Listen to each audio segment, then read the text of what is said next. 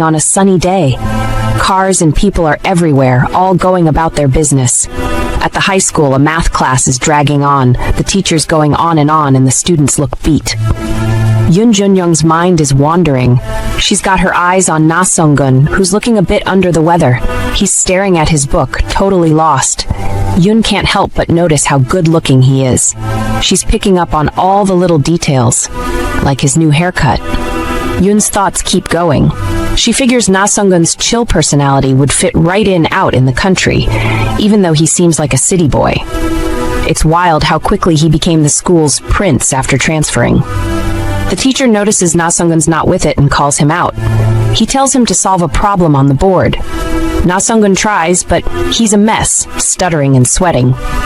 He admits he can't do it, which ticks the teacher off. The teacher goes on about how they're behind the Seoul kids. Nasongun doesn't back down, saying he's still groggy from his nap. The teacher loses it and turns to Junyoung instead.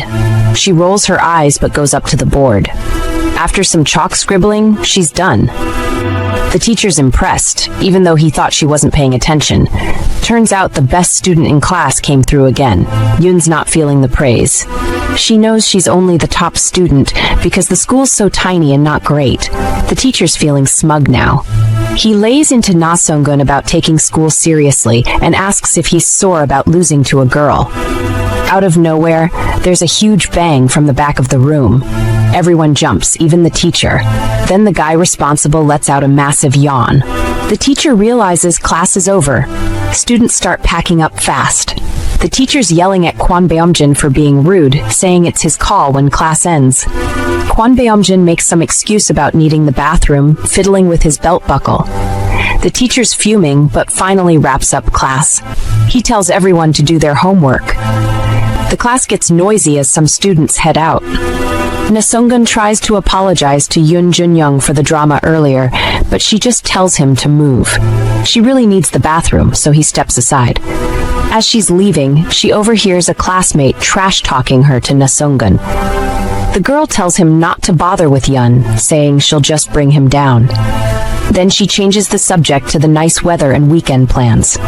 Yun's feeling mixed about the gossip as she rushes into the crowded hallway, lost in thought. She's thinking about how messy everything is, looking at her worn-out uniform and the world around her. The only bright spot she sees is Nasongun, who stands out from everyone else in town. She figures that's probably not great for him.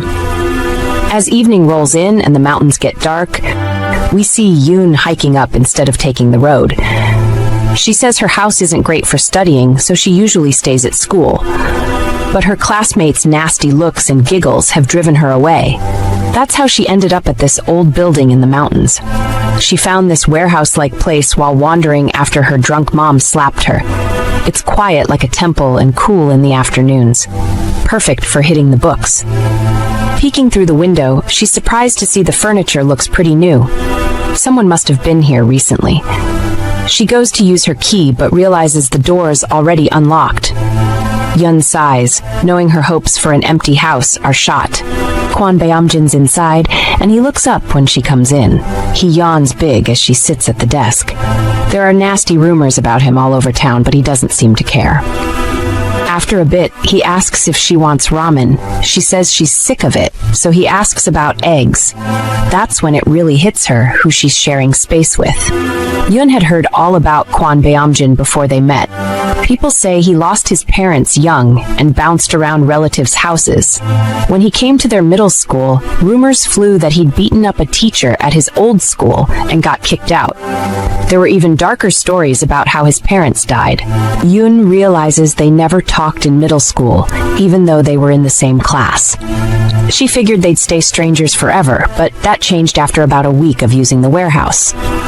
One day while she's studying, she hears a noise and looks around. She spots a creepy figure on the second floor. It's Kwon Beom-jin staring right at her. She lets out a huge scream. Continuing from before, she apologizes for intruding while packing up like prey at the mercy of its predator. He is completely bored as he descends the stairs, gaining left and right. Has to be his trademark at this point. Meanwhile, her thoughts are louder than her heartbeat as she beats herself up for landing in his house, out of all the houses. the devil suddenly speaks, announcing that it isn't his house, and also stating the fact that no one has come into the house for a month, except her, of course. She realizes that it's an empty house, but curiosity kills the cat when she questions his business with the empty house. Sleeping, he says curtly, also questioning her thought when she makes a face that doesn't sit well with him, even though she denies his claims. He heads back to his resting spot while encouraging her to continue her study routine, but she is too stunned as she wraps her head around the drama. Just before he shuts his eyes, she calls out to him but stops herself as she thinks the situation through, battling with the options of leaving or not, especially given his unhinged history. However, she weighs her options further, taking in the beautiful study space and also wishing she had found the house before him, even though he is in no position to claim ownership of the house. Right? Her thoughts seek answers. Making her way to the second floor, she stares closely at his resting form, wondering if he is actually asleep, but you wouldn't guess what happens next. He voices something about spilling her heart, but she is rather startled to her bones, making a shitty show of almost falling off from the rail. Lo and behold, he catches her wrist and drags her to his chest while his hands rest on her back in a protective style. He whispers in her ear to be more careful since the ceiling is too low, but her attention rests on his hand at her lower back. Her thoughts sing the siren of danger as she pushes off him with all she has, screaming at him to back off. He expresses his hurt at her ill treatment, given the fact that she just saved her precious life, but she ignores his pitiful act, finally asking the question troubling her thoughts about her coming to study. Moving on, he confesses to seeing her studying the day before, when he woke up already knowing it was her even from behind. Astonished, she questions the possibility of him recognizing her from behind, but then he explains her sitting position in the classroom, but she still wonders about the possibility. Additionally, he announces his plans to kick her off the front door if her plans were aimed at the bed, but judging the past 48 hours, her plans have proven to be more aimed at the desk instead, which brings him to propose coexistence. Furthermore, he explains their mutual need to accomplish their different goals, so therefore, making it possible to coexist as they won't get in each other's way. A moment of silence stretches between them, as each of them is left to their thoughts, but almost immediately, she breaks it, asking his reason for sleeping in an abandoned house, rather than his home. But then, he throws the question back to her. A typical picture of the said home flicks through her memory, but she brushes it off, wondering what his circumstances might be, since everyone has their demons they fight. The duo discuss needing a lock to avoid problems from mountain hiking strangers, and suddenly Junyoung battles with her decision once more, but he stills her ravaging thoughts, reminding her of their coexisting plan, and with that, he shoo her away to her study area. The stress from the drama weighs her down as she descends the stairs, wondering if she has made the worst decision of her life, or the best. She seizes the opportunity to formally introduce herself, but he reminds her of his ability to recall people's names, even though he is literally the worst when it comes to studies. Oh well, she is out of options, finally coming to terms with her new reality of sharing an abandoned space with the supposed town bully. The difference between them is clear, as Kwon Beom-jin occupies the second floor while she occupies the ground floor. However, this doesn't do any justice to their relationship in school, since they walk past each other without uttering a single word, which also isn't so different from their relationship back in the warehouse until this moment. They both stare at the hot ramen before them. She gets a tiny bit excited when she spots cheese in the ramen, even though she loathes the fact that he cooks ramen every single day. They dive into the hot food, having a brief discussion after, seeming surprised at the way he turned out better than she had expected. She questions how many eggs he had put in it, and he grumpily answers, 5. Our leading female becomes insufferable, complaining about the mixed yolk and thick soup, but he cuts her short, informing her to adjust her taste and eat whatever she finds rather than what she hopes for. Hopefully, this strikes up some sort of conversation about his dislikes and her terrible personality, which can also pass for observant. In his bid to stuff his mouth with hot ramen, he spills some soup on her shirt, causing her to screech, but he is so over her drama, informing her to wash it whenever she gets home. However, she fumes due to her shattered plans to repeat the same shirt the following day. But hold up. Out of nowhere, he orders her to take off the shirt, also informing her of his plans to wash it. She is completely taken aback, questioning what he means exactly, but then he pins her with a pointed look as he issues his command as a matter of factly. Cursing aloud, she mistakenly bumps her head on the wall behind her, and we trust Kwon Beom-jin to make that a topic of discussion, pulling her legs with a habit of banging her legs on things, especially when being super smart. Without warning, he pulls off his shirt, revealing his sculpted body that will have the jaws of all females dropping in an instant. He hands her his shirt and orders her to take off hers, suggesting that it will be easier to wash at the moment, but she pins him with a disbelieving look that does nothing to his ego. She wonders why he chooses to go far and mentally calculates the hassle it will take to wash when she gets back home. Deciding to avoid hard labor, she snatches the shirt from his grasp, instructing him to wait outside, which he grumpily does. She stares hard at his shirt, and after a short while, she signals him to come in, immediately handing him her shirt. But he stares at it with an indifferent expression, making her question his generous offer. Without hesitation, he takes the shirt from her, but not without warning her not to leak his good act to anyone else, although she wonders what he is going on about. A few moments pass with deafening silence as she ogles from behind. She finds it quite funny yet impressive that a guy with a great body does something so casual. She also observes the lack of tattoos inking his skin and the nice scent from his shirt, far from her initial thought of him. The very moment she inhales the scent, he catches her, questioning what she's up to. She is completely frozen, but then decides to put out a show about the innocent ramen, also seizing the opportunity to demand water. Junyoung yawns uncontrollably, signifying that it's time to go home, and at that very instant he awakes, making a stretching sound.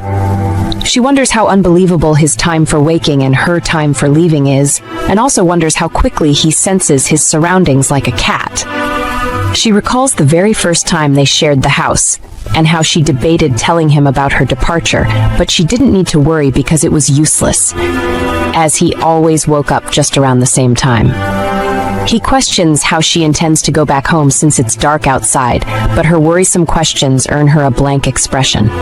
She decides to salvage the situation, providing a torchlight, but he advises her to never walk around with the device, since she wouldn't want to make an official announcement of her precise time and location.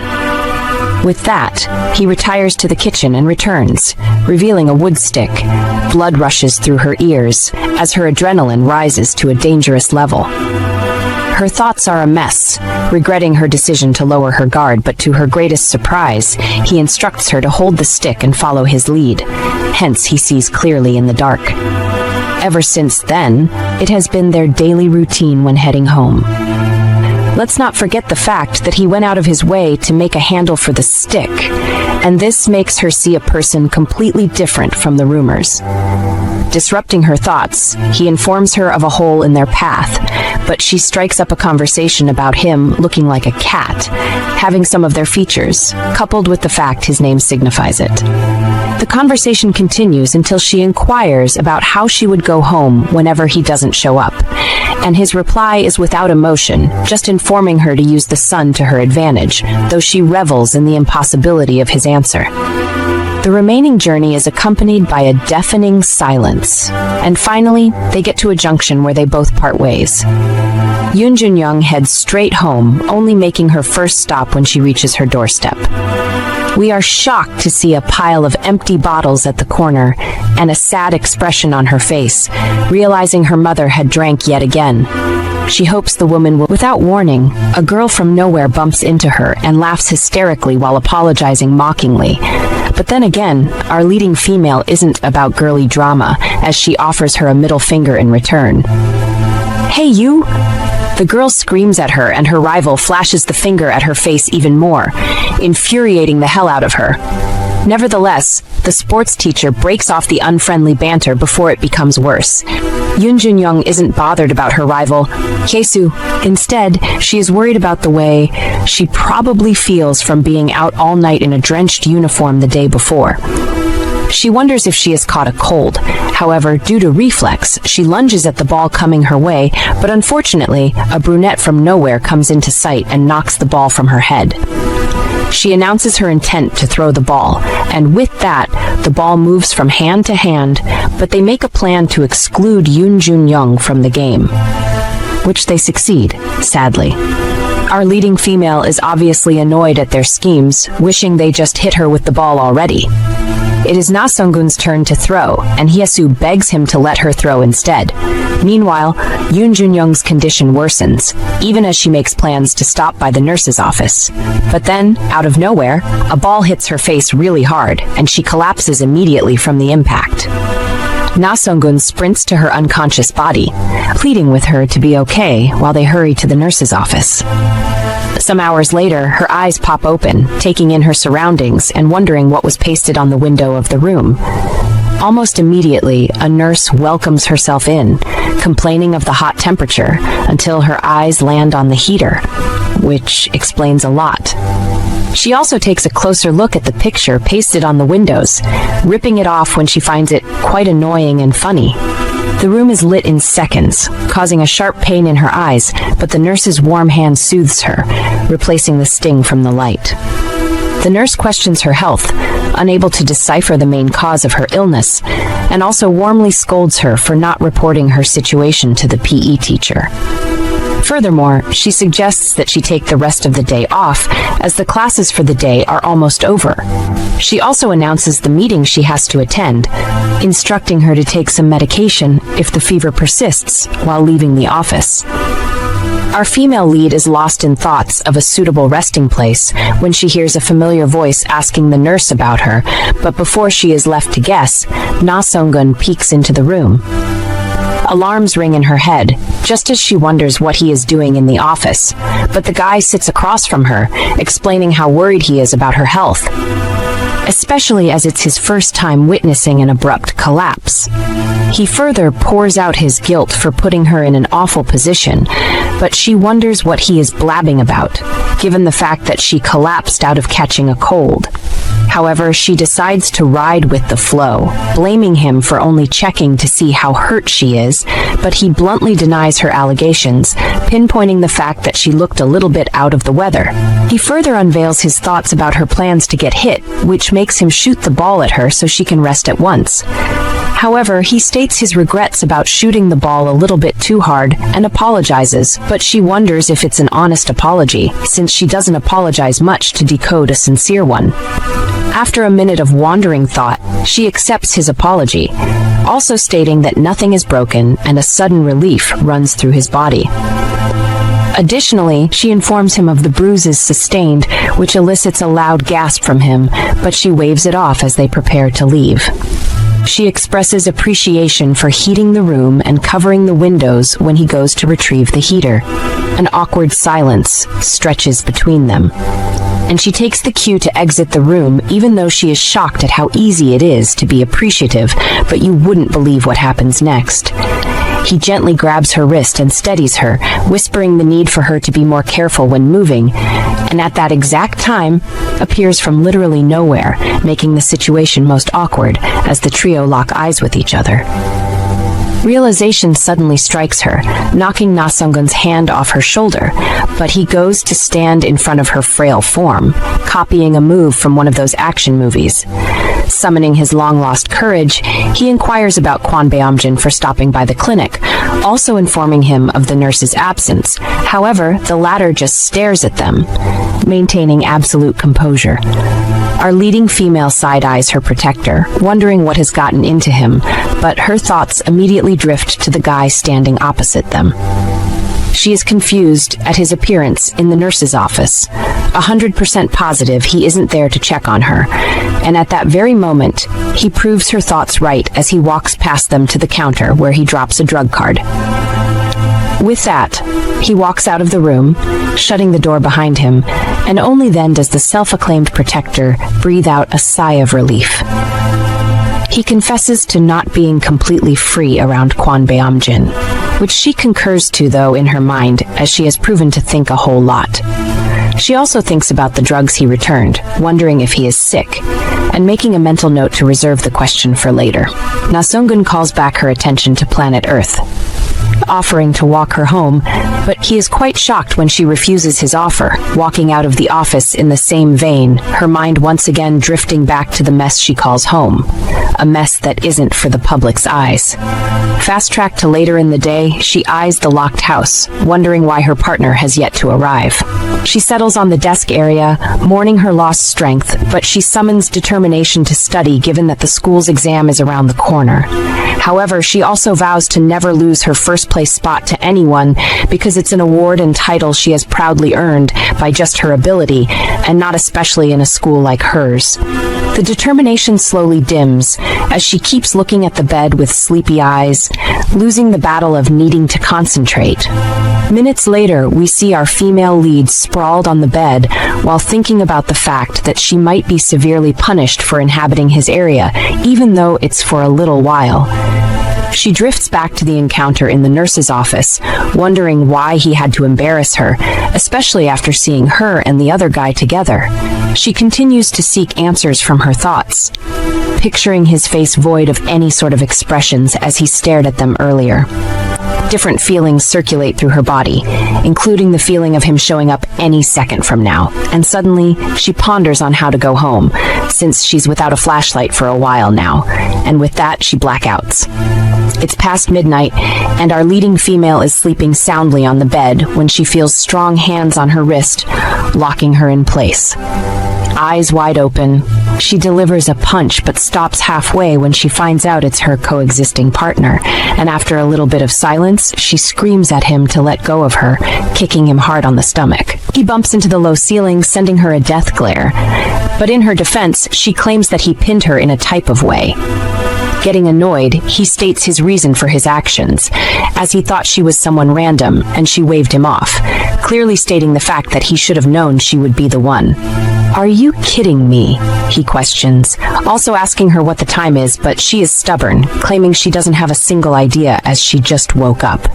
Only then does he announce that it's 2 a.m., shutting her smart mouth up. He continues his brotherly advice on how she shouldn't be in the middle of a mountain at that hour, also advising her to lock the door if worst comes to worst, but she gets defensive once again, inquiring how he would have made it in if she had locked it. He simply informs her to sleep at home next time, pinpointing the fact that the second floor isn't her area, but guess what? Junyoung is blinded by rage as she pours out her emotions about feeling unwell throughout the day, screaming at him to use his before forever, if that is possible, since she is on her way out. After a moment of silence, he voices his intentions of following her, but she refuses, emphasizing the fact that he almost attacked her a few minutes ago. He also emphasizes the fact that she got hit by a ball, but stops the moment the words are out, even loathing himself for revealing much, but it's too late as she stares at him with wide eyes, finding it hard to believe that he's actually worried about her. Continuing from before, he inquires about her decision not to take drugs in the nurse's office, and she fills him in on how she slept the whole day, which has resulted in her feeling a little bit better. Still playing Big Brother, he questions where her body hurts, and she tells him, mentioning some body aches here and there. He tells her to wait on the bed while he descends the stairs in search of whatever, and her voice echoes through the room, instructing him to turn the lights on henceforth, or else he will end up badly if he falls. Returning the concern, he questions who she is to be concerned about him while in a fragile state, but she screams, emphasizing the fact that she worries about herself more than him, since she will be the first to witness his demise. But then she recognizes the medicine in his hands as the one from earlier, announcing her descent. He doesn't let her, as she is too dizzy to descend the stairs, and soon after he offers her the medication. Getting nosy, she questions if he had gotten hurt, but you wouldn't believe what he says next. "I've got period cramps," he announces, but she's even more shocked at his ability to make a joke. She suddenly breaks into a laughing fit when understanding dawns on her, wishing she had a close friend at this point to share an interesting laugh with. Her hysterical laughter persists while he just stares at her, only speaking with her when she's had her full. The duo gets into a conversation, even as Kwon Beom-jin inquires about her need to get home, but she simply fills him in on her plans of crashing at the warehouse, and she switches to talking about his sleeping habit when he orders her to go to her area. She refuses to move an inch, hell-bent on nagging the life out of the innocent boy concerning his sleeping habit, even after he offers to walk her home.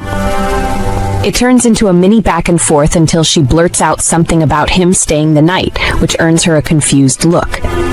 Instantly, she rephrases the moment she realizes what her initial statement might have meant, but he has already given up on her mouth and choice of words. Returning to the conversation, he speaks about their designated areas in the house, but she cuts him off, confessing that it's also a resting place for her. She is surprised at how much she has said to him, even as she patiently waits for his answer, but rather he descends the stairs in swift movements, almost falling when he misses a step. She mouths a thank you that is followed by screams for him to be more careful. He waves her off by telling her to sleep while he settles on the desk.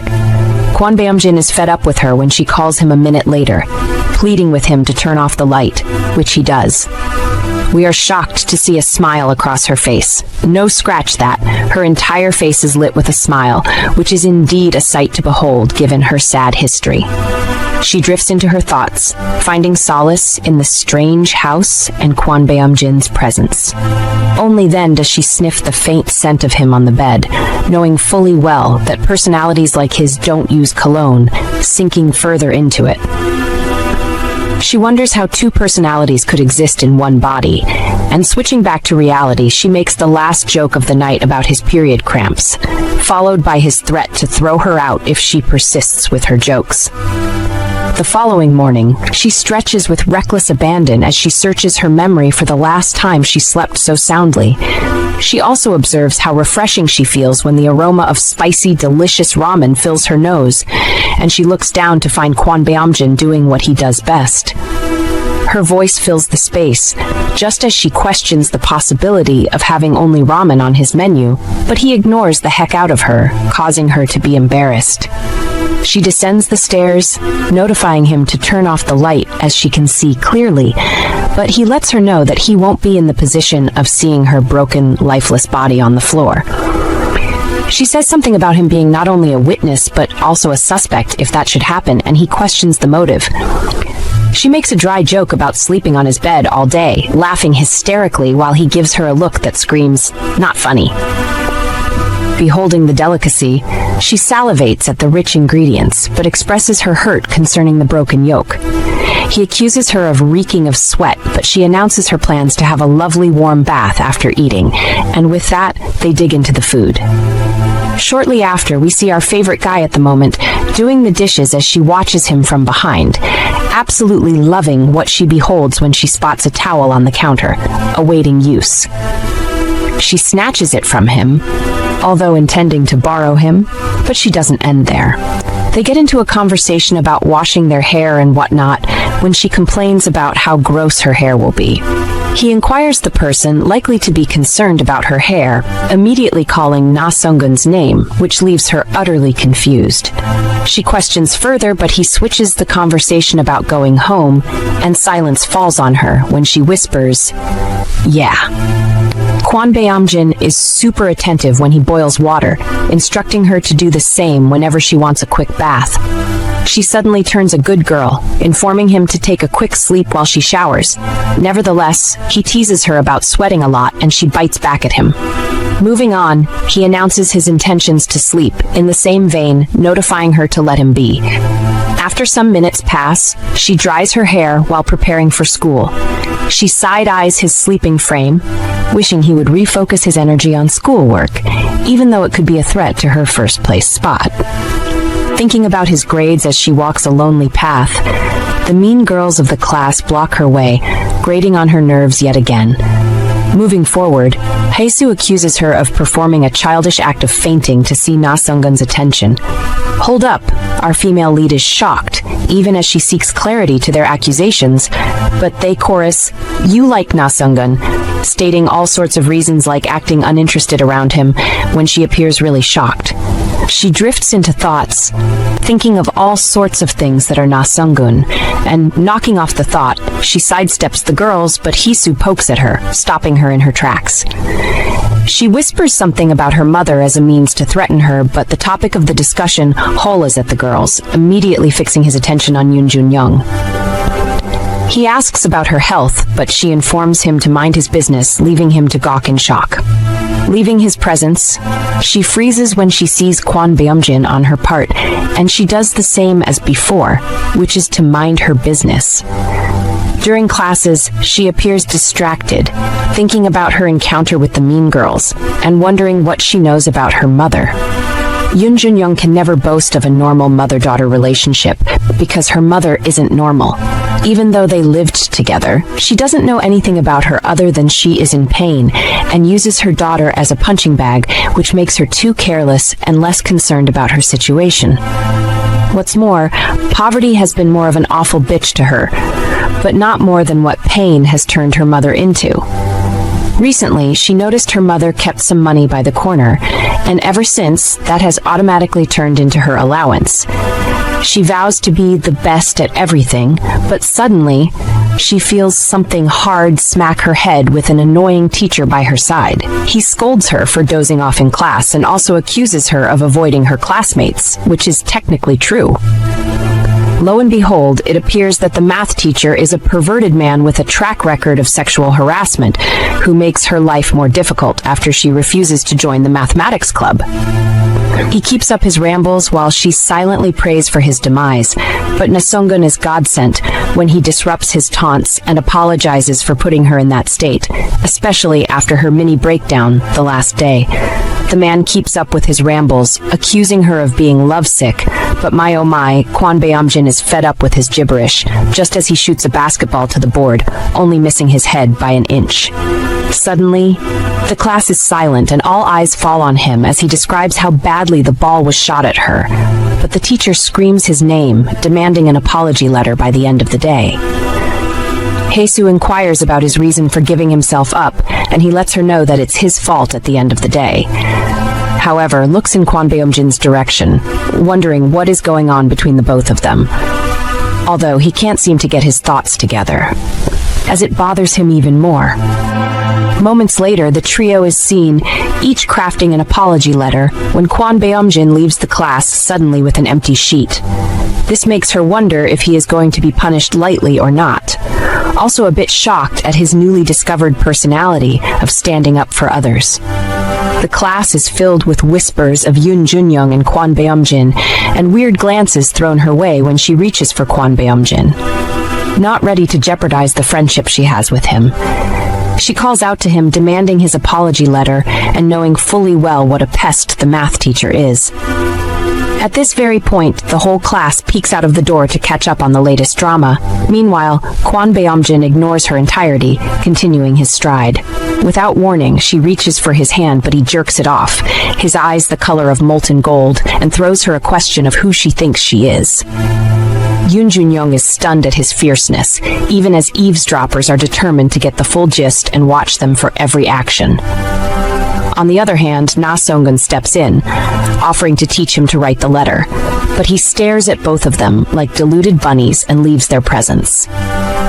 However, Nasongun expresses his pain in not knowing the first thing about writing an apology letter, let alone teaching someone. He throws her a question about the situation, but she replies with a resounding no, which makes him panic even more. Moreover, she ponders what his reason is for acting the way he does around her, but recites a short epistle that could pass for an apology letter. The conversation persists when he suddenly asks if he has done her wrong, but she lets him know that he hasn't, stating her reasons. She walks back to the classroom, but can't help noticing how little and unimportant he makes her feel without even lifting a finger. She's coming. Her classmates scurry back to their respective desks, while Hae-soo decides to annoy her even more by asking what is going on between her and Kwon Beom-jin. Our leading female isn't about to put up with her nonsense, asking if she has some sort of feelings for her, but the other girl screeches in denial. Junyoung informs her to mind her business, to have a shot at love, as she makes her way back to her desk. The remaining school activities breeze by fast, and in the next scene, we see our leading female making her way to the mountains. She wonders if her partner is in the warehouse, as she needs answers to her questions about his attitude towards her. Even though she has already thought of the possible answer, keep their friendship a secret or protect his image. Her thoughts jump from questioning him to studying for exams as she draws closer to the house. She contemplates sleeping in the house if doesn't show up, but the latter wins, as she would prefer sleeping there to staying with her mother. In the midst of this, she recalls what Hae-soo told her earlier concerning her mother. She knows quite well it's because of her newfound acquaintanceship with Nasongun, making a mental note to avoid him. She also comes to the realization of engaging her mother in a proper talk. Nonetheless, she pushes all thoughts to the back of her head when she finds the door unlocked. She reaches for the handle, but freezes midway, deciding to tiptoe her way into the house to scare him, which serves as a revenge plan for his cold act in school. "Hey, Kwon Beom-jin." She boos, but she is suddenly crashing onto the bed with his hand firmly placed on her neck, freezing when he discovers the trespasser. He apologizes, but she curses him as he explains how freaked out he is. Nevertheless, she pays him no heed, demanding water and screaming at him to turn the lights on while he runs down the stairs. Almost immediately, he hands her a glass of water, but doesn't meet her eyes, and she can't help but notice how different he is in school.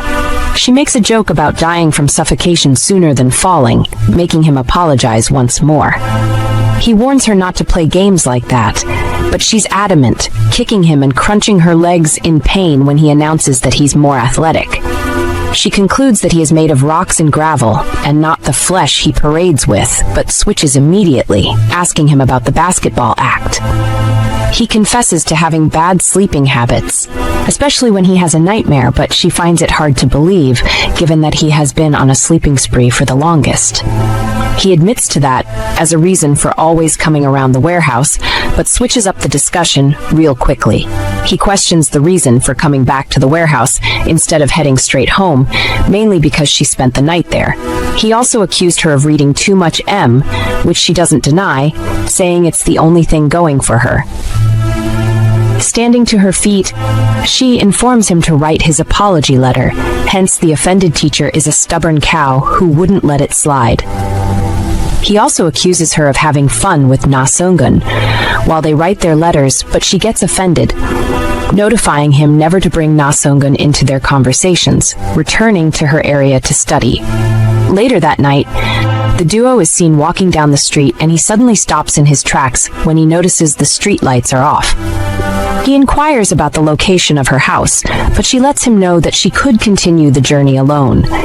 She also makes a joke that earns her a fierce look from him, but she pours some ice, letting him know that the street is safe. Suddenly, he points at a sinister figure, and chills run down her spine. Nevertheless, she tells him to escort her to her front door if he really is worried, even though she doesn't need to say so. As they approach the figure that she recognizes as her mother, she runs to the woman, pleading with her to come back home. But you wouldn't believe what happens next. She sends her daughter crashing into the hard ground, pummeling her with everything she has. In the midst of the drama, she locks eyes with Kwon Beom-jin, mourning her now exposed secret that could pass for her greatest weakness. Her heart rate skyrockets as her mother continues to do her worst. But at that very minute, she feels warm hands envelop her, blocking her supposed blows. She whispers at him to move, which he does, as she goes to face her so-called mother. Grabbing her hands, she pours out her raw emotions concerning her mother's cruel actions. letting her know that she only abides by the rules and standards she has set for herself. She screams at her to quit acting like she cares, flinging her hand out of her grip as she walks away. Meanwhile, the sinister woman eyes Kwon Beom-jin, who hurriedly introduces himself and drops a good word concerning how hard her daughter studies. The woman looks like she is about to say something, but stalks away, leaving him to mourn his batteredness. The following morning, Junyoung appears to be reading, but deep down, she's lost in thoughts of everything that went down the previous night. She feels so ashamed after the incident that she makes a mental note to avoid him at best, even though it's hard, given their history as classmates and coexisting partners. She recalls the very moment he shielded her from the blows her mother threw her way, but she snaps out of it as she goes to submit the apology letter that is probably filled with insincere apologies. Walking out of the class, she spots the resting form of Kwon Beom-jin and the students who gossip about his wounds, feeling terribly sorry for him. Approaching the teacher's office, she observes the number of students peeking into the office, which makes her wonder if a celebrity has shown face in the school. Walking into the office, she beholds a woman too perfect in the grand scheme of perfection, and who basically doesn't belong in the shabby areas, her brain already guessing who she is. Feeling slightly uncomfortable, she decides to return later, but her name from the teacher's mouth has her stopping in her tracks. He invites her into the office, introducing her as a first-class student, but the woman tells her about her son's report during their sports activity, and that confirms her suspicions about her being Nasongun's mum. Junyoung feels really uncomfortable at this point, as she lets the woman know that it isn't a big deal, but she insists on apologizing on behalf of her son, saying things about caring for the students of the school. Finally, she announces her plans to build a gym in the school, also given that it's her hometown. She also voices her hopes about teachers being more open-minded about the students' health, citing the issue of her son writing an apology letter which he never did in his previous school. She directs her words toward the math teacher, who sweats profusely at this point. "Mum," Nasongun yells, interrupting the mini-meeting, and she takes that as her cue to leave, slipping out an envelope for lunch and exiting the office at once. Mr. Kim, the math teacher, already hates her guts, but the pot-bellied man advises him to watch his words. However, Junyoung interrupts their chatter, saying something about her apology letter, and he simply tells her to leave it wherever. Junyoung exits the office, striding in the direction of the class when Nasongun's mum calls out to her, and the lucky prince takes the hint to introduce his mum to her, and she makes a joke about her son causing trouble. Our female lead repeats what she said earlier about building a gym, which elicits confused gasps from her son, but she senses the awkwardness and decides to remain silent.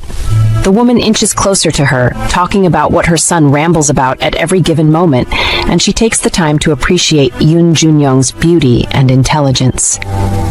Lo and behold, we and Nasongun are in brutal shock when she invites the innocent student to her house, a meeting scheduled for Saturday. She tries to refuse, but Nasongun's mum's mind is already made up, telling her the location of her house and the time of the meetup, and with that, she leaves the premises. Her son apologizes for his mother's spontaneity, and in return she apologizes for future disappointments since won't be visiting them for no reason. Nasongun, on the other hand, doesn't give her the satisfaction of being cold, acting similarly to his mother when he leaves for the classroom, leaving her feeling helpless in the hallway. The next scene reveals hands slamming forcefully on the desk as Hyesu boils in agony at the news of Nasongun's mum inviting her competition for a lunch date. Their voice echoes the entirety of the class, sipping into Kwon Beom-jin's ears. Feeling uncomfortable, he resumes a sitting position, and of all times, Nasongun walks past him to his desk, and this throws him into the pool of his thoughts. He wonders why he invited Junyoung to his house, and almost immediately, she walks past him, careful not to lock eyes with him. Staring at the back of her head for a while now, he wonders what might be going through her mind, already preferring the moments she is immersed in her studies. To him, it's a soothing habit that stills the atmosphere, as he can only imagine her shining through because she is special. He admits to her being the only cure for his loneliness, even when the world gets really tiring. She thinks about the fact that she is famous to everyone except herself, and the fact that she loves to be left alone, despite the amount of people pinning around her. He thinks of the relief staring at the back of her head, including the way she studied at a position for a very long time. He wonders if she truly loves studying or if it's an escape from her harsh reality. He doesn't end there, also thinking of the few things he notices while staring at her, and it's the fact that she stares at Nasongun, which is kind of disappointing. He goes on and on about how he approached her but got snubbed at the end of the day. Time flies until the day he met her at the abandoned warehouse, and the way she reacted, which was priceless given that she could pass for a ghost. It's no news that he enjoys being around her and adores their secret relationship, but also wonders how to resolve the issue between them from the drama that happened the previous night. He wishes he didn't see anything, partly blaming her mother for being a strange parent. Fast track to Saturday, we see Junyoung on her way to her launch date with Nasongun and his mum. She is dressed smartly but looks unhappy as she thinks she is shabby looking but doesn't care, silently loathing the math teacher for making them write an apology letter in the very first place. She wonders why the woman had invited her, already strategizing her exit when she sees a familiar figure waving at her. He looks charming, or so she thinks, but she maintains a cold expression when he approaches her. He bombards her with questions that she doesn't exactly have answers to, remaining silent while he does the talking.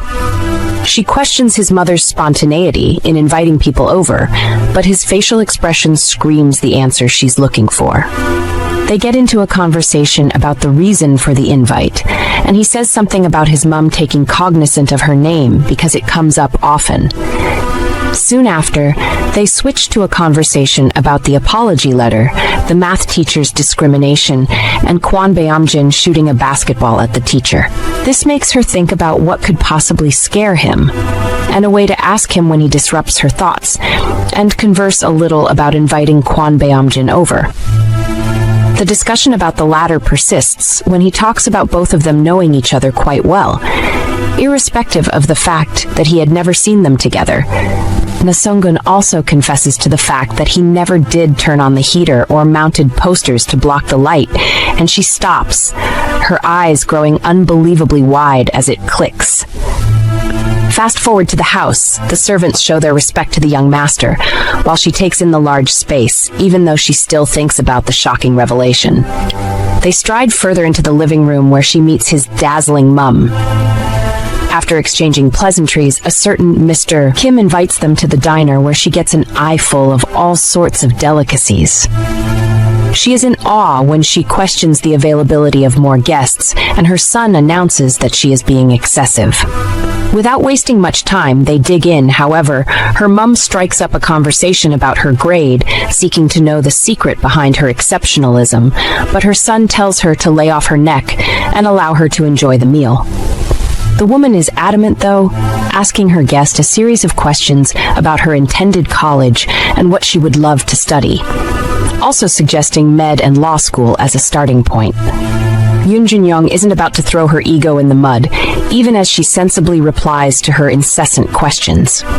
Nasongun's mum suddenly asks her about her father's occupation, although mincing her words not to sound so blunt. Continuing from before, Junyoung is cut off guard, mistakenly knocking off her drink and ruining her outfit as she stands on her feet. She apologizes for the havoc, and the woman immediately instructs Mr. Kim to prepare suitable clothes for her to change into. The awkwardness in the air can be sliced with a blunt, but she finally follows the man, going through a large hallway. However, she blames herself for not thinking about the possible question, just as the man shows her to a large room, offering her a seat while he scrambles off to do whatever. Our leading female is clearly sad at the becoming of the so-called lunch date. At the very moment, the woman in a dazzling red gown enters the room, handing her a dress that she carefully picked out for her. Junyoung receives it, offering her appreciation while the woman walks to the large, keeping her eyes busy. She wonders if the woman has somewhere to be, but brushes the thought from her mind. Nasongun's mother strikes up a conversation mentioning her absent father and mentally ill mother, like literally if shock is a person. She continues her speech about feeling pity for people in her condition. Blah blah. Also telling her to try on a smile when she sees how unimpressed her son's friend is. Taking the shirt, she recognizes it from the outfit the servants were putting on, but the woman praises its fitting on her while she burns in humiliation. Cutting to the chase, our female lead simply inquires about the reason for her invite, and that's where all hell let loose. She finds out that she has no interest in her son, but instead, the reverse is the case, deciding to talk down on her. Junyoung isn't about to get insulted, as she matches up the woman's energy, which almost gets her slapped. Commending her high spirit, she advises her to watch her mouth for future purposes. However, she goes ahead to promise her guests the heavens and earth, provided she sticks to the deal. The latter remains silent, but suddenly asks for her name, muttering something about Nasongun, remembering his mum as just an aunt. As evening falls, the sky releases its blessing in the form of a heavy downpour. Meanwhile, we see Kwon Beom-jin on the bed, filled with random thoughts about Nasongun and Junyoung having the best time of their lives. Not wanting to entertain the thoughts any longer, he decides to exercise, but that doesn't do justice to the ravenous thoughts eating up his mind. Thinking of a better option, he decides to take a run, but lo and behold, he is shocked to see his coexisting partner drenched by the rain standing at the doorstep, just as she stares back at him with sad eyes, and he mutters her name, Junyoung. She breezes past him, accusing him of being a pervert, but he ignores her as she climbs the stairs and pulls on the bed. She fist pounds the bed, expressing her loathing toward rich people, cursing them even, but he encourages her to get the bedsheet all dirty, as it's due to washing. After she's done with her episode, she heads downstairs. That's when he notices the shirt on her, and she confirms his suspicion. She recounts her experience, emphasizing the part of them giving her their workers' clothes just to look down on her. He inquires about her reason for accepting their shitty offer, and she explains that she was left with no choice as she couldn't walk around in just a bra. Saying no more, he hands her his shirt, instructing her to pull off her cold clothes. He's obviously bittered, wondering the reason for the invite in the very first place. Moreover, she disrupts his train of thought. She asks what he plans on wearing, but he ignores her question, telling her to pass the worker's shirt.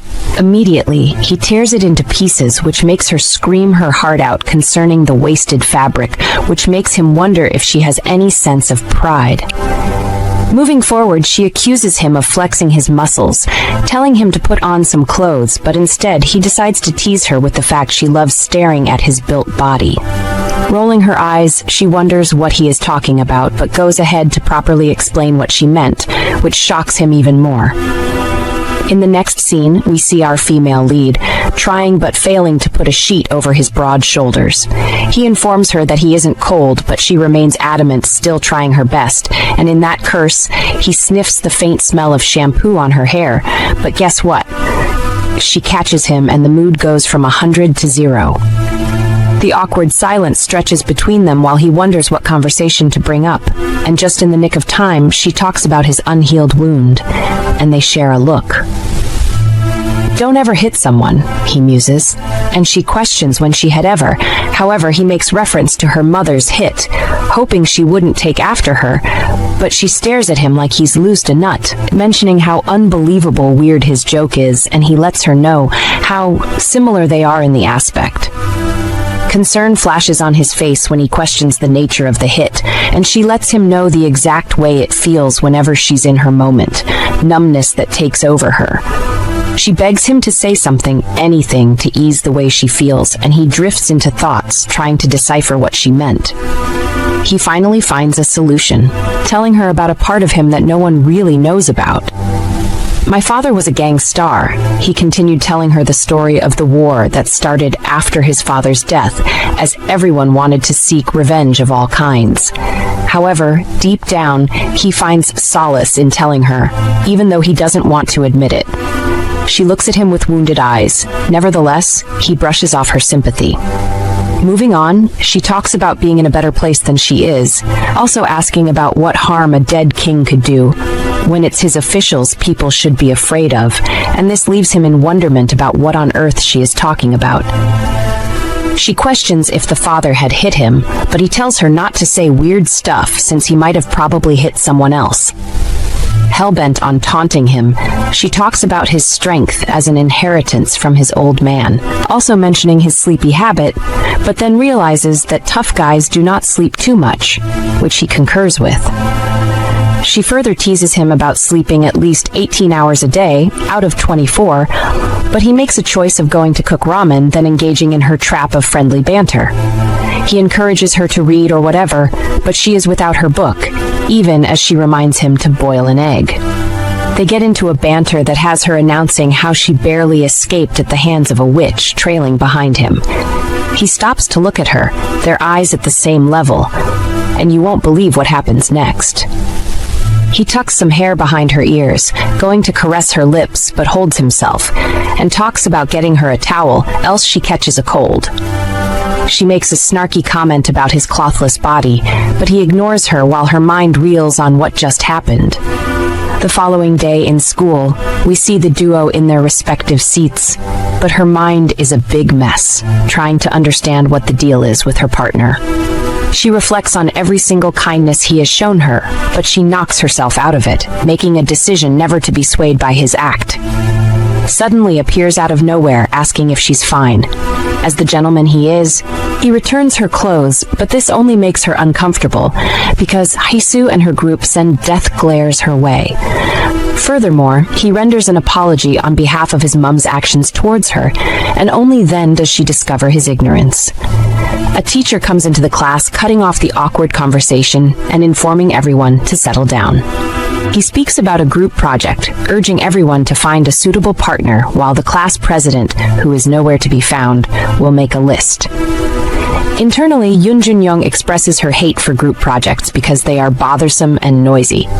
She's definitely just fine doing things by herself and silently hating whosoever pushes the agenda of socializing. Her thoughts persist, suddenly feeling the need to pair up with a nonchalant Kwon Beom-jin, as it will not raise any suspicions about their friendship.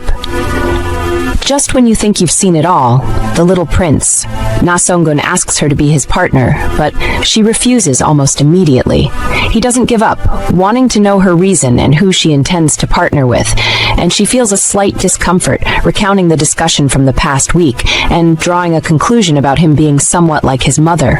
But then again, you wouldn't want to believe what happens next.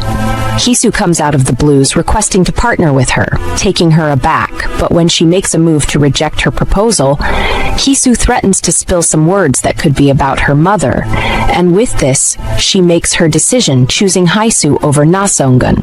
Our leading female accuses her of being so much in love with her, in a bid to taunt her, additionally making a mental note to finally shut her running mouth off of the days. Meanwhile, Hisu screams at her but earns a glare from Nasongun as she walks away. A minute of silence stretches between them, and he finally breaks it, commenting on her way of making friends. Nevertheless, she doesn't dwell too much on it as she glares at Kwon Beom-jin's sleeping form, clearly angry at him for sleeping at wrongest of times. Shifting to a new scene, we see Haisu and Junyoung conversing in a private space. Even though the latter isn't cool with the idea, she finds solace knowing she could finish Haisu off even with her eyes closed. The mean girls scream at her to let Nasongun be, but she looks for different information, and the one that involves her mother. She informs her rival to get straight to the point when she starts beating around the bush, and the latter finally reveals her mother's activities in a motel located in an alleyway of the city, shocking her to her bones. The bearer of bad news questions how she can be arrogant living off the money harlotry. She returns to talk about her childish crush, but Junyoung cuts her off, asking who her source is, and she happily announces her dad, describing someone that perfectly fits her mother. Junyoung is shocked at the news, weighing the impossibility as her mother is mentally unfit for the accusations. But then, she remembers the bills she usually leaves on the counter. Internally, she decides to maintain composure composure, but Hyesu keeps crossing the line when she pokes at her and spews out all sorts of degrading words. She doesn't end there. She comments on making the classroom unfit for the rest of the students due to her mother's lifestyle. Meanwhile, our female lead is determined to get to the bottom of this case, also questioning her father's business with the area. She confidently announces the meeting he was attending, but her bubbles get busted when she realizes that only bars operate in the area, and mostly at night. In return, she accuses her father of being at the mercy of disease. Without warning, Hyesu slaps her, accusing her mother of harlotry, and the ladies get into a physical altercation, but Junyoung slams her into the wall, sarcastically encouraging her to spread the rumors. She gladly points out the toll it will take on her family, and she screams at her to let go, shoving her off. At that moment, three guys, also known as the third-year bullies, interrupt them, voicing how loud they are. The leader of the gang teases the girls over picking a side, but gets sad if he gets rejected, which means trouble. Hyesu is so scared that she could pee her pants when she seeks solace in her competition, turn friend at the moment.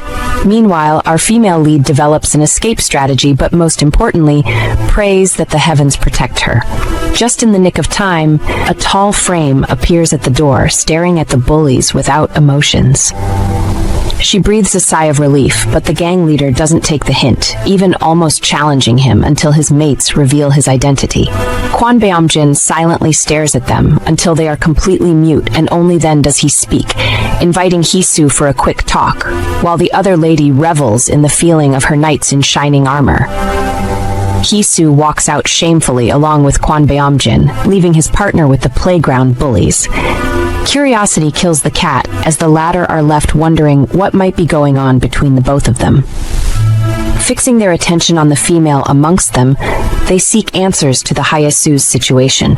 Instead, she bares her mind to them, which consists of a lot of schoolwork.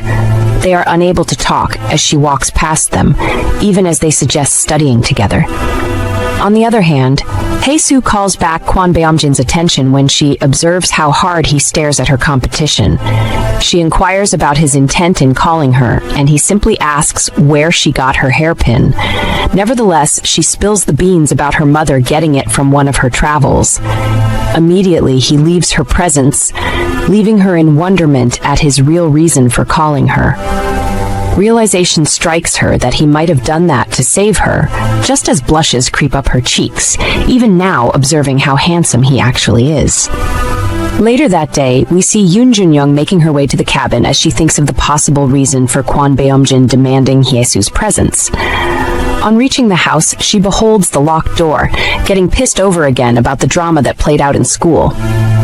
She settles on the desk, kicking the chair out of anger at going to the rooftop in the very first place. When she calms down a little, she remembers what Hyesu said concerning her mother, wishing it was all a lie. However, she doesn't rule out the possibility, since the woman looks like she's tired of life. Moreover, she recalls what happened the night she attacked her in front of Kwon Beom-jin, judging her actions by how sensitive she must have gotten, staying overnight with a boy. She doesn't blame her because of her past, which she might have seen a reflection in her that night. For a woman who had her first and only issue at 17 years old, she was bound to flip. But most importantly, she hated Hyesu's gut. Suddenly, the door flies open, revealing Kwon Beom-jin yawning as he breezes in. "Ramen?" he questions, but she coldly replies that she isn't interested, and that not even the offer of 2 eggs could influence her decision. She screams at him to eat it all, but he gets the hint that she might be having some sort of breakdown, and he welcomes her to vent all her frustrations on him. He questions the source of her irritation, pinpointing the rooftop confrontation, but she denies it, yet seizes the opportunity to find out what he had discussed with Hyesu. Sensing a slight jealousy, he teases her about interrogating her cheating husband. "What?" she screeches, asking if the word suits the relationship they have. But Kwon Beom-jin is really confused right now, asking what her exact problem is. He rules it as an influence from an empty stomach, opting to prepare ramen in minutes, and for the last time, she screams that she isn't hungry. A moment of silence stretches between them, but when he breaks it, they talk about remaining clueless until she decides to talk about it. So enough. They talk about their relationship and how people have been growing suspicious, but he informs her not to meddle in his affairs as it won't bring her any good. Junyoung is adamant, not caring what people would say, but he instructs her to take a step back a bit from the heating steam. She thinks of studying, but continues the conversation about their relationship and the fact he doesn't treat her weirdly, unlike everyone else. She wonders if her little speech had sounded odd, but it's too late because their eyes are locked down on each other when he asks about the weird things she had talked about. Curious, he inquires if the bullies had harmed her, but she tells him about the compliment, also telling him her order while striding back to her desk where she forces herself to remain calm. Later that night, we see the duo descending the mountain, but Junyoung is buried deep in thoughts about her drama with Kwon Beom-jin. She regrets ever acting out as she doesn't know what he thinks of her anymore. She wishes he had been clear from the start, taking note of how surprisingly nice his voice is. Also, she recalls what he had said about being bad for her, but guess what? She doesn't care one bit, especially when it comes to the rumors circulating about his personality. She has sweaty palms, which makes her release the handle she held onto, and he makes a comment about wrapping it with a handkerchief instead of tape, and she sings the gospel of him being super nice. Moving on, she informs him about her plans to go to the motel alleyway, and he stumbles upon hearing it. She shows concern that doesn't last for a second, also telling him to forget about what she said, but he grabs her wrist, seeking her reason, and she simply answers, "My mum." His expression is indifferent, but deep down, he feels sympathy for her. And this is the same with Junyoung, who tries to muster courage even though she feels nervous about the coming weekend. She might have stopped Hisu from spreading the rumors, but she knows well enough to reach the bottom of it. Although she does not want to go there alone, she doesn't know how to act for his help in a way that won't seem desperate. And at that moment, he cuts through her thoughts, asking what time she plans on going. She acts dumb, even though he could read through it. However, she announces the time and her intent to buy him a burger as a thank you snack. He waves off her generosity, handing her the stick. They continue their journey, chattering about the math teacher and his loss of words when he visited him. Saturday breezes by fast as she gets ready for her appointment, although not after battling how good she is supposed to look. Meanwhile, Kwon Beom-jin is in his usual outfit, a cap being the extra, as he breezes past an accessory store, admiring some ribbons on display.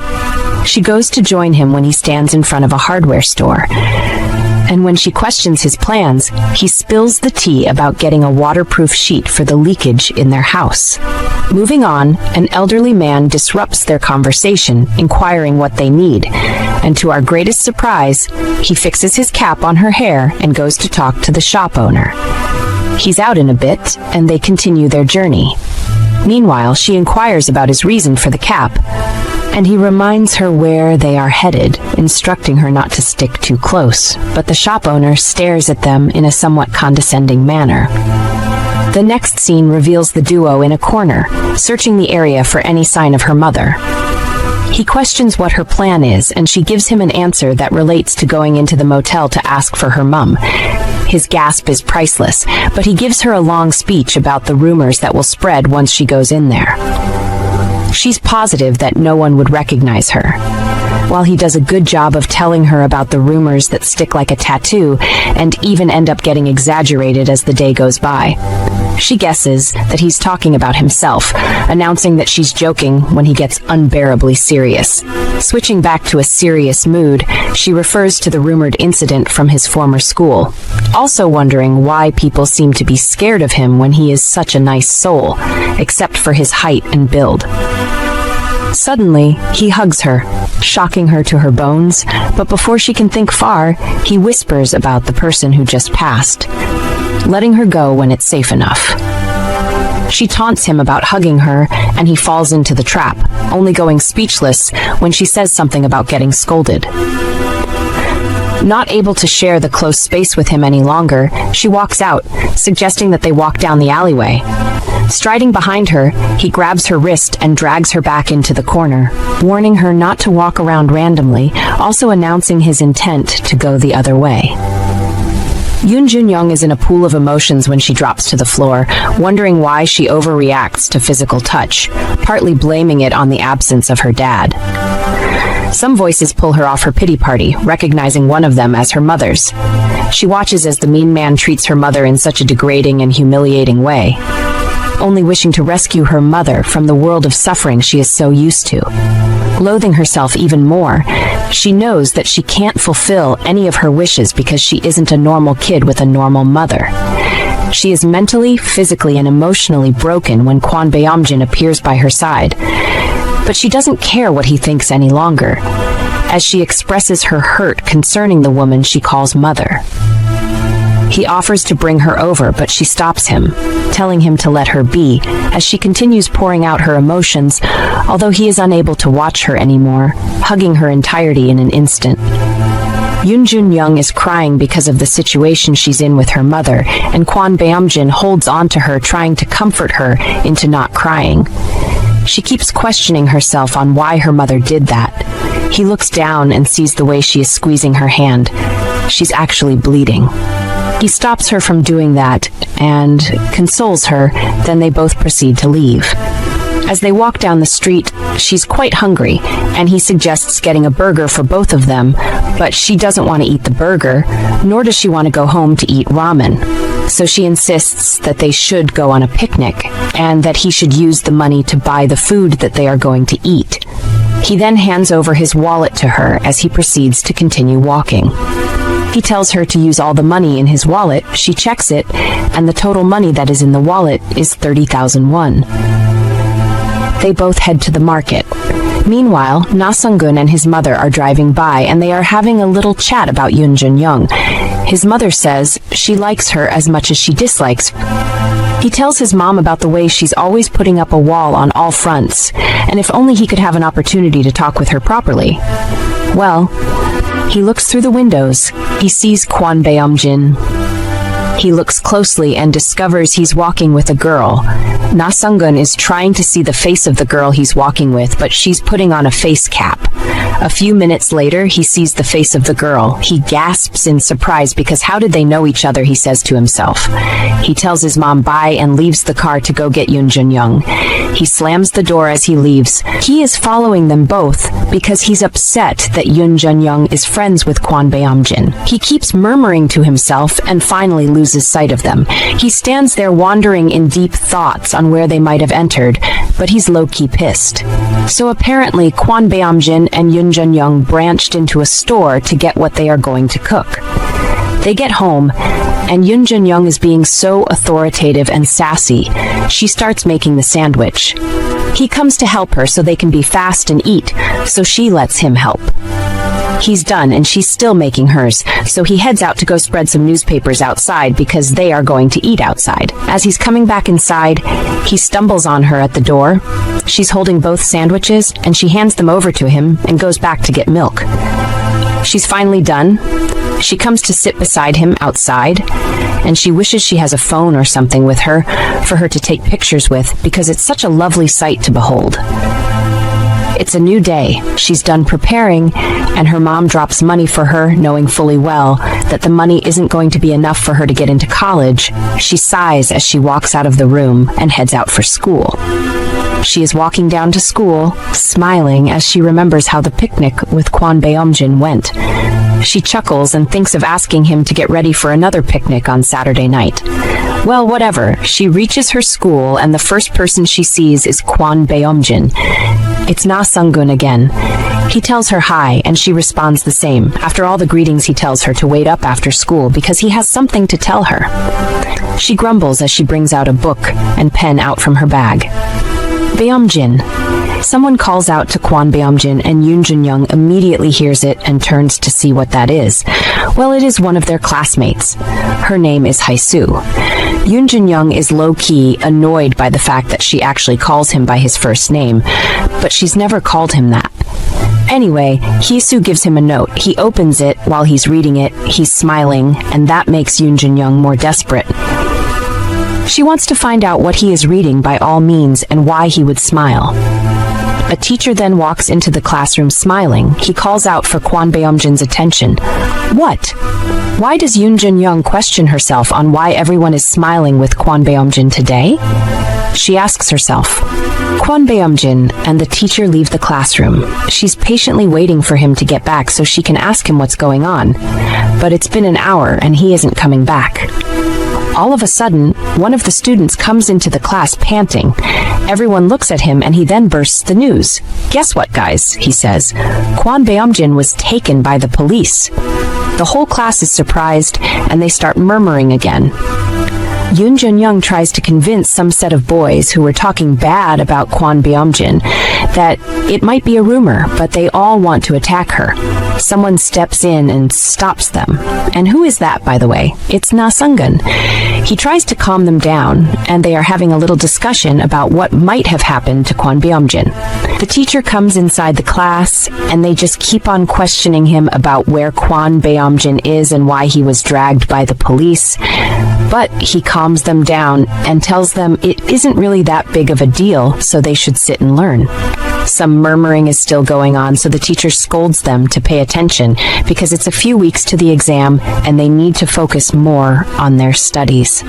So after school, Junyoung decides to head to Kwon Beom-jin's house, forgetting Nasongun is meant to meet up with her after school too. Nasongun calls out her name, but she rushes out of the classroom without hesitation. Nasongun follows her outside and stops her to find out why she's leaving so early. She doesn't want to respond to him. She just wants to know what he wants to discuss with her. He asks her why she's in such a hurry and if she is going to the police station to visit Kwon Beom-jin, but she's not responding. He then spills on when he saw them together earlier the other day, and her reaction kinda looks surprising, but she keeps denying it. While they are both standing there, Mr. Kim shows up and asks Nasongun to get his things so they can leave.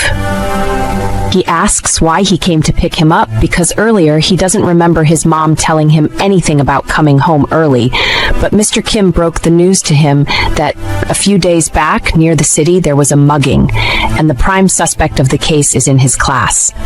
Junyoung is now captured in the story, so she asks Mr. Kim who the prime suspect is, and he says it's some kind of guy named Kwon Beom-jin or so. She starts defending him. Nasongun sees all these things, and he's sad because how did they get that close for her to talk about him this way?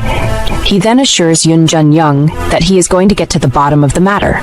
Nasongun walks up to Mr. Kim and asks him if it is going to be possible for him to find out all the information needed before dinner, and then he nods. After that, they both head home. Nasongun is eating dinner with his mom, and she's asking about the suspect, Kwon Beom-jin. She's just making sure that her son doesn't interact or associate with those kinds of kids at school. She then asks Junyoung. She wants to know if they are close as well, but unfortunately, he tells her they know themselves already, and his mom starts yapping about her, insulting her and all. His mom tells him about how asking Mr. Kim to help him get to the end of the matter. You can see the disappointment in Nasongun's face. He stands up immediately and excuses himself. He goes to the balcony thinking about the whole situation and realizes that Kwon Beom-jin is actually innocent. He thinks of a way to prove it because his mom knows people who are in a higher position than the chief of police, so they'd probably believe him. He's in deep thoughts thinking of what to do and how to help. He doesn't even want Junyoung to get involved. The next day, Junyoung isn't happy about any of these issues that have been going on. She hasn't seen nor heard from Kwon Beom-jin, and she's not comfortable, so she decides to go by herself because she can't rely on anyone. She heads to the police station and forges a fake complaint about losing her wallet the night before. They tell her to describe it, and she does. All of this is a plan. The more they tell her to keep describing the features of the wallet, they keep entering inside, and she gradually follows. Luckily for her, she sees Kwon Beom-jin and he sees her as well. No words to be said. He mouths for her to leave, but she flares internally, wondering why she should, given how frustrated she feels. The officer returns with the news of not seeing it, however, promising to give her a call if they find it. Moreover, she is taken aback when he questions her relationship with Kwon Beom-jin, and she wonders if she is too careless to have been caught, but she decides to go with the flow. She confesses to the fact that they are classmates, but his next question throws her off guard. He inquires about the probability of being out with him on the night he was arrested, and now she is actually shocked, wondering how he knows. Slightly confused, she questions if the mugging had happened on Saturday, and the expression on his face tells her all she needs to know. Piecing 1 and 2 together, she discovers he isn't the culprit, since they were together on said night. She wonders why he doesn't say anything, having a hunch that he's trying to protect their friendship. Nevertheless, she goes to say something, and he goes wild. Screaming, he accuses her of being a stalker, surprising the officer since he hasn't uttered a word ever since he was arrested. He screams at them to take her away, in the vein, also swearing his innocence, although he admits going to the motel for personal reasons that won't spill. The officers are tired of his screams, entering his cage to keep him mute, even though the screams persist. Wondering, the officer questions while he suddenly behaves wildly but returns his attention to Junyoung. He continues questioning about Saturday night, but she cuts him off, speaking of her missing wallet, and he respects her wishes.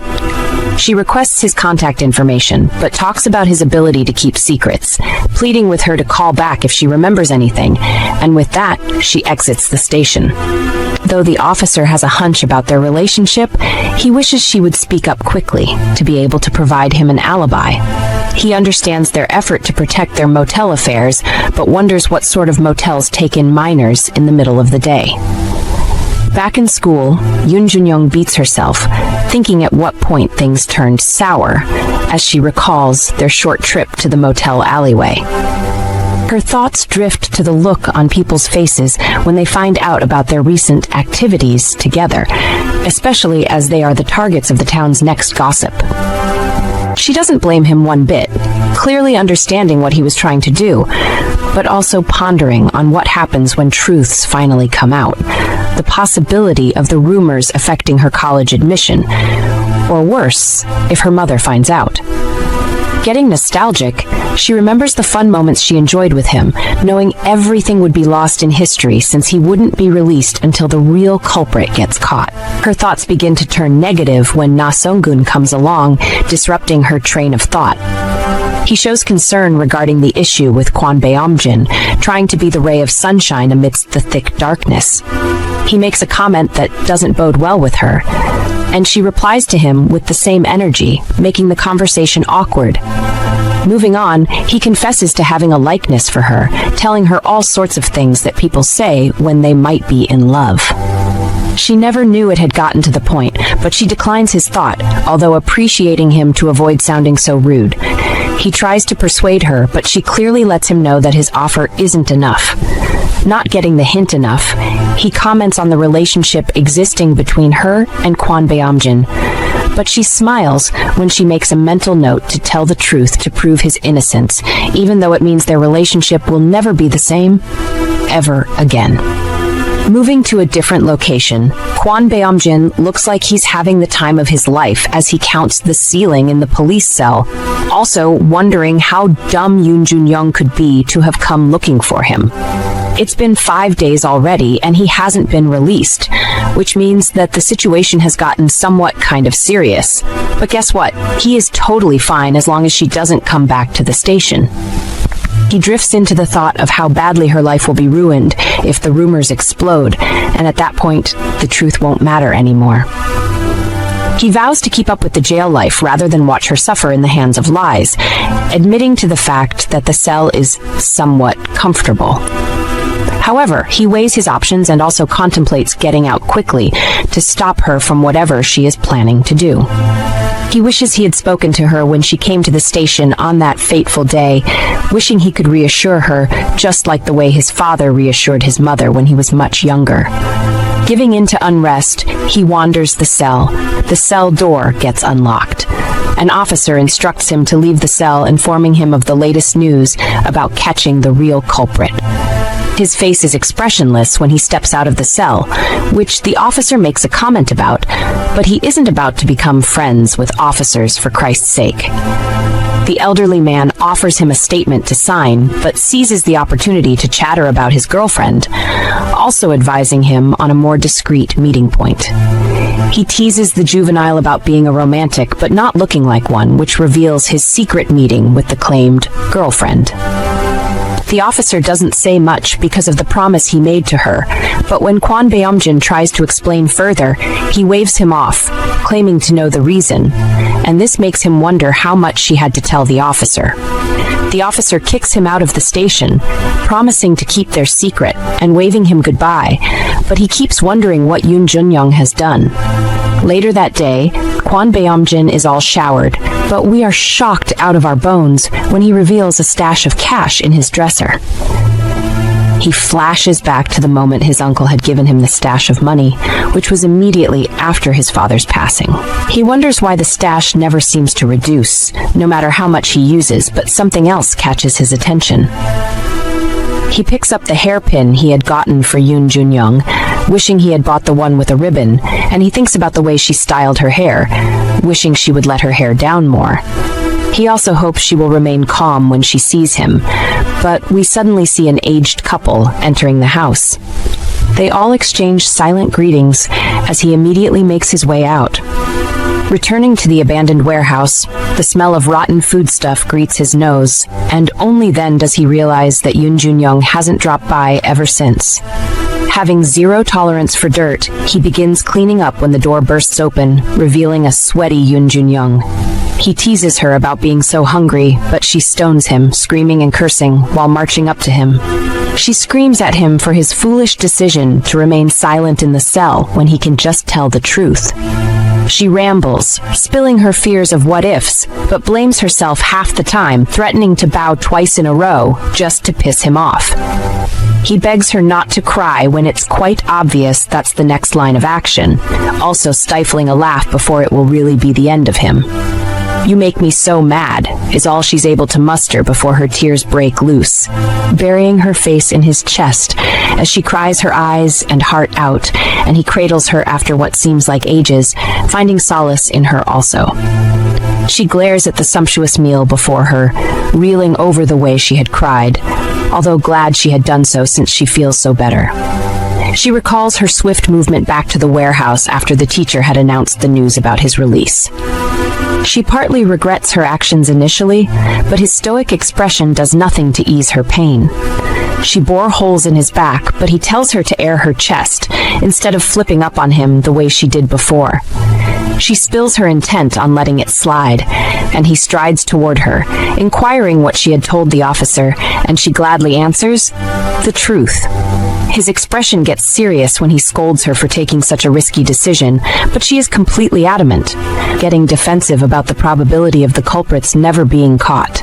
However, he insists that she never repeats such a risk, especially if the man suddenly develops a big mouth, but she's rest assured he won't say anything to jeopardize her life.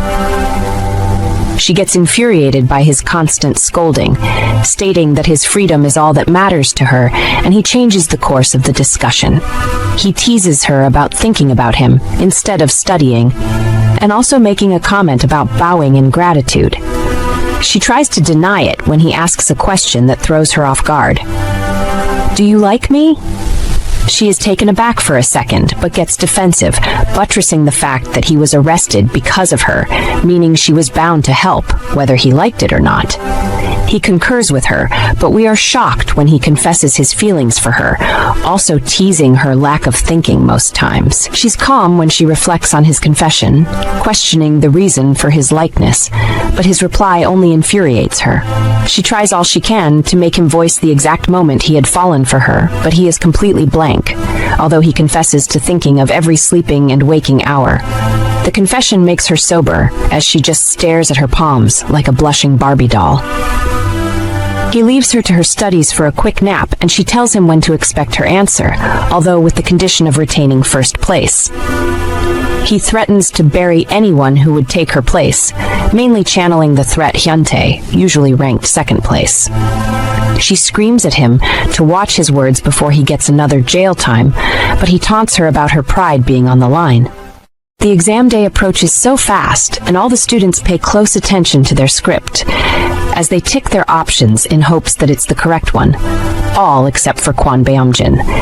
He recalls the past days when he was diligent with his studies before his family's tragedy, but ever since then, he hasn't had the zeal to study until recently. He knows that watching Junyoung is starting to influence him in a way that makes it so much harder for him to imagine a future with her. That's if there's even a future. Ding dong! The bell goes off, signifying the end of the exams, and all the students exit the hall one after the other until it's just the two lovebirds. She confesses how hungry she is, but he ignores her, talking about the need to hunt down Hinte.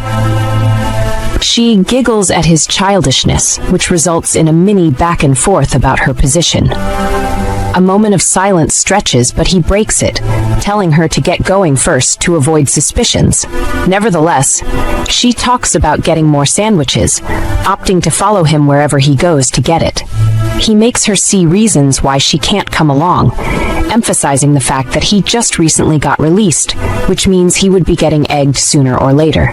She counters his comment, but gives up on his stubbornness and strides out. She doesn't get to the door when she inquires about how he expects to date her when they can't appear together in public. She doesn't wait to repeat herself, striding out of the class at once, but lo and behold, he could be mistaken for the speed of light when he grabs her, their eyes locking each other in an intense gaze. Breaking eye contact, he releases her hand while rendering an apology, but she makes a threat about strawberry jam that won't hurt a fly at the very least. She colors a bright shade of red when she exits the class for real this time. With a slap to his face, he blames her for being too cute, while a baby blush creeps up his cheek, and at that moment Nasongun passes the class, following the direction of Junyoung. He wonders if he saw anything but can care less, because it is high time he knows his intentions for her, even though he claims to share the same feelings. Nonetheless, we are shocked to see a faint smile on his face when he recalls the question she had asked him earlier. It's a special day or so, Kwon Beom-jin thinks, remembering Junyoung's reaction from the night of his confession, which screams her answer. Walking down the street with all sorts of sweet things he got because she loves them, also makes a mental note to remove her present from the cabinet, hence he forgets. Now, in the midst of all his mental drama, he spots a heavily tinted black car, not the regular given its feature, and all hope shatters when he sees his uncle exiting the house. The man scrambles to meet him, asking all sorts of weird questions, and finally, he breaks the news of their departure to the harbor. His uncle asks about his valuables at home, but he only considers home wherever Junyoung is, knowing fully well that he can't just leave like that. He tries to salvage the situation by buying some time to see her, but notices the blood dripping from his uncle's hand. Knowing the severity of the situation, he finally heeds his uncle's pleas, wondering how he ever thought he could escape his reality. He thinks about Junyoung back in the warehouse, waiting for him to come, to walk her home at night, but the thoughts dissipate when a call brings him back to reality. Furthermore, they all get into the car, and he questions the possibility of returning, but the older man informs in that it's possible only if they survive the dark time. After a little drive, he begs his uncle to stop when he spots Nasongun walking down the street.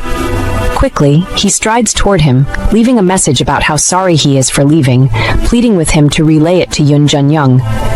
He hopes that he will pass it on as he gets back into the car, leaving a confused Nasongun in shock.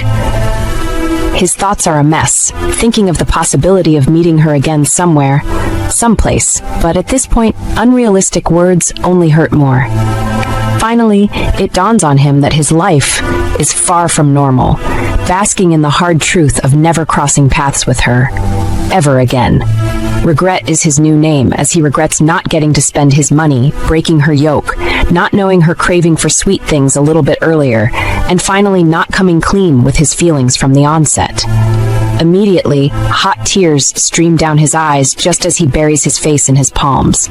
While Kwon Beom-jin is lost in his own thoughts, Junyoung waits for him at home. She asked him to pick up some strawberry jam earlier, but he's been gone for a long time, much longer than she expected. Eventually, she lies down, thinking he'll come back sooner or later, even if it's late. In the back of her mind, she knows she wants to talk to him, to confront him when he finally gets home, but for now, she rests her eyes. The nap takes over, and when she wakes up later that night, the house is quiet, and there's still no sign of Kwon Beom-jin. She looks around, expecting him to be there, but the emptiness lingers, and she's left wondering where he could be. Years pass by, and Junyoung is now on a plane, flying back to a city that holds memories she hasn't let go of. The flight attendant's voice comes over the intercom, announcing that they're approaching Incheon International Airport and telling the passengers to prepare for landing. Junyoung stirs from her seat, slowly removing her eye mask, and looks out of the window. The city stretches out in the distance, and for a moment she just watches, taking in the familiar but distant view. When the plane lands, she makes her way off, feeling a wave of exhaustion hit her. She pulls out her phone and makes a call to Martin, but the conversation doesn't go as smoothly as she'd hoped. They talk back and forth, their words bouncing between them, but nothing feels resolved. Eventually, she's had enough. With a tired sigh, she hangs up, deciding she can't deal with it anymore. The day has worn her down, and she's too drained to keep going. She thinks about calling Nasongun and the director of Hung, but neither of them answers her calls. She tries once, twice, but there's no response. So she decides to go home, hoping to get some rest and put the long day behind her. When she arrives at her door, she's surprised to find Nasongun already there, waiting for her as if he knew she'd be coming. He welcomes her warmly, asking why it took her so long to get back, but there's something in his voice, a quiet knowing that suggests he's aware of what's been going on with her. He helps her with her luggage, carrying it inside without her needing to ask. Junyoung doesn't say much at first, just lets him help, but as she settles in, she tells him she needs a drink, something to take the edge off, because she's feeling down, more than she's letting on. Nasongun, ever the practical one, gently reminds her that tomorrow is Saturday, as if that should matter. But before he can finish his thought, she cuts in sharply, telling him he shouldn't be going in and out of a house that isn't his whenever he pleases. Her words come out harder than she intended, and Nasongun pauses, sensing something's not right. He looks at her, concerned, and finally asks if Martin has been bothering her, the unspoken tension between them hanging in the air. Junyoung sits on the couch, feeling her mind racing with questions. As she tries to sort through her thoughts, Nasongun offers her a drink, but she shakes her head, telling him she had some during her flight. He sits beside her and brings up something that makes her pause.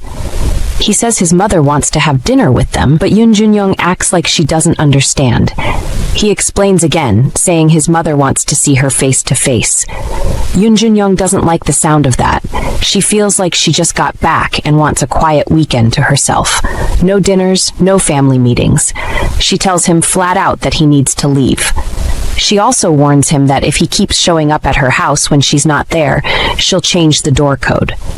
Her tone is serious, and Nasongun doesn't argue at first, but then he sighs and looks at her, saying that he doesn't really have anywhere else to go. He starts explaining that most people around him either find him difficult to deal with or just try to take advantage of him. He adds that she's the only one who doesn't treat him that way, the only person he can count on. Junyoung listens quietly as he speaks, and she can tell he means it. It's true, Nasongun doesn't get along with most people, whether they're other chaebol heirs or just regular people. He thinks of her as more than just someone to chat with casually. She's the one friend he feels comfortable talking to, someone he can be open with. She realizes how lucky he is to have someone like that, because, deep down, she doesn't feel like she has anyone she can rely on in the same way. Feeling a bit lighter, she decides to get them both a drink. Nasongun stands up, offering to help, but she waves him off, telling him everything's already done. It's Saturday, and Junyoung decides to go along with the invitation to have a meal with Nasongun's mother. When she arrives, Mrs. Hong Mi-hang greets her warmly, inviting her to sit down.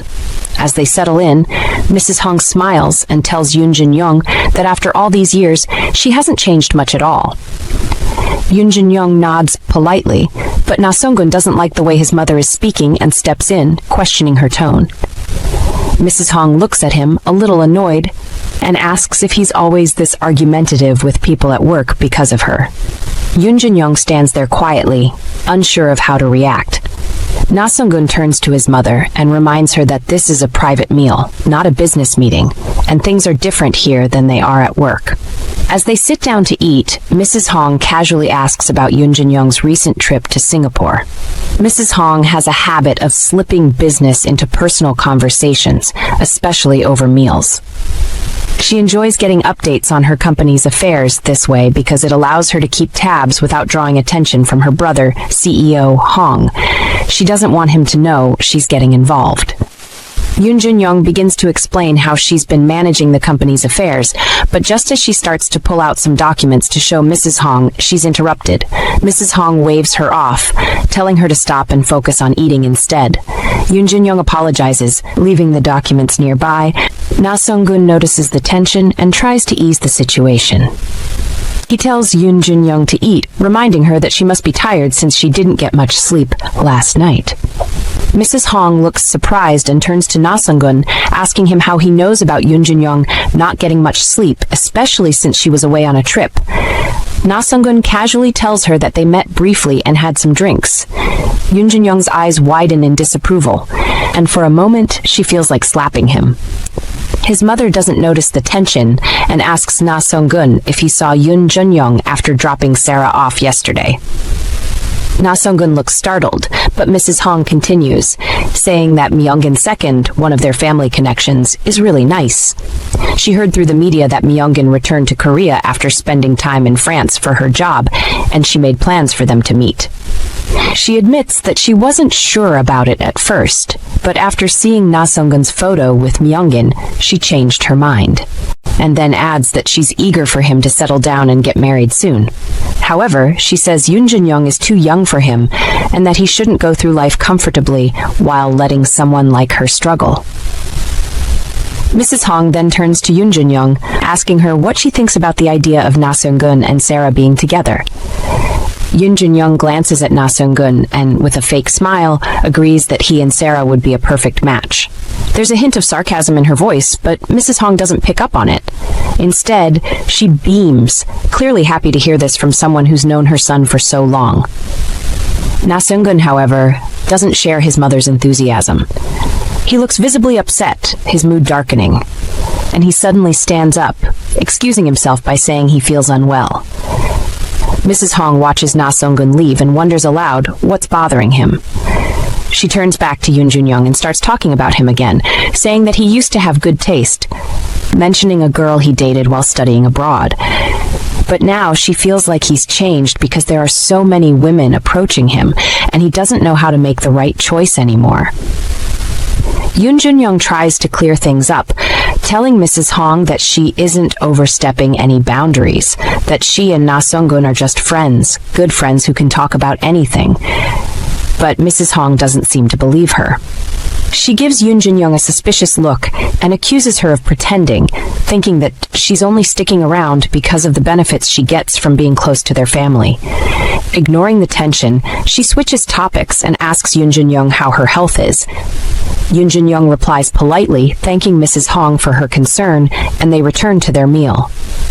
As they eat, Mrs. Hong comments on how delicious the food is, clearly satisfied with the taste. Junyoung, however, is unsure about the dessert, feeling hesitant as she picks at it. Meanwhile, in another scene, a man is lying in a hospital bed, receiving medication. Back at the office, Junyoung is sitting with team leader Sung. He tells her she needs to go to the Busousan factory relocation site. Surprised, she asks him to confirm what he just said, and he nods, explaining that the city officials are constantly asking about the incident that happened, wanting to know what exactly went wrong. Junyoung objects, reminding him that she has an important meeting with Tandos. Team leader Sung dismisses her concern, telling her not to worry about the meeting because he'll cover for her. He stresses how crucial the task at Busousan is and makes a quick call telling the other party that she's ready to go. Junyoung isn't happy about this at all. She feels frustrated, thinking that after being away for so long, she's finally back, only to be sent off again so soon. On her way to Busan, Junyoung stops at a cafe for a quick drink. As she waits for her order, her mind drifts to thoughts of team leader Sung and how he's aligned with CEO Hong. She thinks about the rivalry between Hong In-seop, the brother of Hong Mi-hyang, and President Na Hyun-sik, the husband of Hong Mi-hyang and Nasongun's father. Even though she's just an employee, her connection to the Hankyang Scholarship Foundation, managed by Hong Mi-hyang, puts her in the spotlight. Nasongun, being the son of the vice president, is friends with the team leader, and her open relationship with them makes her feel like people are always watching her. Mrs. Hong, of course, wants everyone to see her as a talented person she helped raise. Because Nasongun is always by her side, many people assume that she will soon become a part of the vice president's family. Just then, the waiter calls out, bringing her back to the present as he hands her a cup of cafe mocha. She thinks to herself that no one really cares and that all the rumors will disappear once Nasongun gets married. She knows Nasongun will eventually do what his mother wants because that's how it's always been. As she sips her drink, she notices a man walking past the cafe, and her heart skips a beat. He looks so much like Kwon Beom-jin. Without thinking, she rushes outside and calls out to him, but when he turns around, she realizes it's not him.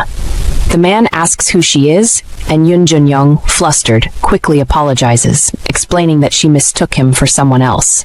He nods and walks away, leaving her standing there, feeling a little embarrassed. As she watches him go, she can't help but think how long it's been since she last dreamed about Kwon Beom-jin.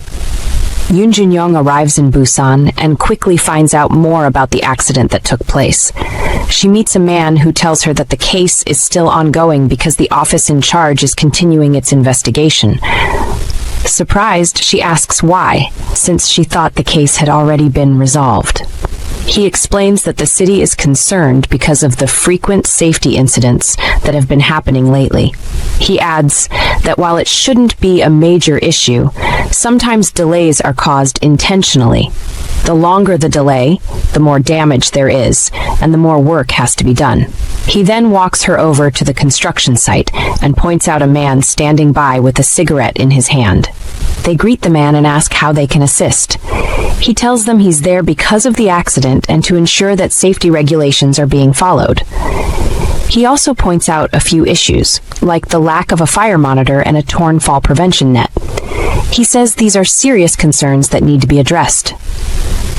Junyoung finds his appearance, attitude, and the way he speaks to be quite odd. He asks for her name, and after reading it from her badge, he repeats it aloud. Junyoung, with a teasing tone, calling her a flower-like lady. He throws his cigarette away and offers to accompany her around the site.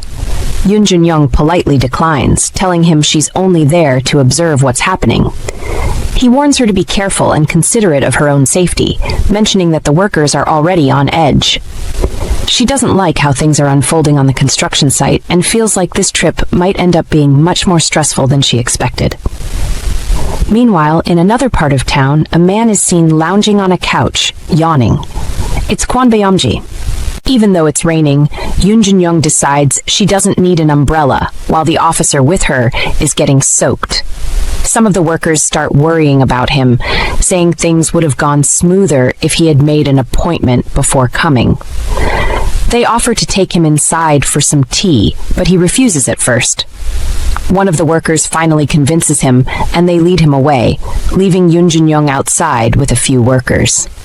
She tells them not to say anything until the site supervisor arrives. She also offers to help with anything they might need, promising to take care of it. But instead of being thankful, they frown at her and tell her to leave, saying she brings bad luck just because she's a woman. Feeling a bit insulted by their comment about her being a woman, Junyoung asks them why they're the ones falling if they supposedly have all the good luck. The workers tell her to be quiet, But she keeps going, explaining that people fall for many reasons, sometimes because of carelessness, sometimes because safety measures aren't followed properly. She points out that none of this has anything to do with gender. Then she challenges them, saying if she really is the problem, they should stop her from working here, but that would be a risk for them. She uses an example of getting hit by a brick, saying that's not an industrial accident. It's just carelessness on the worker's part. But if it's a safety issue, she can find a solution to it. Junyoung asks the workers if the company knows about their needs, suggesting that if they work together and make a collective request, the company will have no choice but to listen. The workers reply that Junyoung has never paid attention to them. Junyoung explains that getting the police or officials involved won't help. It will only waste time because, in the end, it's not the police or officials who will solve the problem, but the company and the workers themselves. Some workers dismiss her words, but others start to think she might have a point. Junyoung starts to wonder if there's something deeper going on, especially since there's no official issue with the site's safety equipment. She decides she wants to investigate by talking to the workers individually. One of the workers tells her that she doesn't have any real authority, so even if she speaks up for them, the company might not listen. Junyoung responds by saying that people with real authority never visit places like this. They only read reports, and she's one of the people who writes those reports.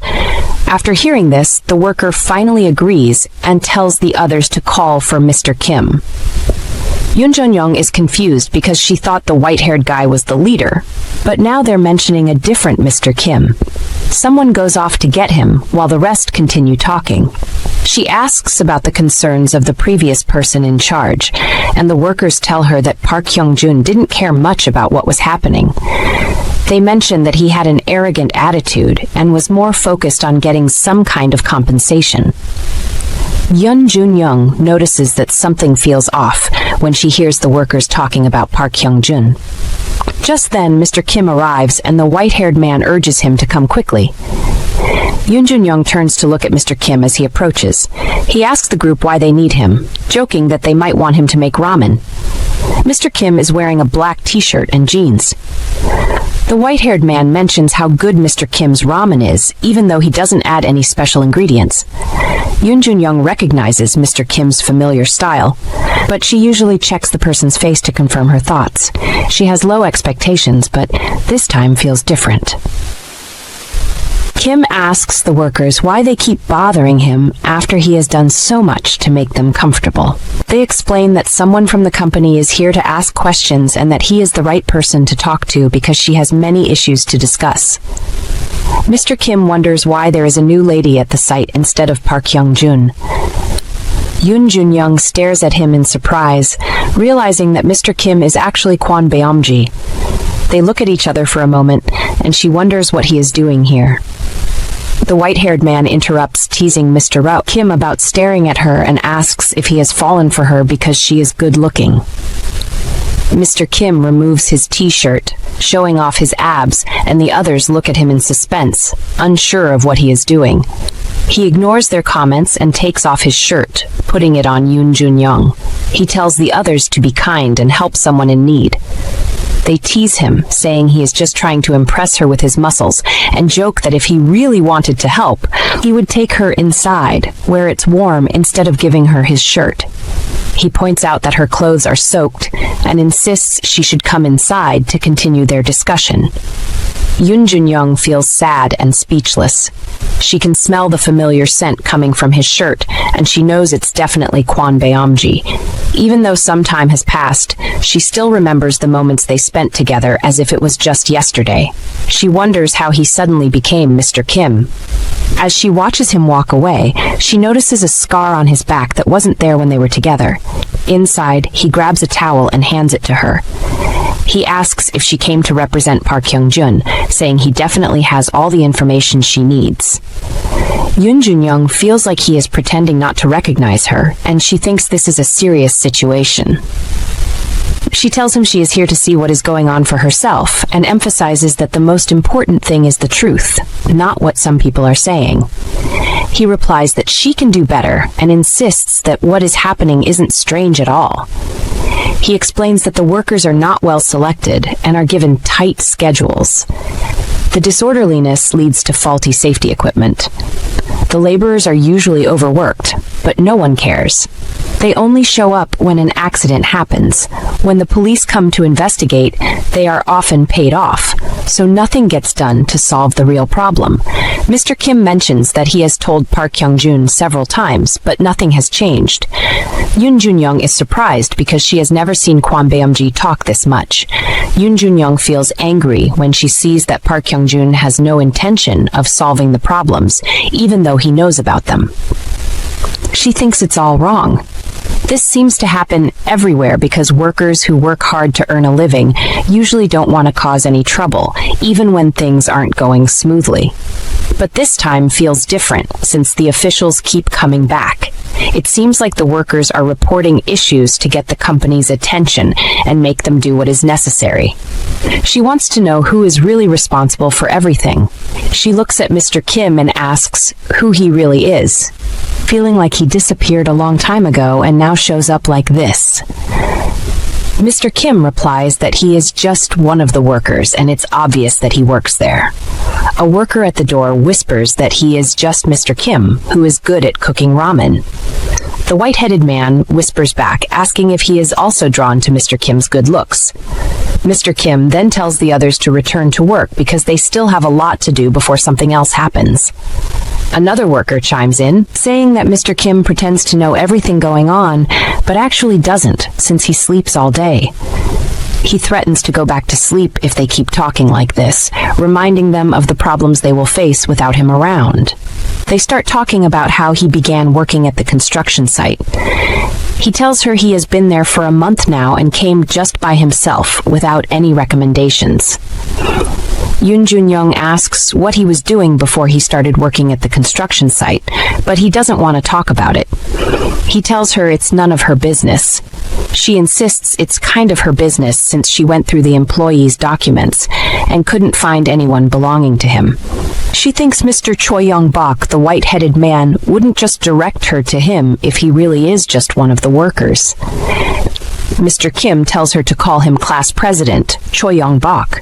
He warns her that if she ever calls him Mr. Choi Young-bok to his face, she will have herself to blame. Junyoung rolls her eyes and tells him there's nothing he can do to her even if she calls him Mr. Choi Young-bok directly. Mr. Kim laughs and says the place they are going to will be quite noisy, so she should change her mind before they arrive. Junyoung confidently replies that she doesn't care if the place is dirty because she has lived in a house like that before. She thinks to herself that even though they have been apart for a long time, her feelings for him are still the same as when she was 18. They arrive at the compound and walk inside the house. An old lady greets them warmly and asks Mr. Kim who the lady with him is. He tells her that Junyoung won't stay long. Junyoung introduces herself and says she hopes to stay with them for a while. The old lady looks surprised and tells her there are plenty of places to stay around, but this house is old and won't be convenient for her. Junyoung assures the lady that she will be fine and asks if there is a vacant room. The old lady tells her there is, but there is only one bathroom in the house. Mr. Kim jumps in, telling Junyoung to stop being so stubborn and find a hotel nearby that will be comfortable for her.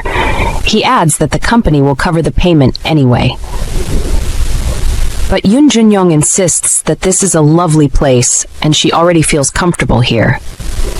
Junyoung actually doesn't like the idea of staying in the old house. The company has already made sure she has everything she needs for the trip, so there's really no reason for her to live here, except for one reason. She wants to be close to Kwon Beom-jin. She feels like he might disappear again if she lets him out of her sight.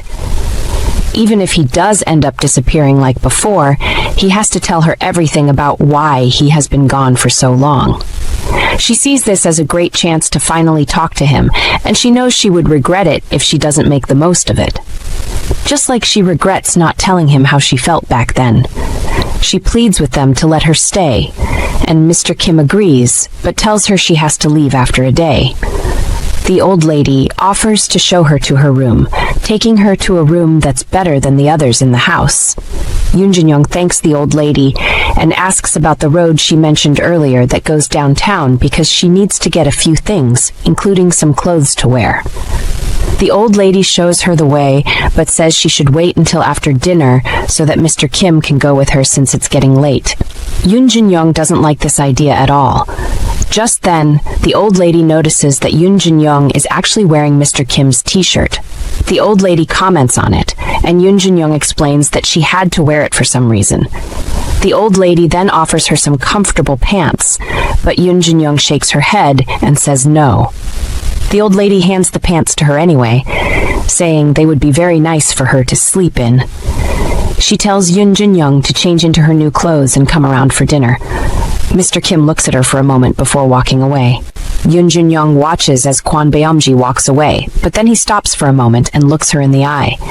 He is so good-looking and very manly. It seems like his facial features have become stronger, but she knows it's definitely Kwon Beom-jin. She wonders how many black t-shirts he owns, because it seems like he never runs out of them. She asks him if the hot water is working in his room, and he replies that it isn't coming out. Junyoung goes into her room to check, and the hot water is running well for her.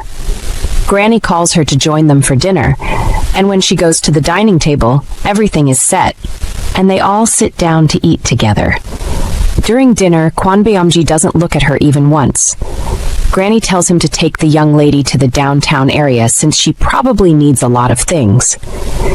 Granny wants them to eat first, and then they can leave for the store so they can be back quickly. Kwon Beom-jin seems a bit reluctant. He suggests that she should just go to the hotel because she can get everything she needs there. Junyoung asks if she ever said she would be going to a hotel, and he replies that he thinks that's what she will do because he is sure she is uncomfortable here. Junyoung stands her ground and tells him that she is familiar with this kind of environment.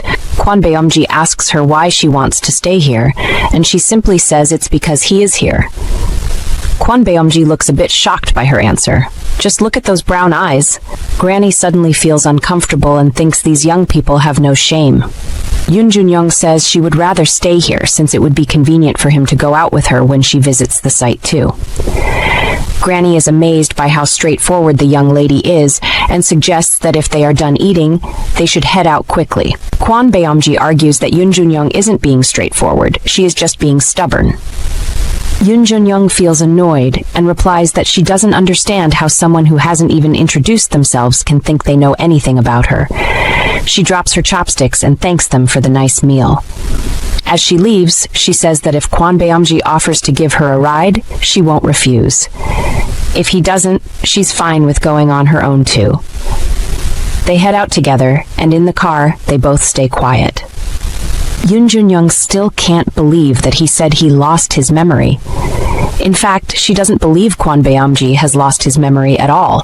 She thinks it won't be long before he stops pretending not to know her.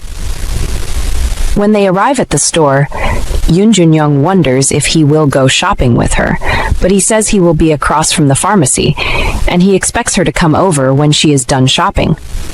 Junyoung asks if he has really never gone shopping with a woman before, saying it will take her a while to finish.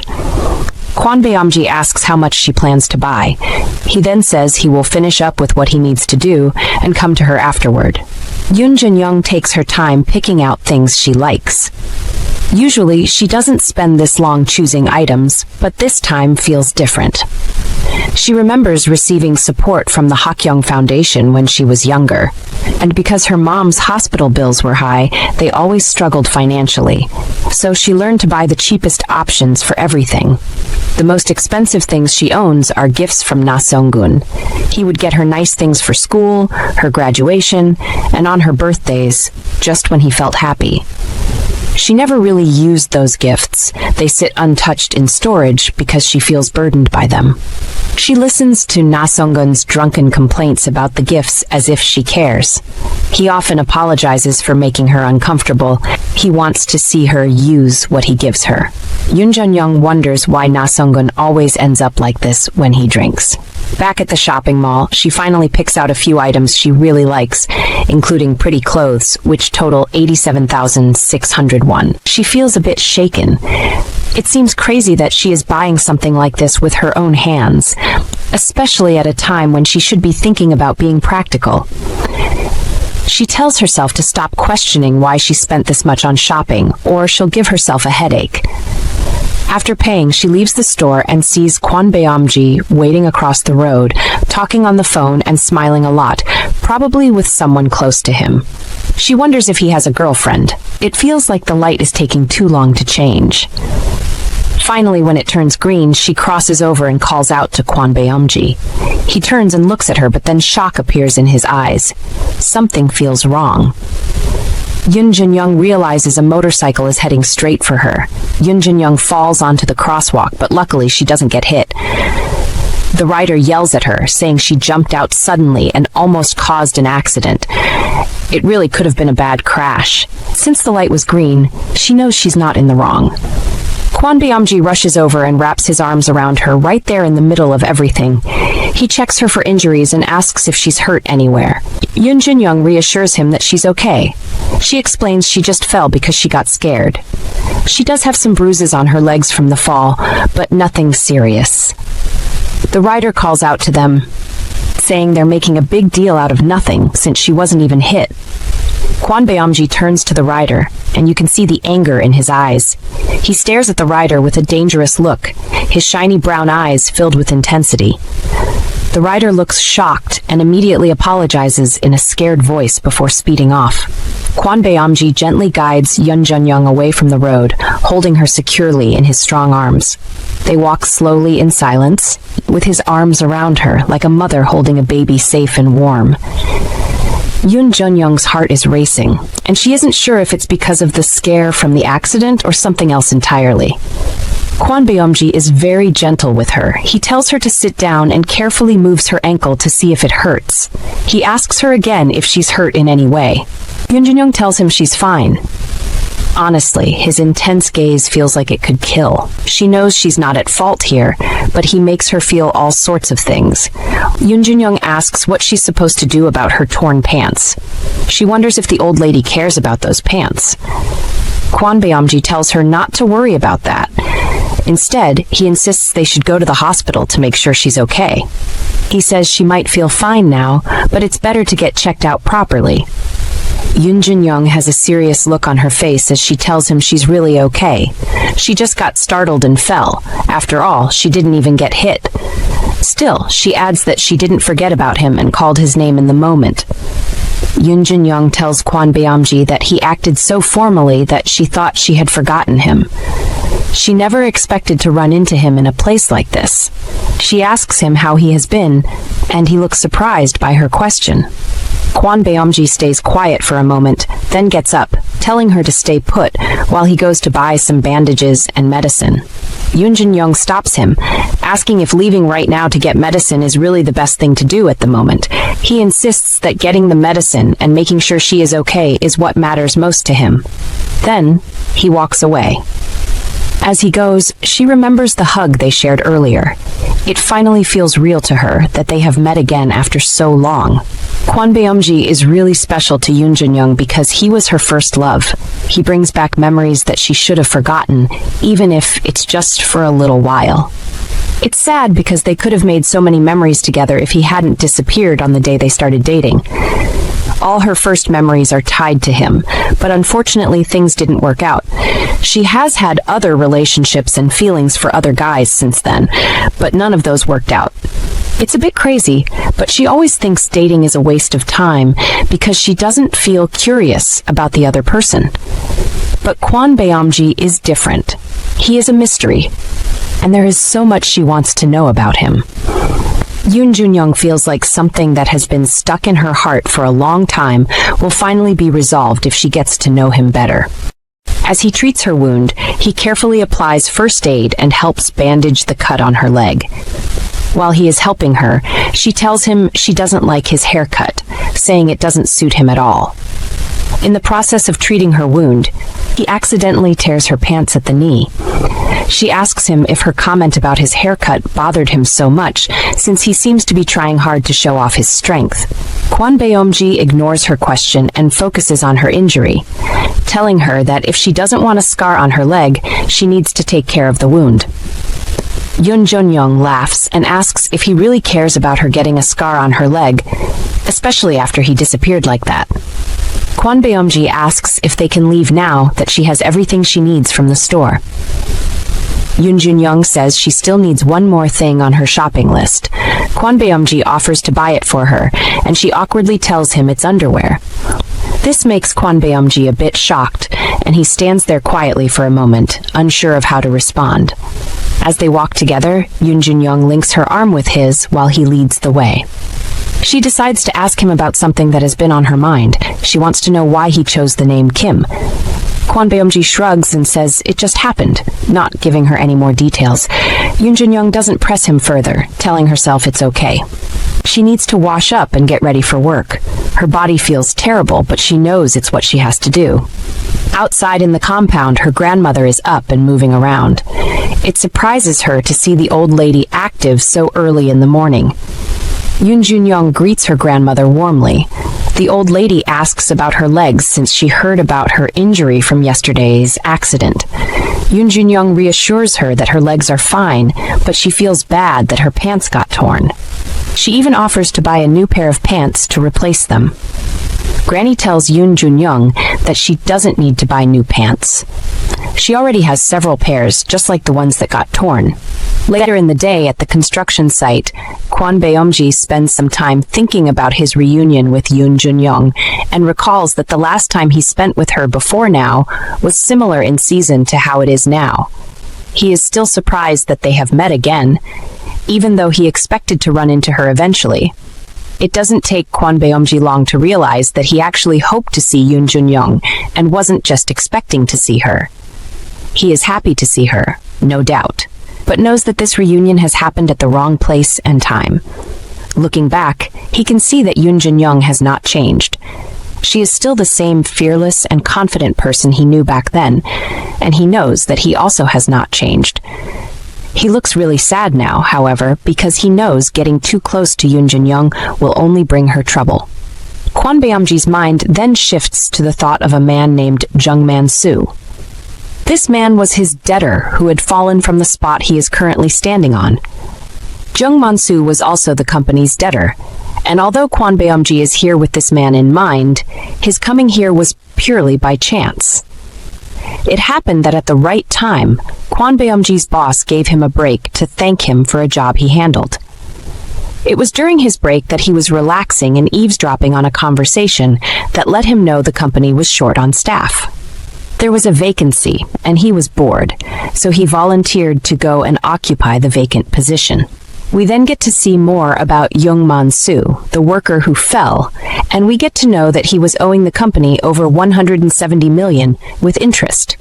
Jung Man-soo had piled up this debt because of his gambling addiction, but got clean after his wife and daughter had an accident. He became so good to the point that he kept paying back the money he owed steadily each month. That was until he had an accident that automatically made it impossible for him to pay back the money. Since he couldn't pay it himself, the company had to find another way to recover the money. Kwon Beom-jin was glad that Jung Man-soo's accident was a safety accident, so he was to be compensated. However, on the day he went to visit Jung Man-soo, he was about to walk into his room when he heard Jung Man-soo discussing with his wife. Jung Man-soo was trying to tell his wife that someone pushed him from behind, but she found it hard to believe. She argued that it was a work accident, and Kwon Beom-jin understood why. If Jung Man-soo reported that someone pushed him, it would no longer be a work accident, and he would not get any compensation. They needed this compensation to settle his debts, which was why his wife was so terrified. Kwon Beom-jin's goal here is to confirm if what happened to Jung Man-soo was a work accident or not. To do that, he has to investigate the workers and see if they are truly ruthless or have a cut in the compensation to be paid. Kwon Beom-jin intends to achieve his goal by making the workers trust him so they can help him put pressure on Hunkyung. He did not expect to run into Junyoung here, and is still thinking about this when a worker approaches him. The worker tells him that he gave him a call last night, but he did not respond, so he wants to know if Kwon Beom-jin went to bed early. His making mention of the phone helps remind Kwon Beom-jin that he had a phone. Now that he thinks about it, he feels like he dropped it on the street last night when he was trying to help Junyoung after the accident. He low-key blames Junyoung for him forgetting his phone, believing that the moment she arrived, he turned into an idiot. Kwon Beom-jin decides to tell the worker that he has lost his phone and asks if he had called for something important. The worker assures him that it was no big deal, he just wanted them to grab a drink. Nevertheless, the worker is more interested in what happened to Kwon Beom-jin's phone. He believes the phone wasn't worth much, and Kwon Beom-jin tells him does not have money to get a new one and will try finding it. His words touch the worker so much that he is speechless for a bit. The worker then recalls Kwon Beom-jin said he had a sick younger sister and asks Kwon Beom-jin to be sure. Kwon Beom-jin agrees that he does have a sick sister, along with a few debts. It's clearly an act to fool the workers, and it actually works, as this man looks so touched. He then recovers from that feeling and asks Kwon Beom-jin how he knows the pretty girl. At first, Kwon Beom-jin is confused and asks who the pretty girl is, prompting the worker to describe this girl. From his explanation, it is clear he is talking about Junyoung. When Kwon Beom-jin realizes this, he claims Junyoung is just someone who looks familiar, but he can't remember where they met. The worker, with the use of proverbs, encourages Kwon Beom-jin to go after Junyoung. He even tells Kwon Beom-jin about how his wife was also beautiful. He tells Kwon Beom-jin that when he was younger, precisely after he fell in love with his wife, he took a bouquet every day to his wife. After a month of giving her flowers, she started smiling at him. Kwon Beom-jin is confused by the story and asks the worker if he is encouraging him to do what he did. He finds this shocking because he felt the workers disliked people from Hunkyung, the company Junyoung is working for. The worker explains that it was Park Hyun-jun their real problem was with. This is because they could tell he had no interest in their situation. The same cannot be said for Junyoung, who looks like she genuinely wants to help them, which is why he believes they can call her pretty. However, he is surprised when, with a vicious tone, Kwon Beom-jin tells him not to call Junyoung pretty. His tone catches the worker off guard and ends up scaring the guy. Nevertheless, Kwon Beom-jin smiles at him to calm him down, before suggesting they both get back to work. The worker is still shaken and a bit annoyed that even though Kwon Beom-jin has instructed that he should not call Junyoung pretty, Kwon Beom-jin will keep calling her pretty. Elsewhere, Junyoung is in a meeting with some workers to see that the workers get the attention they deserve. She discovers that all the requests made by the workers to get some things repaired have been ignored and no repairs made yet. 7 hours into the meeting, Junyoung is still going through documents and asking questions.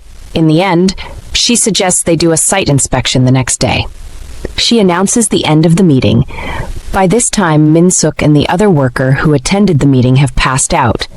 They may be tired, but Junyoung isn't. She is still going through the files and spots a name on the list that does not have a resume. She confirms from Min-suk that everyone came from the manpower office, but asks if there was another file kept somewhere else. Min-suk assures her that there is no other file, making her worry about Kwon Beom-jin. It was his resume that was missing, so she wonders if he is here, lying low because he is hiding from the police or gangsters. She feels that she suspects stuff like this because she knows who Kwon Beom-jin's dad was. Junyoung waves away these thoughts for now and formally ends the meeting. Before they all leave, however, she tells Min-suk and the other employee that she is going to take a quick look around the site. Min-suk is not in support of this idea, stating that it's dangerous for her to go into the site carelessly. In the end, she does not heed the warning and goes for the survey anyway. During the survey, she feels pain in her knees and discovers that it hurts a lot more than she thought. Looking back at the accident, Junyoung believes she should have at least asked the motorbike owner for damages. Recounting the accident ends up reminding Junyoung of the way Kwon Beom-jin ran to her aid. He did good by her then, but she is offended that after being so kind, he has pushed her away again. Again, her thoughts shift from Kwon Beom-jin, but this time she thinks about how high she has climbed. From the top of the stairs, she has a look around the construction site and starts breaking down Jungman-soo's accident. She knows that Jungman-soo fell around 8:50 p.m. during the night shift.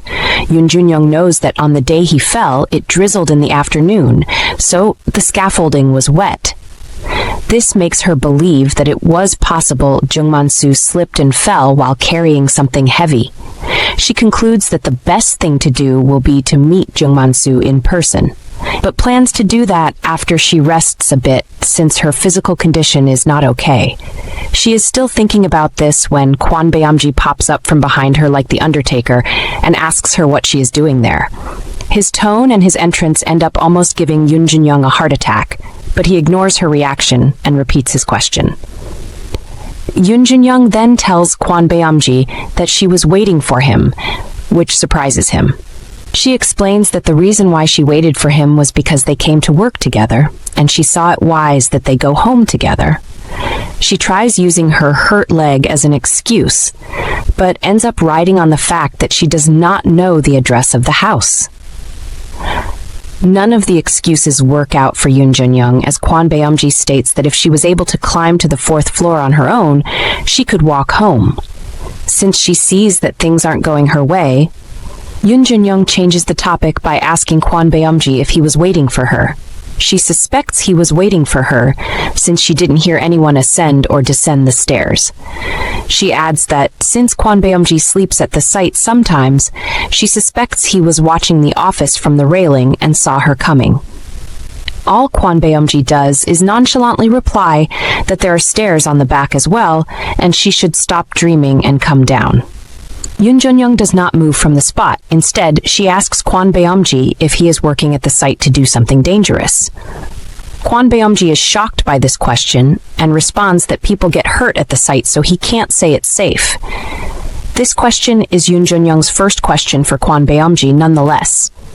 She asks the next question, seeking to know if Kwon Beom-jin is close to Supervisor Choi Young-bok. She wants to know because the supervisor had told her that he took Kwon Beom-jin in and showed him the ropes. Since Kwon Beom-jin does not answer this question, Junyoung throws another one at him, seeking to know if he has met Jungman-soo before. Her question only raises Kwon Beom-jin's suspicion, so he asks her if she is trying to make it seem like what happened was not a safety accident. She explains that finding out it wasn't a work accident would be good for the company and it will cost less. Because of this, the company is investigating in silence, so it doesn't get noisy, as the compensation money requested is not an unmanageable amount. Away from this, she asks Kwon Beom-jin whether what happened to Jungman-soo was an accident or not matters to him. She had noticed that when they talked back then, he sounded like he was very interested in safety issues. Kwon Beom-jin firmly states that his worry is because lives are at stake and he could even be the one who falls next time. His response is satisfying, so Junyoung moves to the next question and asks Kwon Beom-jin how long he has been working at construction sites. She deduces that he must be new here since it was said that he was just taught the job. Kwon Beom-jin refuses to answer this question, but instead of Junyoung stopping here, she asks Kwon Beom-jin what he has been doing until he started working at the site. She doesn't even wait for a response before throwing another question at Kwon Beom-jin. She demands to know why he is working here, doing something he had never done before. He still snubs her questions and walks over to her, which surprises her. When he gets close enough, backing her against the railing, he stares Junyoung in the eyes and asks her if she needs a man. The closeness, warmth, and question cause Junyoung's cheeks to grow red. Kwon Beom-jin notices this, getting even closer and whispering into her ears that he has noticed she is too interested in him. He confesses that it's fascinating that they have met by chance, but asks Junyoung not to be a nuisance. After the warning, Kwon Beom-jin pulls away from her and starts walking away. Before he can take 3 steps away from Junyoung, she grabs onto his arms and tells Kwon Beom-jin that if he wants her to back off, he should give her some answers. She drops her guard totally and demands he tell her why he disappeared and how he has been living. She pleads that she needs to know this for her to be satisfied.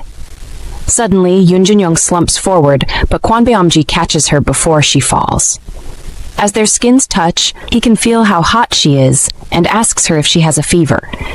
Even from her breathing, it is clear Junyoung is having a fever. She states that she got rained on, almost hit by a motorcycle, and couldn't sleep all night, so she is not fine at all. While in Kwon Beom-jin's arms, Junyoung is confused. She has noticed that Kwon Beom-jin's words and actions never match, so she doesn't know if she should trust his words or his actions. Even in this state, Junyoung refuses to stay quiet. She tells Kwon Beom-jin that she is asking these questions because she is curious, not because she wants to bother him.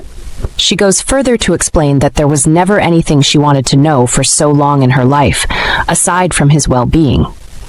Junyoung admits that since she didn't know how Kwon Beom-jin was doing, she felt frustrated and helpless. She asks him again for the reason why he disappeared and how he is doing. She confesses to Kwon Beom-jin that she liked him back then, finally delivering the confession she couldn't give him that day. Her confession shakes Kwon Beom-jin, but then she holds his hand and asks him if she should let go of him from that time. Finally, Kwon Beom-jin is ready to give Junyoung a response, but before he can say anything, Junyoung's phone goes off. He tells her to take the call, but she refuses, pressing Kwon Beom-jin to start talking. He remains stubborn, repeating that Junyoung should take the call, so she decides to listen to him. While rummaging through her bag to get her phone, Junyoung wonders who the caller is. She is annoyed by the timing, only for her to pull out the phone and discover that it's Nasongun calling. She is stunned by the call and accidentally shows Kwon Beom-jin the caller. He definitely remembers Nasongun, but before he can say anything, Junyoung gets to explain her relationship with him. She tells Kwon Beom-jin that she and Nasongun are in the same company, and she graduated with the help of a foundation run by his mother. She tries to explain to Kwon Beom-jin what happened when he left, but he stops her. He assures her that there is no need for her to explain, instructing her to take the phone call and come downstairs so he can drive her home. There is a hint of jealousy in the way Kwon Beom-jin reacts to the call from Nasongun, but Junyoung stays silent and watches him leave. She knows that their door for Kwon Beom-jin to open up to her is closed completely. It was a door she was about to open, if not for Nasongun's interference. She curses Nasongun for his interference and proceeds to take the call. The first thing Nasongun asks Junyoung once she picks up is if she is done with work for the day, and she admits she is. Nasongun then tells her that he heard she filed for an official business trip to handle a duty that someone was already assigned to. That person is team leader Sung, so Nasongun assigned Junyoung to this duty because he is trying to handle the Tando's project she was handling. It's a shady thing he is trying to do, so Nasongun wants to know if he should step in. Junyoung, who is annoyed that this was what Nasongun called her to discuss, tells him that she cannot talk long. He is surprised to hear this since Junyoung told him that she was done with work. From out of the blue, Junyoung claims she is on a date. She doesn't stop there, sternly warning him that they are not team members and that stepping into another team's work is overstepping. She claims that behaving this way could end up causing unnecessary gossip, which she cannot let hinder his work in times like this. Nasongun is curious about the manner of work Junyoung is talking about, so she makes it clear that she is talking about his engagement with Myeonggin. She firmly assures Nasongun that he does not have to worry about her work, since she can handle it alone, and then she hangs up. Now that that's out of the way, Junyoung thinks about Nasongun and how her tone will be quite a shock to him. Until now, she had never directly said this to Nasongun. She had talked about this with some other people, nevertheless. Apparently, Junyoung had never tried this method to cut off Nasongun's interest in her. She had refused to be the woman Nasongun would accept and invest time in. Instead, she saw it wise to accept his childishness to some extent. However, back then there were times when Nasongun brought up Kwon Beom-jin's name. Junyoung, on the other hand, something she never did. He would talk about how it was odd that Kwon Beom-jin disappeared at night and claimed to care about his whereabouts. His words may have been covered in concern, but she could tell that he was trying to find out how much she knew about Kwon Beom-jin's disappearance. She could tell because, around the time Kwon Beom-jin left, Nasongun just watched her desperately search for Kwon Beom-jin's whereabouts. All that time, Nasongun never forgot that Kwon Beom-jin begged him to help him apologize to Junyoung because he had to leave, but he didn't convey Kwon Beom-jin's message to her. Junyoung eventually makes her way downstairs to meet up with Kwon Beom-jin. She is still having a fever, but ignores this until she gets to where Kwon Beom-jin is waiting for her. On getting to him, she asks if he still wants to know if she needs a man. Kwon Beom-jin doesn't understand her at first, but she continues with what she is saying, asking him if he'll be her man if she needs one. Without getting a response from him, she stretches out her hand to Kwon Beom-jin and tells him to take her home first. She also confesses that she feels like she is going to pass out before collapsing in his arms. The scene shifts to nighttime at Nasongun's home, where someone is scolding another person for not handling a certain issue and allowing it to escalate. The person being scolded is a certain team leader Han, and the one doing the scolding is Nasongun's mother, Hong Mi-hyang. She is worried about President Hong catching on to all that has been going on, rendering her efforts until now useless. Still, on this matter, she asks about a certain director Lee Sung-chul's health. She needs this information because it concerns her plans for the next stakeholders meeting that will be taking place soon. Although Hong Mi-hyang plans on letting team leader Han's incompetence slide for now, she makes it clear that they have to get director Lee Sung-chul to resign before the next meeting. She is certain that right now causing him to resign is the way they are going to get Nasongun into his position. Hong Mi-hyang also charges team leader Han to ensure that he resolves their funding issue as quickly as possible. Nevertheless, she warns him not to go around leaking information to banks while he is trying to fix the funding issue. Before ending the call, she warns him that he is only getting paid to do what she has asked him to do. Even after the call, Nasongun's mother is still frustrated. She doesn't understand why team leader Han is handling business so shabbily when a lot is at stake. Manager Kim then walks in and whips up a cocktail for Hong Mi-hyang. As this happens, she worries about how it looks like her brother, Hong In-seop, is trying to remove the vice president and replace him with his own person. She is sure that if she had known this sooner, she would have acted faster, as now her position in the company is unstable. This annoys her, and she refuses to go down without a fight. Meanwhile, her husband lazily settled into the vice president position. Hong Mi-hyang sips her cocktail knowing that if her brother has his way, her shares in the company will split. She also knows that her brother's plans will leave her as a measure shareholder in the Hankyung with no influence. Hong Mi-hyang has made up her mind that she has to increase her shares in the core areas of Hankyung as quickly as possible without her brother Hong In-seop knowing. Still, in a bid to raise her influence, Hong Mi-hyang discusses Myeonggin with Manga Kim. She wishes to know the reaction of her family and if they are still bent on seeing Nasongun rise to director before they give a definite answer. Manager Kim tells Hong Mi-hyang that Myeonggin seems to like Nasongun, and that's what President Jang seems to think. Hong Mi-hyang knows that President Jang has not invested in her yet because he doesn't want to see a speck of loss. Even she knows that guts are needed to invest in anything at a time like this, and decides that they need to push a certain Sarah a little more. Sarah is President Jang's daughter, and Hong Mi-hyang suspects that he will change his mind about investing in her if he sees his daughter desperately wants him to. Manager Kim suggests that to get President Jang on their side, they should invite him to the new exhibition opening at the gallery next week, and she likes his idea. They are still discussing when Nasongun gets home.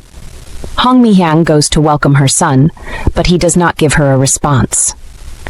Because of his mood now, she suspects that he has been drinking and asks him if he has, but he ignores the question, expressing his shock that she is awake. Hong Mi-hyang refuses to back down, stating that it has been a while since she saw Nasongun drink this much, and asks if anything upsetting happened to him. She asks if his mood has something to do with the company, but he keeps ignoring her and moves to the table where he gets more alcohol. He's clearly drunk, so Manager Kim goes to prepare some honey water for him. Once he leaves, Hong Mi-hyang turns to Nasongun and tells him that President Jiang's daughter, Sarah, seems to like him a bit. She asks Nasongun how he feels about taking Sarah to see the sea this weekend, but he still refuses to respond to her. By doing this, he ends up getting on her nerves, and she decides to tell him to think realistically and know that he is a member of Hunkyung. She also explains to him that as he is enjoying the benefits of Hunkyung, there are duties he must uphold. Right now, all she wants him to do is accept the woman he has chosen for her, since she claims she won't just choose any random girl for him. She elaborates on this point by asking Nasongun to take a look at Sarah's family, the crowd she pulls, and how untainted she is. The more she keeps talking, the angrier Nasongun gets, but he stays silent. His mother does not read the room, proceeding with her Sarah-based praises before telling Nasongun that his marriage with Sarah is inevitable, so there's no point delaying it. This is the point that gets to Nasongun, annoying him to the extent that he picks up the bottle of liquor and smashes it against the wall. After doing this, the room goes quiet before Nasongun takes a few deep breaths and sternly tells his mother he wants to live separately. Manager Kim, who had retired with the honey water, offers to look into this, but Nasongun refuses, asserting that he will do it himself. With a vicious glare, he makes sure they know he is serious about finding a house by himself, and then he leaves. This is the first time we are seeing Nasongun act out in this manner, but from how calm her mother is now, it's obvious that she has seen this side of him before. From her experience, she knows that Nasongun's anger has something to do with Junyoung, so she asks Manager Kim where Junyoung is. He doesn't know, so she orders him to find out what happened between her and Nasongun, which made him act out this way. Hong Mi-hyang also instructs Manager Kim not to let Nasongun find a house for himself. Instead, she suggests that Manager Kim give some of the houses they manage to the realtor. Nasongun will visit. That way, he will choose a house that is under his mother's supervision, without even knowing. Manager Kim leaves to do as Hong Mi-hyang has ordered him to, leaving her and her thoughts all alone in the living room. She thinks about Nasongun's Junyoung-related infatuation and how she had not expected it to serve as a hindrance at a time like this. Hong Mi-hyang knows that everything is okay as far as Junyoung does not attempt to be anything more than a friend to Nasongun. She knows that Junyoung could become the poison that will be used against them in so many ways. She fears that her brother Hong In-sop might use Junyoung's relationship with Nasongun to cause a scandal within the company. We get to know that the only reason why Hong Mi-hyang helped Junyoung the way she did was because she felt it was safer to keep her close and watch her. She was glad that instead of chasing after her son, Junyoung knew her place and chose a stable future. Hong Mi-hyang makes up her mind that if Junyoung ever exceeds her boundaries, she will cut her off because she has leverage over her. Hong Mi-hyang, while staring at the shattered liquor bottle, thinks about how she has faced something like this with Nasongun before and can't let it happen again.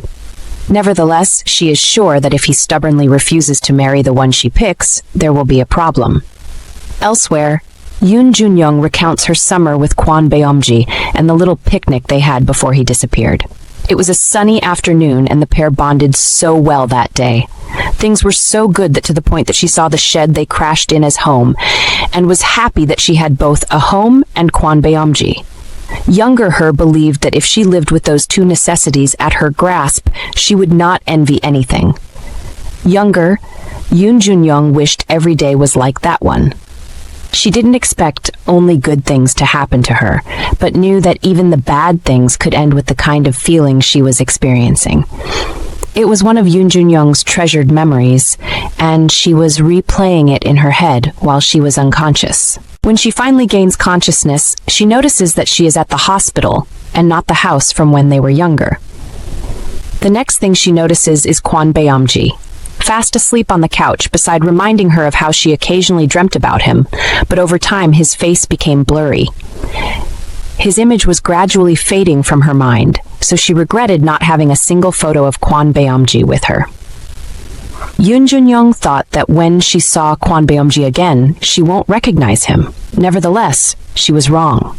The thought of photos gives Junyoung the bright idea to take a photo with Kwon Beom-jin now that he is asleep. She searches for her handbag, which she quickly spots, and reaches into it to get her phone. She has been yearning for a photo of him and silently begs him to cooperate with her so she can take one. Sadly, the second she pulls out her phone and points it at Kwon Beom-jin, he wakes up and glares at her wildly. There is awkward silence in the room afterwards, until Kwon Beom-jin requests to know what Junyoung is doing. The sharp girl quickly lies that she is taking a selfie to send to someone who doesn't believe she is at a hospital. Although Kwon Beom-jin doesn't respond to this, Junyoung believes she didn't give a convincing excuse. Aside from that, she hopes that Kwon Beom-jin does not believe the person she claims she is to send a selfie to is Nasongun. Once they get that out of the way, Junyoung asks why she is in the hospital. To satisfy her curiosity, Kwon Beom-jin lists out all the reasons why Junyoung is at the hospital, which are cold, overwork, sleep deprivation, and fainting. Junyoung gets curious and asks how she got to the hospital, so Kwon Beom-jin tells her he brought her here by car. She recalls collapsing on the 3rd floor and asks Kwon Beom-jin if he carried her downstairs. Her question offends him a little, so he claims that he had actually thrown her from the 3rd floor into the car. Seeing through the sarcasm, Junyoung admits that she is glad that at least she fainted after coming down from 1 floor. She believes carrying her from the 3rd floor must have been less exhausting than it would have been for him to carry her from the 4th floor. Kwon Beom-jin ignores this topic for some reason and asks Junyoung if most office workers faint while working. She affirms that they do, although only quite a few have fainted around her. Junyoung, now that she feels stronger, is eager to leave the hospital and asks Kwon Beom-jin what the time is and how long she is going to have to endure the drop. Kwon Beom-jin informs her that her fever hasn't dropped yet, so she is on her 2nd dose. He also lets her know that the time is almost 1 in the morning and she has about an hour left to be on drip. On hearing this, Junyoung advises Kwon Beom-jin to leave since he has work in the morning. He tries to refuse, but Junyoung stops him, confessing that he knew he wouldn't leave, but just wanted to say it and see his reaction. We all know Kwon Beom-jin isn't a fan of games. He just instructs Junyoung to shut up and sleep. Instead of doing as he asked, Junyoung asks if Jung-man-soo is in the same hospital she is in right now. He is surprised to hear this question and asks why she feels that way. She explains that since she and Jung-man-soo collapsed at the same place, she had this belief that they ended up in the same hospital. Her statement only arouses Kwon Beom-jin's suspicions, prompting him to glare at her sternly. From his glare, Junyoung knows what's on Kwon Beom-jin's mind and assures him that she didn't collapse on purpose to find out the hospital Jung-man-soo was admitted in. Junyoung being in the same hospital as Jung-man-soo would mean she would go interrogate him once she is discharged. But Kwon Beom-jin lets her know he isn't here. Getting one answer from Kwon Beom-jin only encourages Junyoung to ask him more questions. She asks him if he is close to Jung-man-soo, only to hear that Kwon Beom-jin started working at the construction site after Jung-man-soo's accident. Junyoung then teases Kwon Beom-jin for being a little more nosy while they were apart. She feels this way because Kwon Beom-jin knows the hospital where Jung-man-soo is admitted. As usual, Kwon Beom-jin stays quiet before smiling at Junyoung warmly and telling her that he is working with people he is acquainted with. Junyoung sighs when she hears this and concludes that Kwon Beom-jin really has become a meticulous man. Nevertheless, Junyoung announces that she still intends to meet Jung-man-soo. Junyoung also wants information on a certain Deputy Kim Young-jae and asks Kwon Beom-jin to give her a heads up if he knows anything about the man. She claims she needs this information so that she will not have to meet Jung Man-soo twice. Junyoung doesn't hide the fact that she does not have a good feeling about Deputy Kim Young-jae. Kwon Beom-jin has noticed that even on her sick bed, Junyoung is still focused on work, so he asks her if she is going to get a bonus for working like this. Junyoung agrees that she will indeed get a bonus, a big one at that. Because of her response, Kwon Beom-jin wants to know if Junyoung sees the bonus as more important than her body, but she admits she doesn't know. This is because she isn't sure what comes first, her health or her mother's lifeline.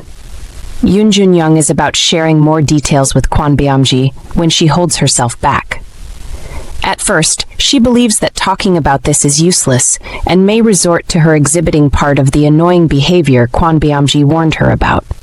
In the end, she decides to talk about it, but starts by telling Kwon Beom-jin that she is sure he will laugh at her. Apparently, all her hard work and fainting is to try and keep her mother on life support. It's crazy because we all know the type of woman her mother was when Junyoung was growing up, and how she treated her. Turns out her mother kept working at the motel and collapsed shortly after Kwon Beom-jin disappeared. After her mother collapsed, Junyoung went through her mother's phone and saw a bank account with 1.9 million won in it. She soon discovered that the bank account was not in her mother's name, but hers, and she didn't even know when it was created.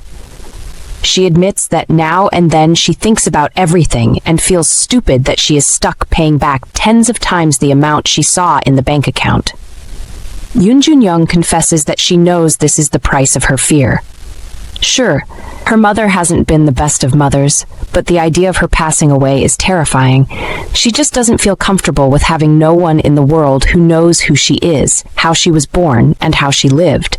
To her, it feels like a swamp. She fears that without her mother, even though she disappears, no one will notice, and the world will just go on. She sees keeping her mother alive and breathing as the same thing as holding on to her own life. Junyoung's current condition and the story she is telling causes her to feel emotional, but she manages to hold back her tears. She had lost control because she didn't have many to talk with and was a bit relieved that she finally found someone to discuss her mother with. Before she knows it, Kwon Beom-jin is by her bed, surprising her when he adjusts the bed sheets, tucks her in, and asks her to get some sleep. Junyoung then asks Kwon Beom-jin where he is going, but he reassures her that he is not going anywhere. According to him, he is tucking her in so she can sleep, and he can sleep too.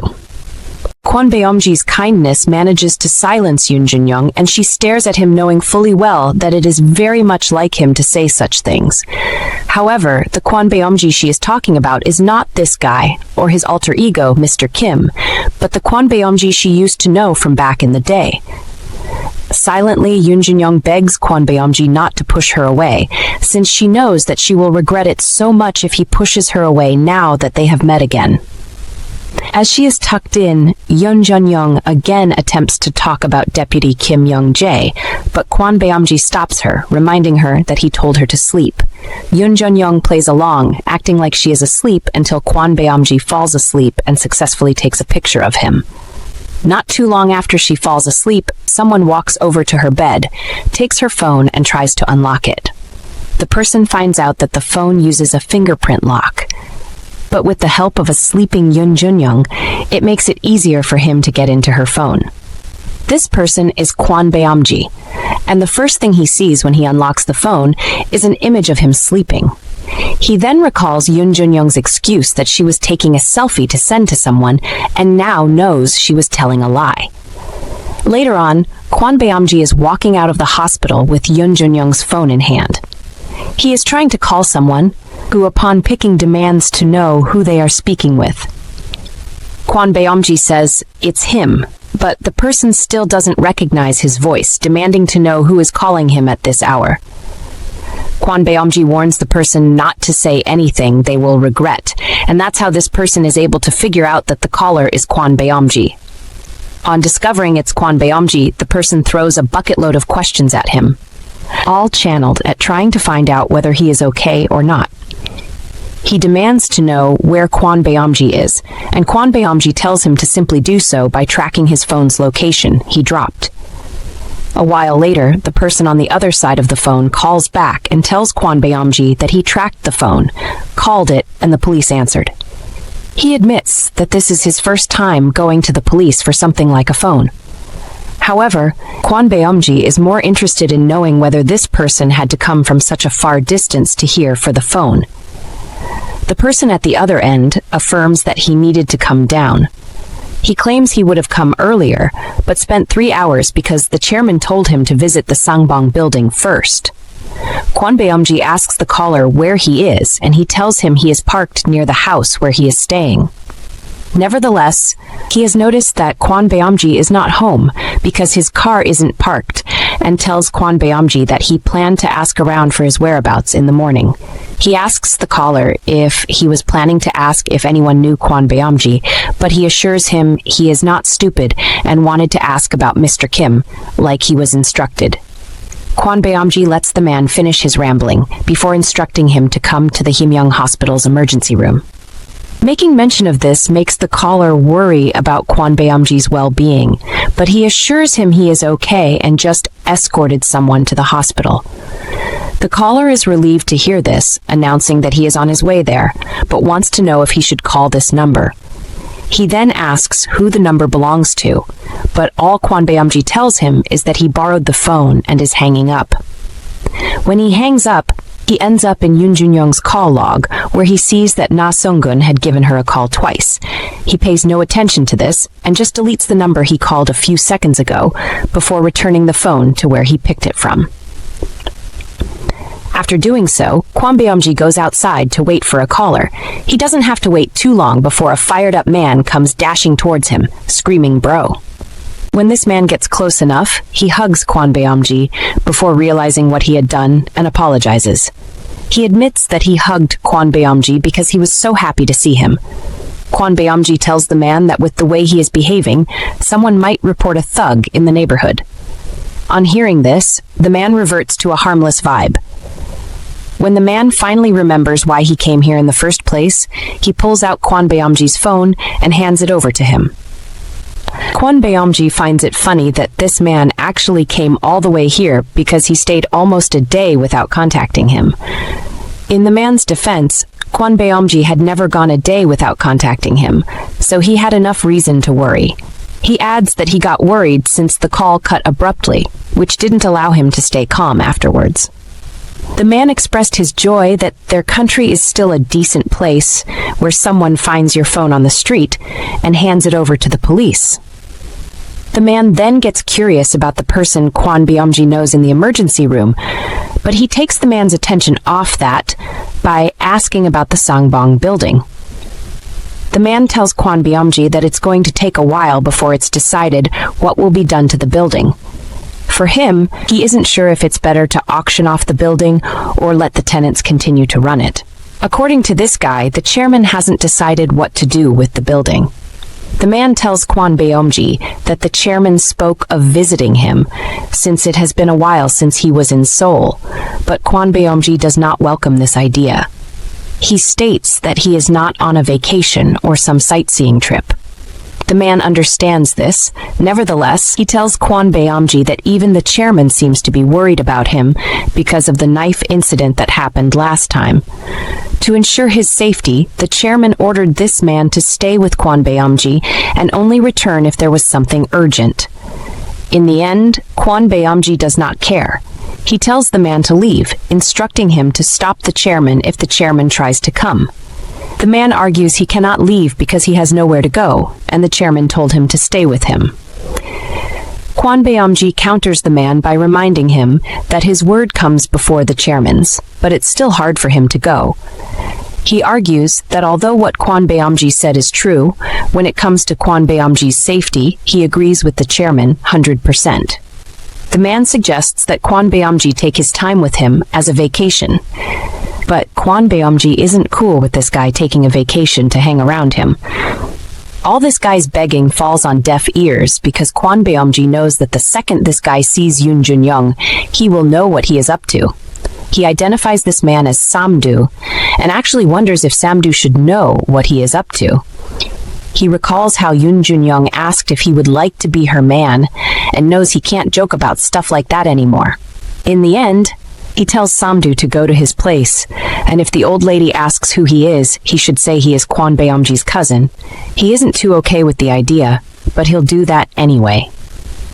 Beom-jin also comes up with an excuse to protect Junyoung by telling Samdu that she is the successor to Park Hyunjun from Hankyung. He instructs him to act like Junyoung is invisible or act like he can't talk when she is around him. He knows that his plan will not last for long, but for now, since Samdu has promised not to interfere with his work, he knows he's good. Kwon Beom-jin assures Samdu that the moment he interferes with his work, that will be his one-way ticket back to Seoul, and watches him leave. Junyoung steps outside and glances at the old woman in the corridor, asking about Mr. Kim's visitors. The old woman shrugs, mentioning they're just his cousin, stopping by on business nearby. She adds that Mr. Kim said he'll be staying for a few days, but there's no issue since there's an empty room. Yoon's curiosity piques as she asks more about the cousin, intrigued by the mention of family. She wonders aloud if it's on his mother's side or father's side, noting how she's the same age as Mr. Kim, making him almost like a younger brother. When she notices the cousin from behind, Yoon's eyes widen in surprise at the resemblance, almost jokingly noting how much he looks like Mr. Kim. Junyoung's gaze sharpens as she watches the cousin, her curiosity piqued. She doesn't waste time with pleasantries and cuts straight to the point. Do you know the kind of relationship I have with Kwon Beom-jin? The cousin, who had been standing quietly with his head down, suddenly stiffens, his posture shifting with a flash of defensive energy. His voice rises, startled and a little too loud. How do you know my brother? His surprise is written all over his face, but Yoon doesn't flinch. She holds his gaze with a calmness that suggests she's not fazed by his reaction. Instead of answering, she lets the silence stretch between them. The cousin's discomfort grows, and he shifts uncomfortably under her stare, mumbling an irritated, but still doesn't meet her eyes. She tilts her head, observing him, and then presses further. What's your name? When he doesn't answer immediately, she starts guessing, her tone casual but slightly mocking. Park, no, that's not it. Park, Sam, no. She shakes her head at her own attempt, the hint of a smirk tugging at the corners of her mouth. The cousin remains silent, a slight unease creeping across his face. Yoon, leaning in a little as though savoring the game, presses again. Why? Did Kwon Beom-jin tell you not to tell me your name? Her words come out with a teasing edge, the frustration underneath barely contained. Just then the sound of the bathroom door opens and Mr. Kim walks out, towel draped across his shoulder, his hair still dripping wet. Yoon greets him with a smile, her tone light as she says, Good morning, Mr. Kim. I've already greeted your cousin. The cousin, still flustered, awkwardly sidles closer to Mr. Kim, his arm brushing his side as he whispers something too soft to catch. Yoon, sensing the shift in the room, takes a step back, not bothering to wait for the cousin's response. I'll repay the favor from yesterday soon, as long as you have time, she says. The word's a polite offer, but one that lacks any real urgency. Mr. Kim, unfazed by her words, casually waves them off. No need, he responds, the simplicity of it making her pause for a moment. The cousin, not willing to let go, pulls on Mr. Kim's arm and pleads, Let's go together. But Yoon, already mentally moving on, continues walking without sparing another glance. As she leaves, her mind drifts back to Mr. Kim's cousin. I don't know where this cousin came from, but he's definitely easier to deal with than Kwon Beom-jin, she thinks to herself with a quiet chuckle. Despite her amusement, there's a hint of wariness lingering in her thoughts. Junyoung sets the food on the table with careful precision, her sharp gaze never leaving Kwon Beom-jin. The air between them feels charged as she watches him closely. Her voice carries a challenging edge as she comments on his strange concern for her safety, questioning his motives. She knows something isn't adding up. His sudden rush to her side when she almost gets hit by a motorcycle doesn't match the cold distance he insists on keeping between them. Beom shifts uncomfortably, his unease growing as she presses him further, poking holes in his defensiveness. His attempt to brush off the situation as a simple reaction to shock doesn't hold up, and she knows it. She calls him out, her eyes sparkling with amusement, knowing he's not being honest. The tension is palpable as Beom-jin tries to regain composure, fumbling for the right words to explain himself. When Junyoung stretches her cup out to him, he hesitates before pouring her a drink. She doesn't break eye contact, her calm demeanor a stark contrast to the mounting pressure between them. He hands her the cup, and she takes it without a word. She casually mentions a meeting with Jung Man-soo, a name that seems to catch Beom-jin's attention. The subject quickly turns to the rejected visit, and Junyoung makes a point of how she expected it to go. She doesn't elaborate on her reasons for the visit, but the confidence in her tone makes it clear she knows exactly what she's doing. Beom-jin, now more serious, shifts the conversation to the water dousing incident. Junyoung sips her drink, eyes glinting with amusement as she responds. She dismisses the idea of any meaningful compensation coming out of it, as if the situation is more about sending a message than anything else. Their exchange continues, each of them carefully watching the other, weighing every word. Junyoung presses the matter further, alluding to something more sinister beneath the surface. Beom-jin's expression changes, the doubt clear in his eyes. The playful tone shifts to one of deeper intrigue as he admits his own reservations, acknowledging that things might not be as straightforward as they seem. Junyoung's gaze sharpens as she presses him further, asking about Jung Man-soo and whether he has proof the incident wasn't just an accident. Beom-jin shifts slightly, clearly uncomfortable, but tries to mask it with a playful response. She counters with a more serious tone, referring to it as circumstantial evidence and pressing for any gossip from the workers. Beom-jin, sensing her underlying intentions, warns her not to use him as a spy. Junyoung responds coolly, expressing disappointment that he's not on her side, especially after working with him for longer than just a few weeks. The tension continues to build as Beom-jin falls silent, struggling to find a way out. Junyoung sharpens her focus, questioning whether he has another motive behind his actions, suggesting he might want to make the accident appear as a safety issue and push her out. Beom-jin's face hardens as she asks if he was the one who reported the safety issue to Kim Yong-jae. Her question hangs in the air, leaving him to squirm under the weight of it. The tension is thick, and Beom-jin remains quiet for a moment too long, trying to formulate an answer that doesn't make him look too involved. Junyoung's expression softens with a touch of disappointment, yet her eyes don't leave his. She suggests the reason for his actions might be something as simple as money.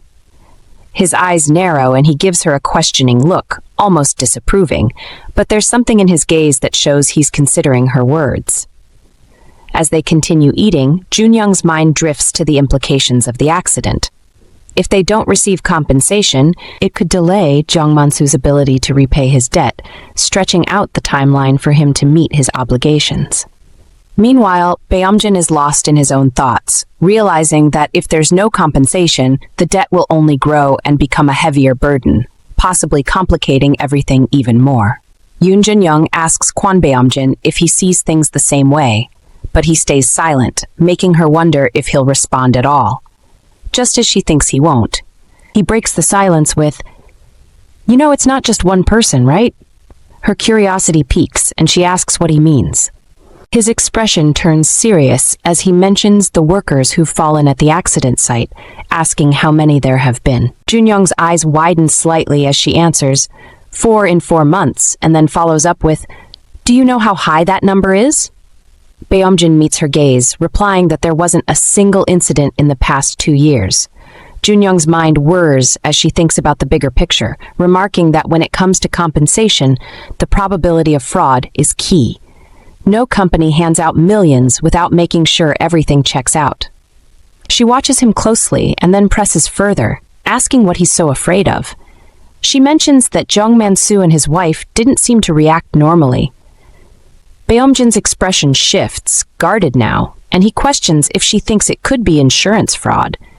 Junyoung narrows her eyes and suggests that they first need more information about the fallen workers, If they all genuinely need compensation, which seems likely, unless someone's been holding a grudge. She pauses for a moment, her eyes scanning his face as she asks why he's telling her all of this now.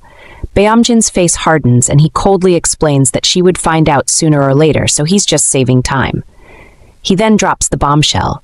The company Jong Man-soo owes is where I work, JBK Financial. The words hang in the air and Junyoung's jaw drops in shock.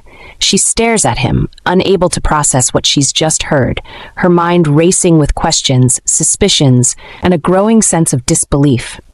The air between Junyoung and Kwon Beom-jin is thick with tension as they sit in the car, both lost in their own thoughts. They exchange a look, their eyes locking in an intense gaze, and without saying a word, their hands reach for each other. In a moment that's both fierce and gentle, they share a kiss, one that speaks volumes without uttering a single sound. The world around them fades as they hold on tight, trying to convey everything they can't say in that single moment. As they pull apart, the spell is broken, and Beom-jin starts the car, the hum of the engine filling the silence. But the tension doesn't dissipate, it lingers in the air as they drive. Junyoung speaks first, her voice layered with emotions. I'm not the same Junyoung, and you're not the same Kwon Beom-jin, she says, her gaze intense and searching. Beom-jin glances at her briefly before turning his focus back to the road, his expression unreadable. She presses on, her voice more determined now, with a hint of vulnerability. But I'm not letting you go like this. Her smile, still tinged with the warmth of their kiss, lights up her face, and her eyes spark with something deeper. Does it matter if we've changed? She continues. As long as you're still the guy who covers me with a t-shirt when I'm drenched in the rain before even saying hello, that's all that matters. Junyoung is about to say something more, but Beom-jin cuts her off, his voice low and almost a growl as he says her name. Yet she ignores him, continuing to speak as if nothing happened, her words flowing freely, like water bursting through a dam. She's determined now, talking about how she plans to investigate Kwon Beom-jin from JBK Financial further. The curiosity is clear in her eyes, and she seems to take pleasure in the mystery surrounding him, wondering if he's as bad as everyone says. She glances at him again, her gaze intense, as if she's trying to decode the secrets hidden deep inside his eyes.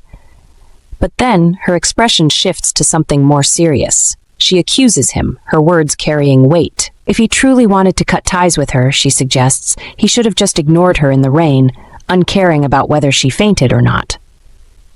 It's a bold statement, a challenge almost, and Beom-jin can't help but take it in. His eyes narrow, clearly processing what she's just said, and he seems to be weighing his response carefully. The car slows, pulling up to her gate, and Junyoung opens the door to get out, but she doesn't leave immediately. As she stands there, poised in the doorway, she turns back toward him and delivers one last jab, almost teasing. You always shower first, she points out, her voice light but with an undertone of something deeper, worried I'd use up all the hot water. It's a small, nostalgic comment, a reminder of a time when they were closer, and she can't help but smile as she remembers those little details. With a soft sigh, she closes the door and walks away, not sparing him another glance. Beom-jin watches her go, his mind racing as he stays frozen in the car, engine still running. His eyes track her every step until she disappears behind the gate, and for a moment, everything around him feels still. The air in the car remains thick with emotion, as if the tension between them hasn't quite left. He sits there, lost in thought, contemplating the words they just exchanged. And then frustration hits him. He slams his hand against the steering wheel, letting out a deep sigh as he struggles to understand the mess he's gotten himself into. Beom-jin's thoughts spiral out of control as he wonders if it would be better for him and Junyoung not to meet anymore. He considers the potential impact on her life, but the idea feels cruel. Stirring things up this much is too much. Junyoung, he thinks, the weight of his emotions pulling him in different directions. He leans back in his seat, letting out a frustrated grunt as he rubs his head, trying to make sense of everything. His mind races, but before he can figure it out, his phone rings, cutting through the silence.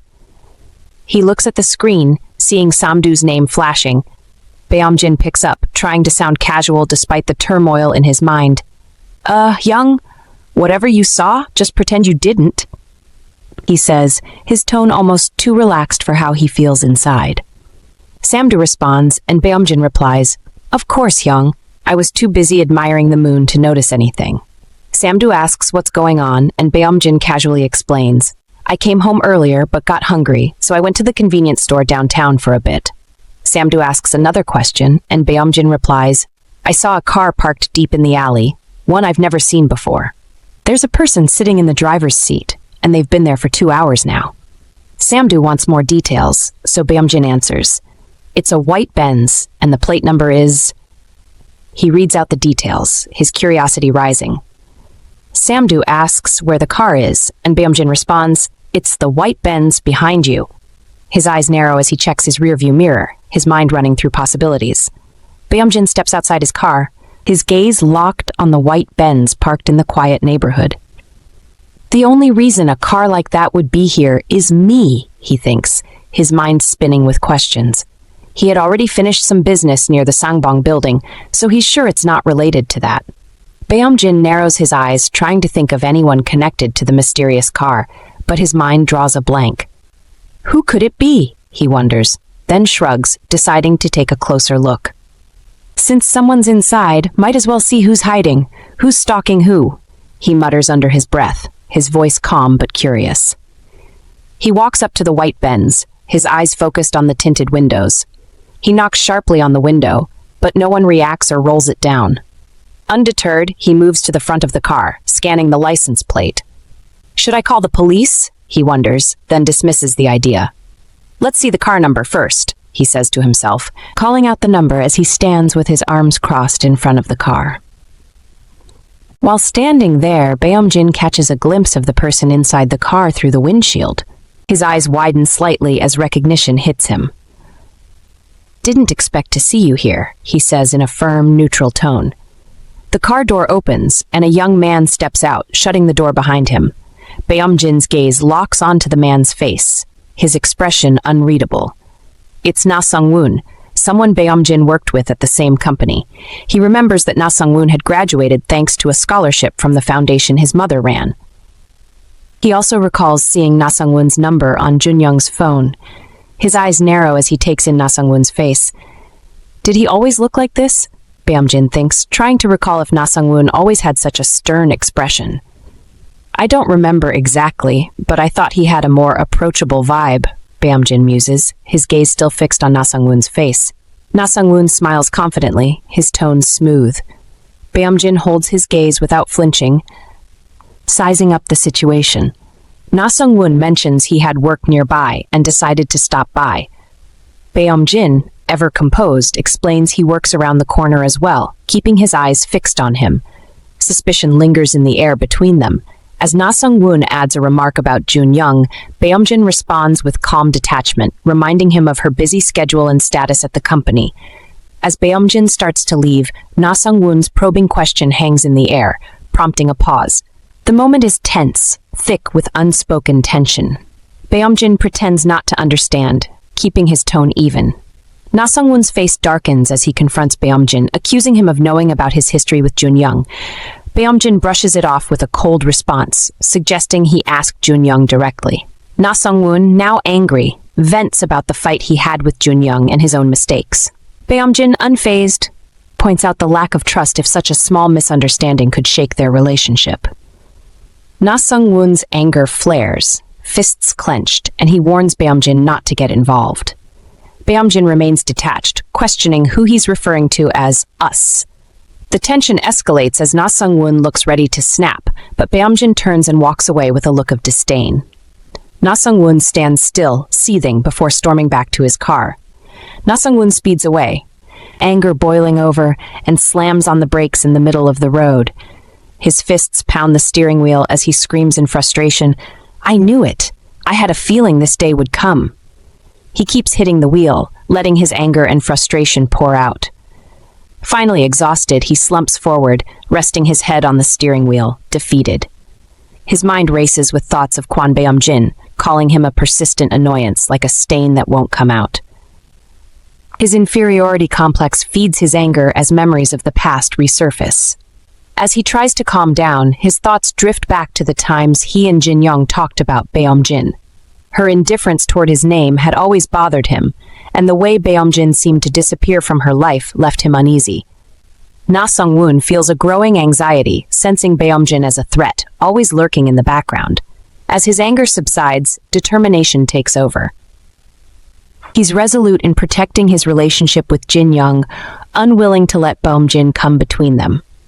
The fear that's been lingering in the back of his mind now drives him to act. Nasongun pulls over to the side of the road in front of his rental apartment. He sighs deeply, feeling the day's stress weighing on him. Slumping back in his seat, he closes his eyes and grunts in frustration. For a moment, he just sits there, his chest rising and falling with each breath.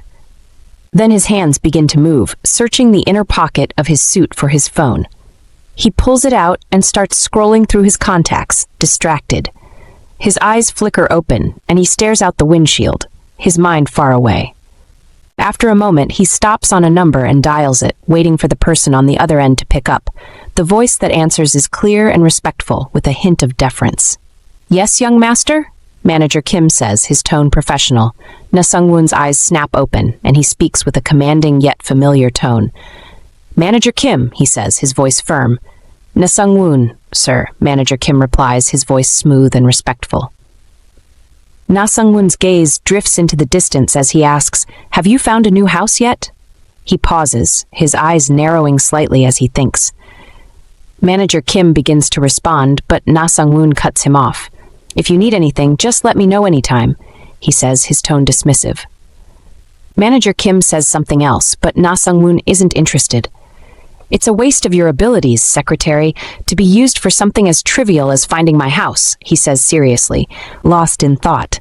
As he speaks, he glances down at his bruised hand, noticing the blood clots on his knuckles. His expression turns contemplative, and for a moment, he seems deep in thought. Manager Kim's tone is sympathetic. "I'm still lacking." "You should visit the main house. Madam is worried," he says with concern. Nasongun's expression hardens, and he falls silent, his eyes locked on something in the distance as his mind races. Finally, his voice takes on urgency.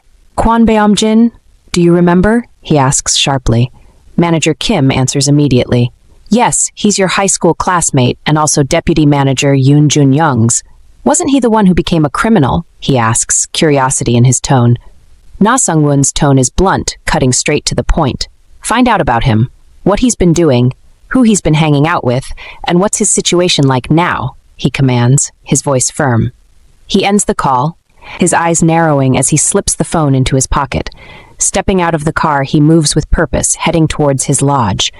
As they prepare for the day, the man and woman move in sync, their actions reflecting their closeness. The man's fingers work quickly to fasten the woman's bracelet, his eyes focused on the clasp as she speaks. "Director Hong doesn't seem very perceptive, does he?" she asks, a hint of amusement in her voice. The man responds briefly, his tone straightforward. "No," he says, his focus never leaving the bracelet. The woman's gaze shifts, her mind elsewhere as she considers her next question. "What about that person?" she asks, curiosity in her voice. The man pauses, his fingers halting as he turns his attention to her question. "Assistant manager Junyoung is on a business trip to Busousan," he replies, his tone neutral. "It wasn't planned. It's a 2-week trip, but it might get extended." The woman's attention snaps back to him, her eyes locking on his as she processes the news. "He didn't get all sensitive just because he couldn't see her face, did he?" she asks, her voice laced with doubt. The man's expression stays neutral, though his eyes glint with understanding. The woman continues, her voice thoughtful. "They were apart when she was studying abroad too," she says, her words reflecting deep consideration. The man's fingers resume their task, the bracelet clasp clicking into place with a soft metallic sound. "There's probably more to it, but we're still piecing it together," he says, his tone calm and deliberate. "At this rate, he might not even show up at the gallery. The board is starting to shift, so we need to secure our relationship with Myeongin Group before things take a turn." The woman's gaze wanders again, her thoughts elsewhere. "He will," she says confidently, a slight blush coloring her cheeks. The man's eyes narrow slightly, a hint of doubt in his expression. "Sungwon said that?" he asks, his tone laced with skepticism. The The woman nods, a soft smile curling at her lips. Yes, she replies quietly. Manager Kim must have worked his magic again without me knowing. As she speaks, she extends her wrist, the bracelet catching the light. The man's gaze drifts to it, a soft smile tugging at his lips as he admires the delicate design. The atmosphere between them is easy, their conversation flowing naturally as they continue preparing for the day. As the morning light streams into the hotel room, Nasongun lies in bed with a young woman, her head resting on his chest while she gently strokes his bandaged hand. He keeps his eyes closed, pretending to sleep, hoping she'll leave him be. Did you sleep well? She asks, her voice soft and sweet, but he can't muster much enthusiasm. She doesn't stop, instead asking, Do you want to go again? Her playful tone hints at teasing, but he doesn't feel like engaging. Still, he knows he has to be careful. Mornings aren't so bad, she suggests, her hand rubbing his chest seductively. He opens his eyes, wincing at the bright light, then quickly shuts them again, scrunching his face in discomfort. Don't you like it? She asks, teasing. I'm not fully awake, he replies, trying to brush her off, but she persists, her hands roaming. Just as things start heating up, a knock at the door interrupts. Relieved, he jumps out of bed and hurries to answer it. Junyoung stands at the door, checking her wristwatch as she holds a file in the other hand. She's here to deliver documents to Nasongun, a task she's been asked to do in person. Junyoung stands outside the hotel room, waiting to deliver the documents. It's an unusual task for a weekday, but she's determined to stay professional. She takes a deep breath and prepares herself. When Nasongun opens the door, he's shocked by the sight of her, caught off guard by his disheveled state. Junyoung hands him the file without a word, her expression neutral. The moment is interrupted by a woman's voice calling out from inside the room. Nasongun grows flustered, his face turning red as he stammers, trying to explain, but it's clear that the situation is more complicated than he expected. Junyoung watches Nasongun with a mix of confusion and irritation. She knows he's been out of the dating game for a while, and the timing of meeting someone now seems off, especially with things unresolved with Jang-sera. The situation doesn't add up. Her eyes narrow as she processes the awkwardness, sensing that this moment is more about him than her. She hands him the file again, her patience thinning. Nasongun tries to stop her as she starts to walk away, but her expression stays cool. She's not giving him an easy way out of this. Nasongun stands there, feeling the weight of the moment. His face flushes with embarrassment, and he's left struggling with his words. Junyoung doesn't show much sympathy. Junyoung is taken aback by Nasongun's words. His comment about Kwon Beom-jin leaves her momentarily speechless. She hadn't expected him to bring that up, especially in such a way. What? She asks, her voice barely a whisper, unsure how to process his accusation. Nasongun, with a pained look, quietly tells her to wait in the lobby while he cleans up, his words carrying a sense of finality. As he heads back to his room, Junyoung walks toward the lobby, her mind racing. How did Nasongun know about her meeting with Kwon Beom-jin? She wonders if he's been following her, or if there's something else going on. His sudden awareness of her actions makes her uneasy. Has he been spying on her all along? The idea sends a shiver down her spine. She can't shake the thought that he might have had a plan all along, quietly watching and waiting. Today feels different. Nasongun's meeting with Jang-sera at the hotel doesn't make sense. He doesn't seem particularly interested in her, so it's likely Secretary Kim set it up. But what could Jang-sera offer in return? Junyoung can't shake the feeling that Nasongun's true interests lie elsewhere, maybe with her. But she refuses to let her emotions take over. She's not one to be controlled, especially not by Secretary Kim. As Junyoung's mind swirls with thoughts, Nasongun's words linger in her head, growing more intense with every passing moment. She feels a hot wave of frustration rise within her, her mind racing. Without thinking, she slaps her face with her hand, trying to shake off the nagging feeling that won't go away.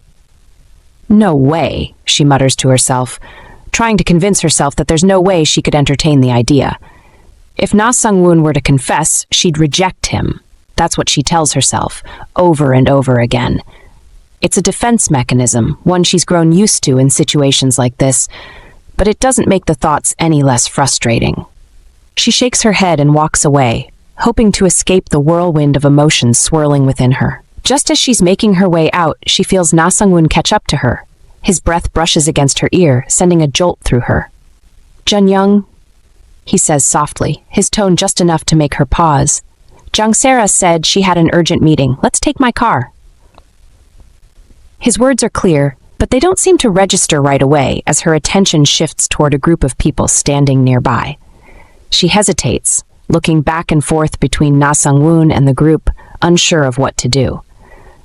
Nasongun's mother, standing near the entrance, calls out warmly, her voice carrying with an inviting tone. Come in," she says, gesturing for him to join her and the guests. "I'm having tea with some important guests." Her words seem to melt any lingering tension as she waves them both in. Junyoung looks over and the sight of the group becomes clearer. The woman who had called to Nasongun is standing with Director Kim Iksun from H Securities, Mr. Lee Han-hee, a former deputy curator at the New York JTI Gallery, and of course Director Kwon Beom-jin from JBK Financial. Junyoung's heart skips a beat as she takes in the scene, realizing the caliber of people involved. Nasongun's mother introduces him to the guests with a bright, welcoming smile. The way she speaks, the casual grace in her movements, makes the whole situation feel more official. Junyoung watches quietly, trying to piece everything together, her thoughts a little more scattered now. She stays at the periphery of the conversation, watching the interactions unfold before her. After some time, Director Kwon Beom-jin approaches, his steps deliberate, his hands clasped neatly behind his back. There's an air of confidence about him, but also something else, something that's hard to pin down.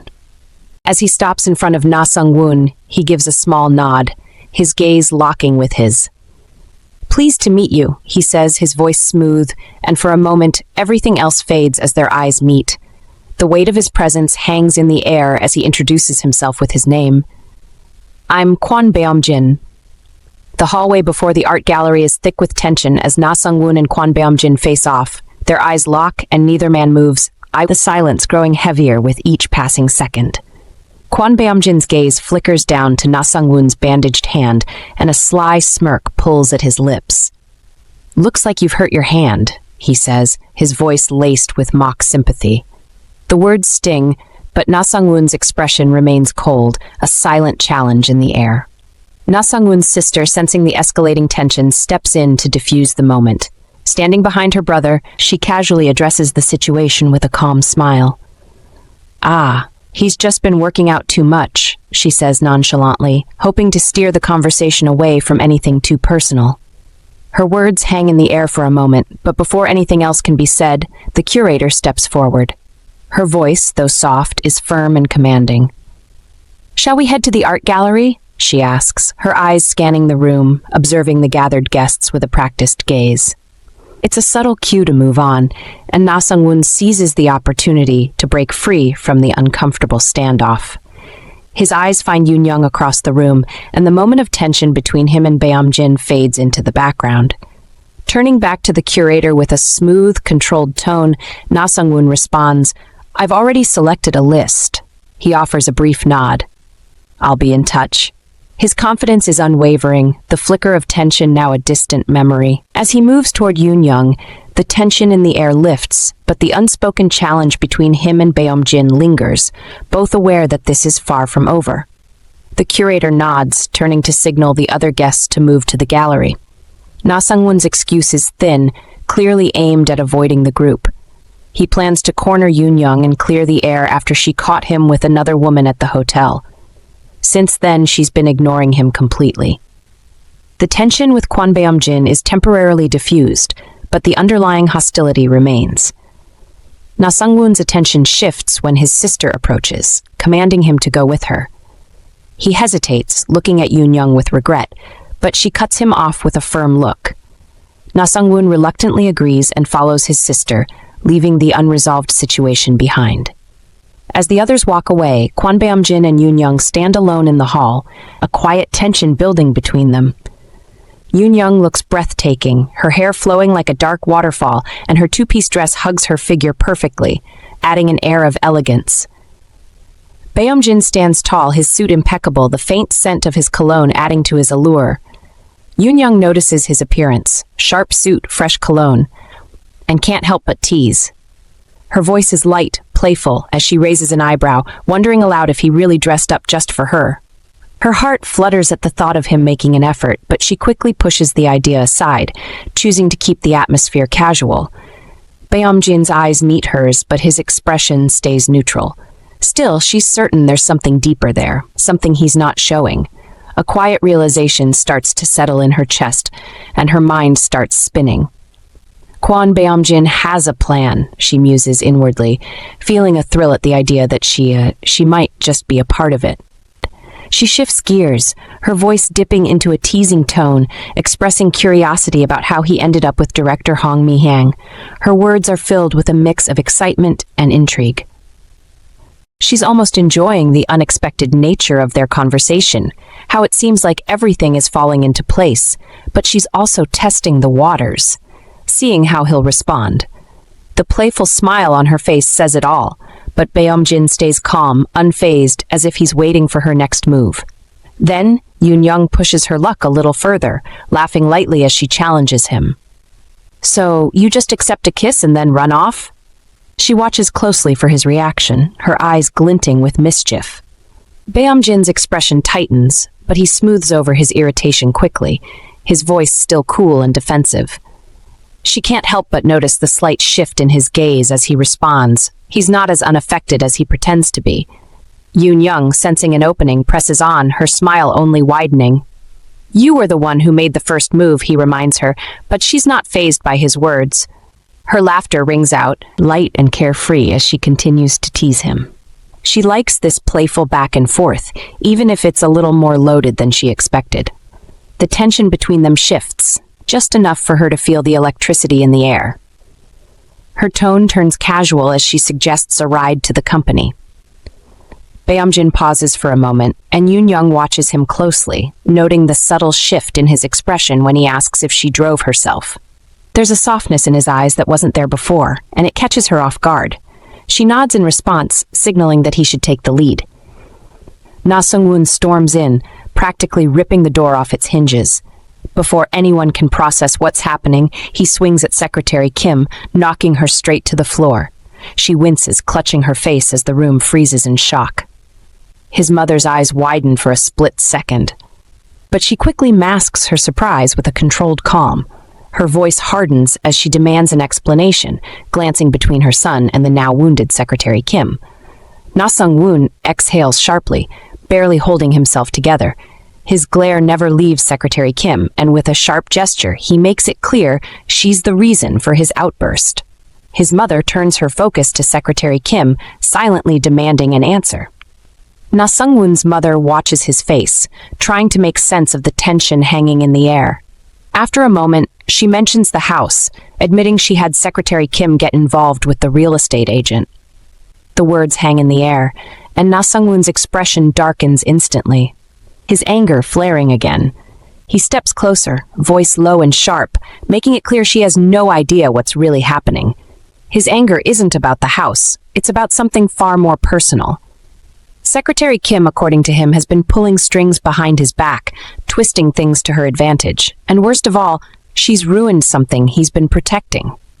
He turns to her, fingers twitching against the bandages on his hand, sarcasm dripping from every word as he throws the accusation her way.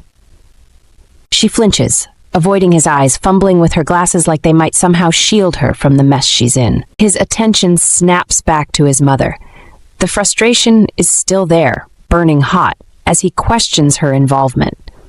She blinks, caught off guard, clearly unaware of whatever scandal he's hinting at. Nasongun's mother calmly explains that the meeting was set at an exhibition that opened yesterday, meant for buyers interested in purchasing the art. She mentions that Assistant Director Lee was staying at a nearby hotel, so she suggested meeting there for convenience. His eyes narrow, suspicion still lingering. Without missing a beat, he questions when she started associating with people like Kwon Beom-jin, his voice dripping with disdain. She looks genuinely confused, but he isn't having it. His patience snaps and he raises his voice, listing every shady possibility surrounding the man.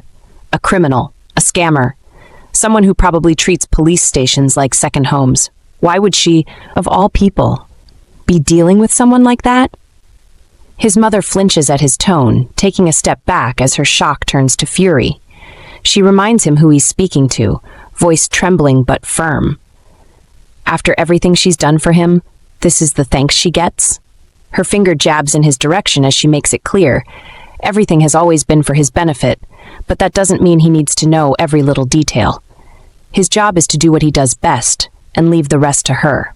With that, she turns on her heel and walks away, leaving him standing there, fists clenched, anger burning hotter than ever. Nasongun stands frozen, staring at his mother's back as she walks away. His mind races, struggling to make sense of everything. Then, just as she reaches the door, his voice cuts through the air, stopping her in her tracks. He brings up Junyoung's question from long ago, how it felt to be so protected. Back then, he had no answer. Now, he does. It feels like being blind, like being played for a fool. His mother turns, her expression unreadable, but she takes a step toward him. Secretary Kim quietly falls into step beside her. Inside the study, Secretary Kim hands his mother a glass of water and helps her into a seat. She mutters an apology, but it does nothing to ease the tension. His mother fixes her with a sharp look, demanding an explanation.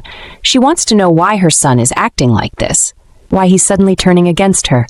Secretary Kim exhales slowly, clearly dreading what she's about to say. She admits to making a deal with the young master, one that involved digging up information on a certain man. In return, he had to spend the night with Jang Sera. But the real problem? That man wasn't just anyone. He was from JBK Financial. Na-Sung-woon's mother's eyes widen as everything starts clicking into place. A memory from the past resurfaces, one that suddenly makes perfect sense. She mutters to herself, calling it a coincidence, though she clearly doesn't believe it's just that. Secretary Kim continues, revealing that Director Kwon and Junyoung were close friends. She personally confirmed it. His mother's gaze sharpens as realization sets in. That explains her son's anger. He isn't just upset, he's terrified. The thought of losing Junyoung to Director Kwon is eating him alive. Secretary Kim lowers her eyes, admitting she may have gone too far. Given their ties to Myung-in daily, she thought it best for the young master to sort out his feelings for Deputy Director Yoon Junyoung.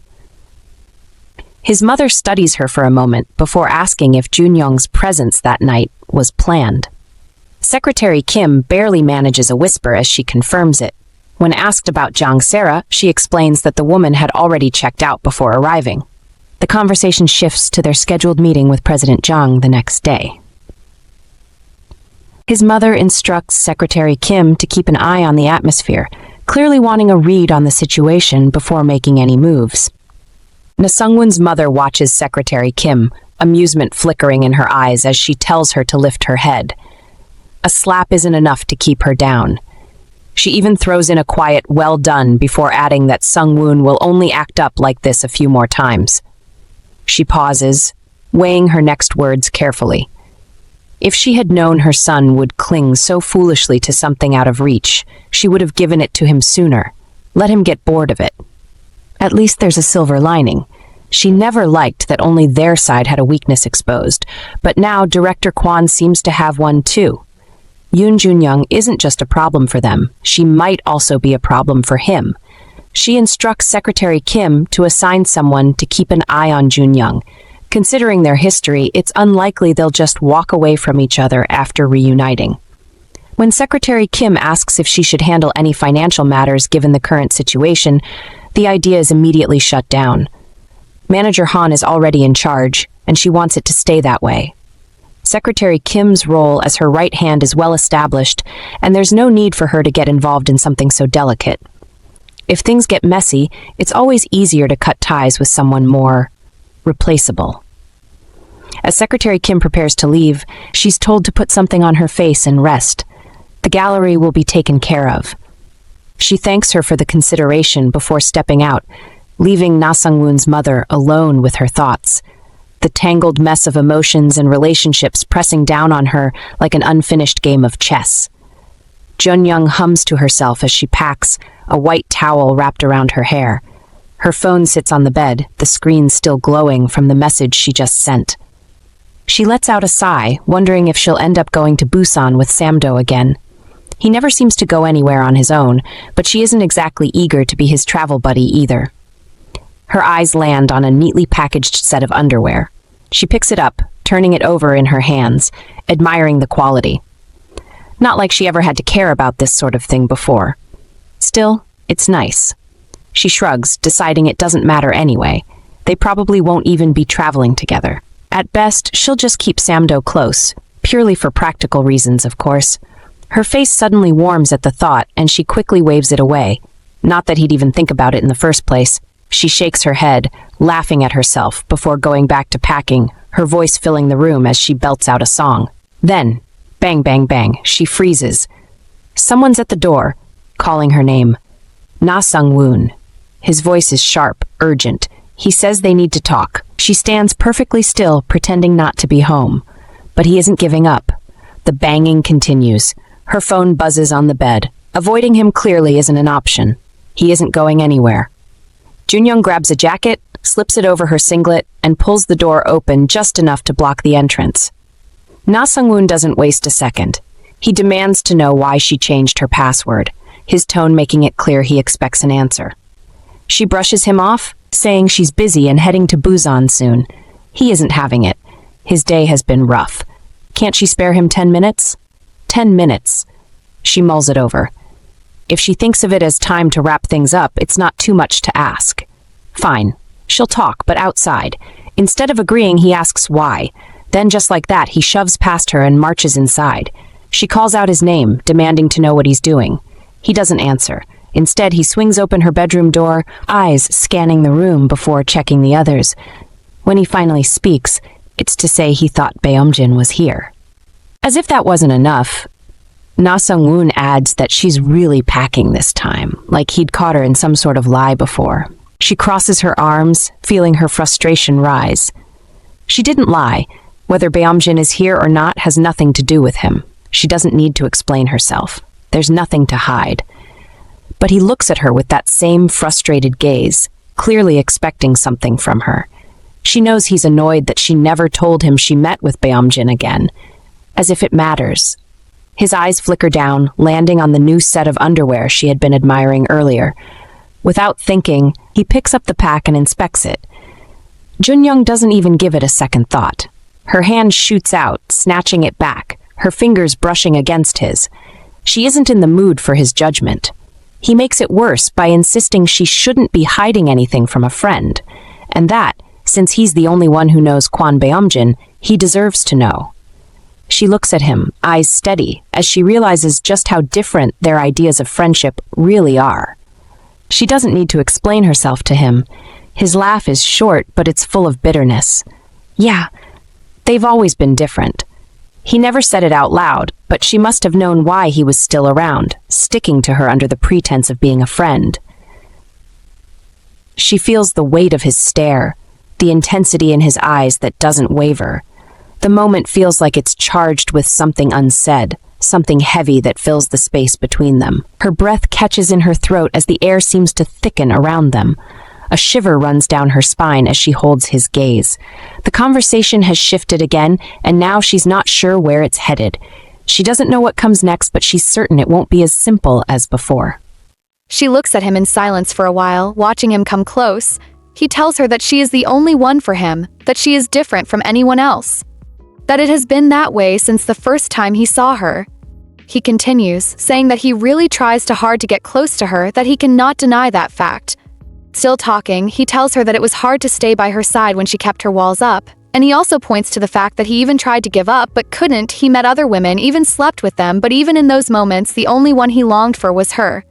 She looks at him without saying her word. Her mind is racing with a lot of thoughts. She feels there are a lot of people whose hearts would be moved by words like these. She admires it is for her, holding feelings for just one person for so long, and that one person in question is Nasongun. He is the heir to a chaebol family, yet he is diligent and sometimes even humble, the young master who has everything. He continues, telling her to come to him, that he knows that he isn't perfect, but if it is what she wants, he will try. He holds her hand as if it would help convince her. He tells her that he will climb higher so that he would be able to give her the best only. He adds that if she stays with him, he will be able to do it as long as she is by his side. Her rejection cuts him short before he lands. She apologizes, telling him that that is not what she wants. She tells him that she has never thought of him that way and never will. She tries to wiggle free from his grip, but he holds still. He asks her if it is because of Kwon Beom-jin, adding that the guy will never live a proper life, that he will drag her to the mud along with him. He tells her that she doesn't even have the faintest idea of the kind of life he is leading. She replies, telling him that if she was the only one for him, then Kwon Beom-jin is that person for her. He is shocked to hear that. She continues, telling him that she never thought she would see him again. She didn't even know if he was dead or alive. That she wondered if he had forgotten her so easily, that all they did was eat together, study, and share a few conversations. She never mentioned it, but she doesn't want to remember those childhood days. There aren't even enough good memories to count on one hand. Especially in high school, those days were really unbearable for her. She continues, telling him that there were times that if the world suddenly ended one day, she'd just think that it is over now. She felt like she wouldn't mind at all. That no matter how hard she tried, she felt like she could never escape that place. She was helpless, hopeless, but because of Kwon Beom-jin, sometimes she managed to smile back then. That even though going home and facing her reality felt like it would drive her insane, he was there so sometimes she could laugh. She continues, telling him that sometimes she felt like a flutter, sometimes she could even dream. He tells her to stop, interrupting her. She continues, as if she didn't hear what he said. She tells him that back then there was no one on her side like Kwon Beom-jin, that it is only in front of him that she could feel free. He screams at her to stop saying what she is saying. She is undeterred, continuing her narration. She tells him that it was a couple of years ago, when he went on that month-long business trip to San Diego, that he came over to her place and fell asleep. He was already quite drunk, but despite her protests, he insisted on finishing a bottle of wine from her house and eventually collapsed on the living room couch. She continues, telling him that when he gets drunk, he usually brings Kwon Beom-jin in front of her, but that night was different. He told her the story of the day Beom-jin left. Kwon Beom-jin probably died. He left in that completely wrecked car that day. She tells him that he said all that when he was drinking wine. He immediately rejected ever saying that. Our girl continues, telling him that he told him that day that Kwon Beom-jin left a message for her, asking her then if she wants to hear it. She tells him that he asked her that, and she pretended not to be interested. That when she stood next to him that day in silence for a while, he mumbled as if talking in his sleep. He told her that Kwon Beom-jin said he was sorry for leaving her alone. She tells him that is what he said that day. Songwon stands there in silence. He doesn't know what to say. She tells him that even if she had seen him rolling around in the bed with Jang Sara, she would have felt nothing but physical disgust. She adds that it is not because she doesn't like him, but she cannot forgive him. He asks her if it is because of something like that? Because he didn't pass on what Kwon Beom-jin said to her? He tries to defend his actions, saying that he was disappearing for good anyway. He wasn't someone who would ever come back over something so trivial. She tells him that to her, it was not a trivial thing, that if he had just told her back then, maybe she could have let go sooner. Maybe she wouldn't freeze every time she saw a similar name, or compulsively chase after anyone with a similar build, wearing similar clothes just to confirm their face. She continues, telling him that he doesn't know what kind of hell it is to be left in the dark. Without knowing anything, she feels he will never understand. She continues, telling him that she can't forgive him, but she will only say thank you, that because of him she was able to meet Kwon Beom-jin again with those old feelings intact. Songwon smiles, telling her that she will never be happy with that guy, that it is obvious that it will take time, that she is excited because she have met him again after so long. He tells her that she is probably even thinking about being intimate with him already. She is annoyed by that statement and wants to hit him, but he is fast enough to hold her hands before it gets to his face. He tells her not to taint herself too much, that she should just enjoy it in moderation, so that when she comes back to him, she will still be in a condition he can accept. He holds her two hands and pushes her to the wall. She struggles, telling him to leave her alone. He tells her that she can't forgive him but still thankful. He adds that the only reason she can be so arrogant in front of him is because he allows her to, telling her that she should know when to watch her mouth. She shouts at him to let her go, but he refuses, telling her to listen to him carefully. She is silent, a lot of thoughts running through her mind. She never thought Nasongun would ever use violence against her. It wasn't that she underestimated him, but she always thought he was far removed from those kinds of people.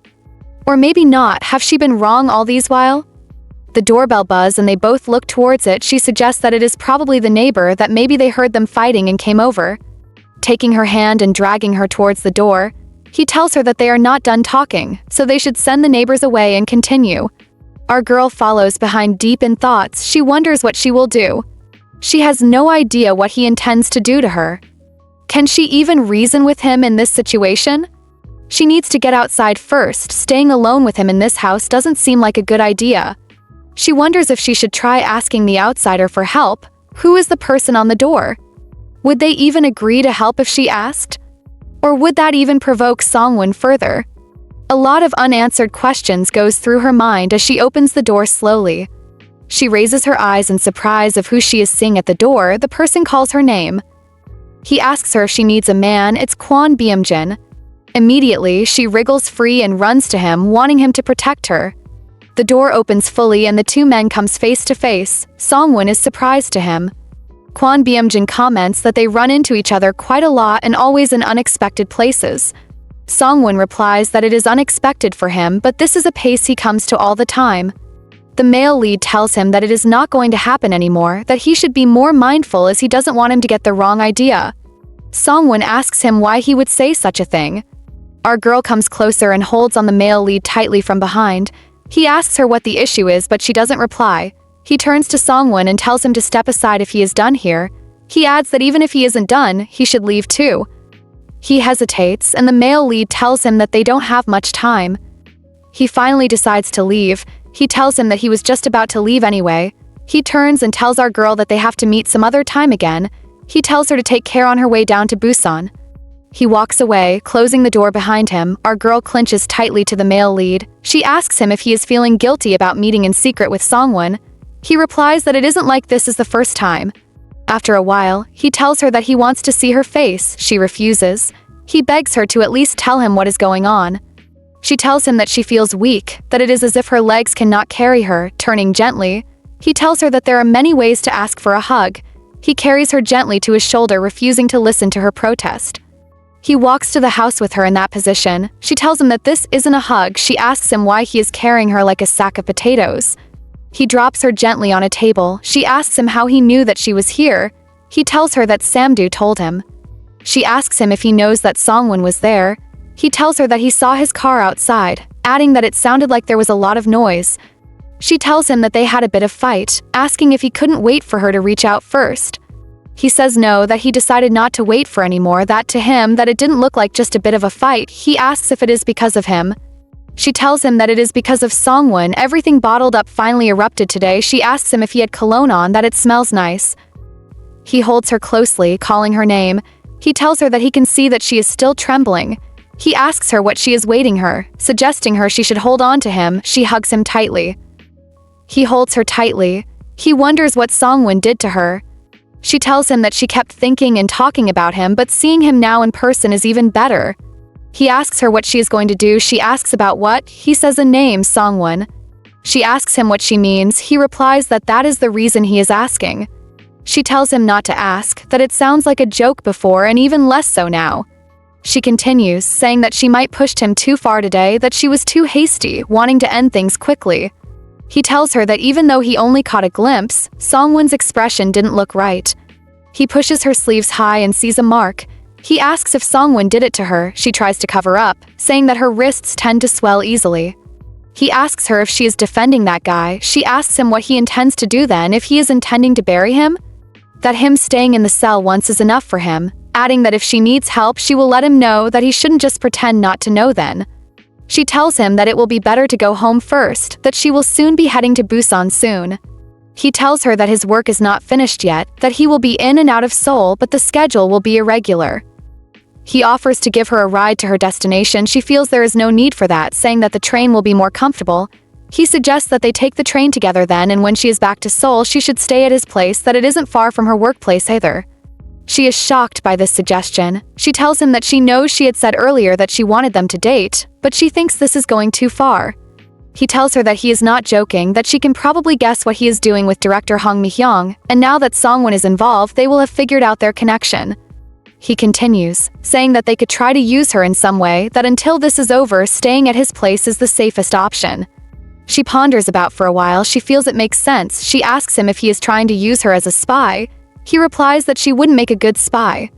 She asks him why he said so, that she is smart, proven, and she lies well too, and also she knows everything about the insides of Hank-young. She adds that she doesn't mean that she will help him though, that is a separate issue. He tells her that he won't be able to use her in that way. She thinks for a while and accepts his proposal. She tells him not to ask him to share a bed. He asks why he can't, telling her that she is pulling back now, trying to distance herself but pulling him right back in, coming closer. He tells her that he hopes she is not planning on backing out now. He holds and begins to kiss her, with her trying to resist a little. He begins to speak soothing words to her. He knows that her body temperature tends to be high, but right now it feels so hot that it could burn. Our girl is silent, she doesn't know what to do, she is not used to this kind of tension, this sensual kind of feeling. She asks him why he is acting like that all of a sudden. He feigns ignorance, she tells him that he is too close. He teases her, reminding her that she was the one who leaned in for the first kiss. She blushes before she could try to defend herself. He leans over and shuts her with a kiss. Through a while they disengage. He holds her and tells her that she is right. She is confused. He tells her that he once thought about how without asking her out and he runs into her one day, it means that he should do whatever it takes to hold on to her. He apologizes for leaving her alone that day. She looks at him, filled with emotions. In an instant, she is back in that moment, back to that moment when she woke up alone in that dark storage house. He places his hand on her face and tears flows from her eyes uncontrollably. It's a hand that brings relief. The emotions only this hand can give, how much she have longed for them. He continues, telling her that as she said earlier, instead of regretting, he will give her his all. She tells him to better do, calling him a terrible man. They begin kissing and getting intimate. Our girl can be seen lying down. Her heart is beating so hard that she feels like it might burst, but she is not uneasy. All she feels is the overwhelming desire to stay close to Kwon Beom-jin as possible. The warmth, the scent, the sense of surrender, it feels so good. They begin to get more intimate. Their intimate session continues. Later that day, the male lead can be seen in the kitchen. He just finished preparing a meal. He walks back to the room and tells our girl that the food is ready. Sprawled on the bed, she tells him that she can't get up, adding that if she could go back, she would definitely say something to the innocent 18-year-old Junyoung. He comes to the bed, touching her.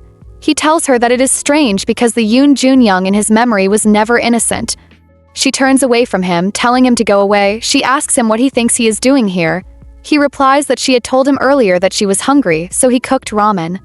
She tells him that her body isn't listening to her, that it is all thanks to someone who did what her wanted.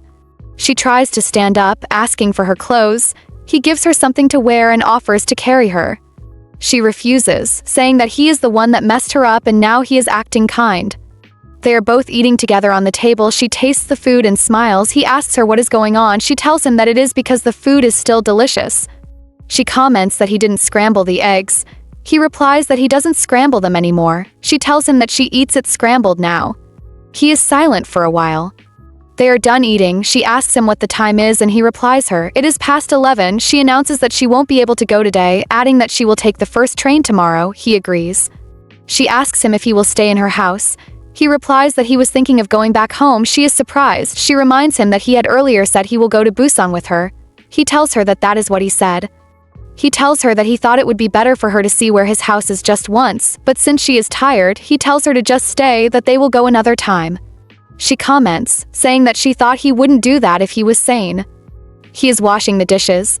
He asks her how Jong Mansu's case is going. She replies that he is almost done with the task of persuading the police.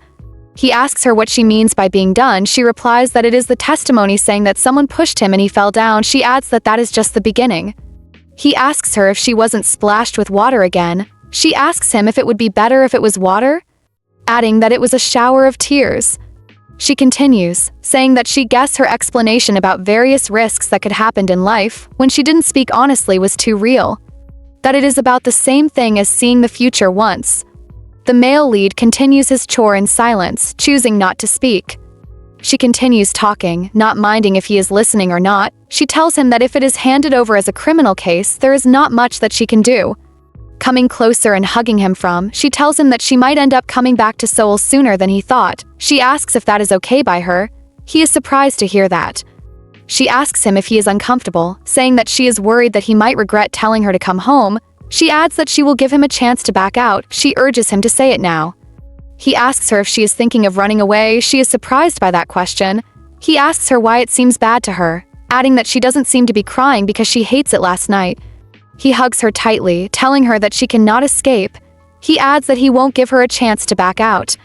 He continues, telling her that every time she hugs him like this without thinking, he feels like he is being tortured a little. She replies, telling him that the torture is something he has to endure when it's necessary. He doesn't understand. She tells him that they have plenty of time until their first train ride. He can't believe what he just heard from her. She's teasing him and he likes it. He carries her to the room and they begin another intimate session. The next day, at our girls' room workplace, team leader Choi is speaking with some colleagues. He just heard of the report that Man-soo fell because someone pushed him. He's trying to confirm the news. He is surprised to hear that confirmation. He asks who gave the news and the young men around him tell him that Hong-sik said that the police are at the office right now, investigating the incident, adding that Jong Man-soo filed a report. The team leader still can't believe it. He asks if there was an external personnel there that day. The place is silent. He feels this is not the right time to talk about compensation with the company.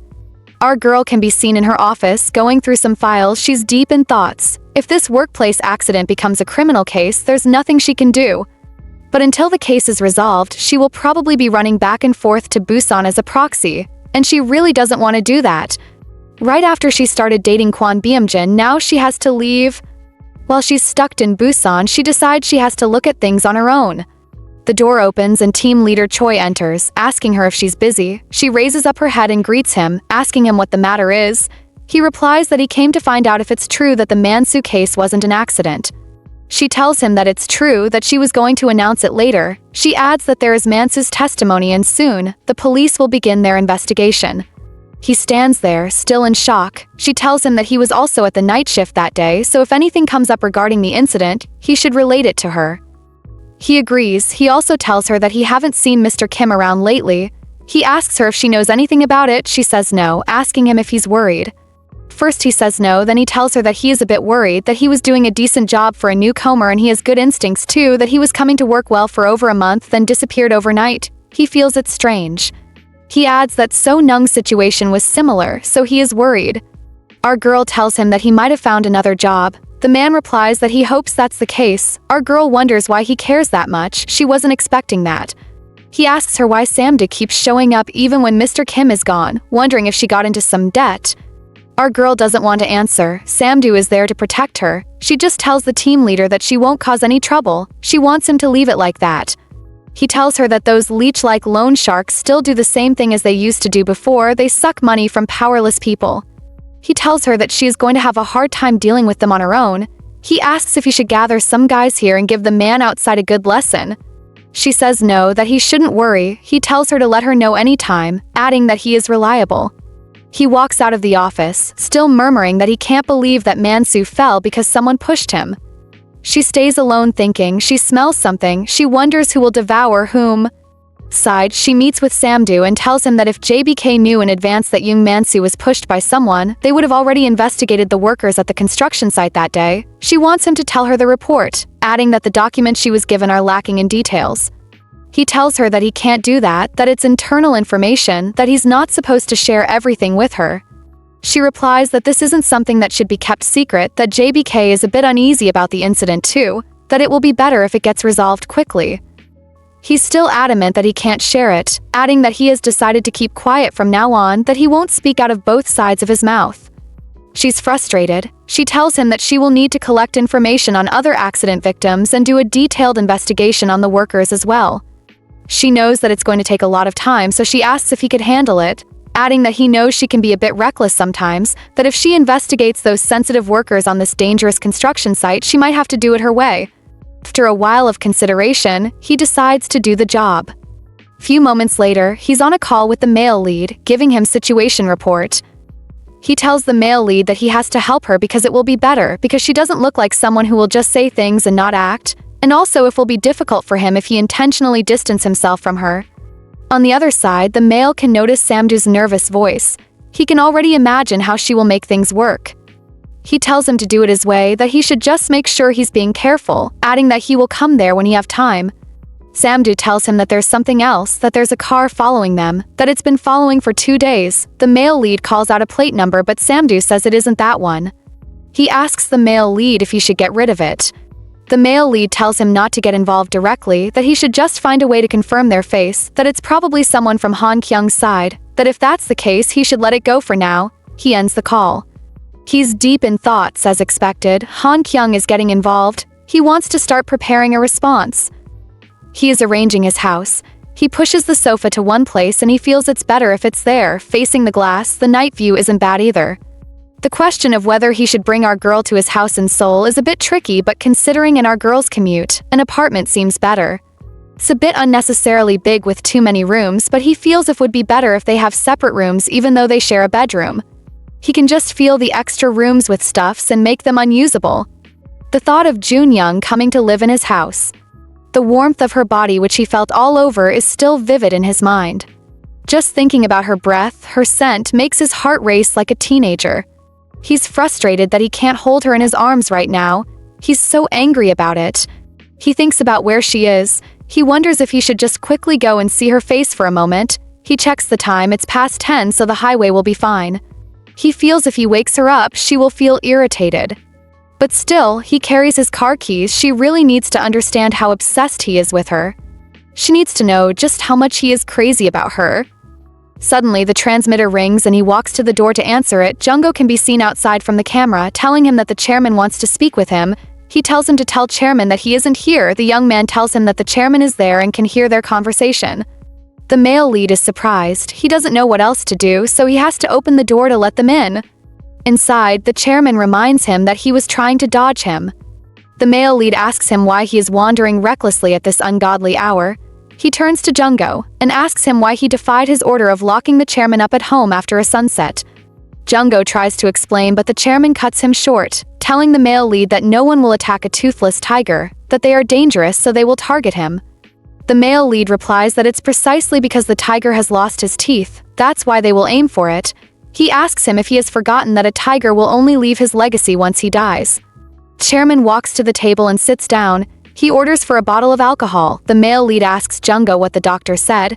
He replies that the doctor said the chairman should abstain from drinking. He tells the lad to bring a dictionary, that the chairman doesn't know what abstain means. The chairman argues that the doctor didn't say he shouldn't have 1 glass a day. Jungo decides to leave them alone for their private moment.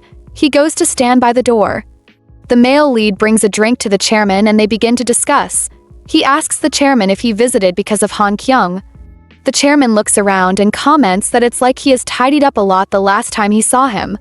Adding that 3 months ago, he had a wall full of empty bottles. The male lead replies that things change. Chairman asks him if he is preparing to live with Junyoung. The male lead looks at him surprised by that question. The chairman comments that he has got that inquisitive look on his face, adding that it's obvious. He adds that that is the name he mumbled in his sleep the first time he got drunk and passed out in front of him. The male lead is surprised to hear that. He asks when. The chairman replies that it happened in Mokpo and also when he was in coma in the hospital for 3 days.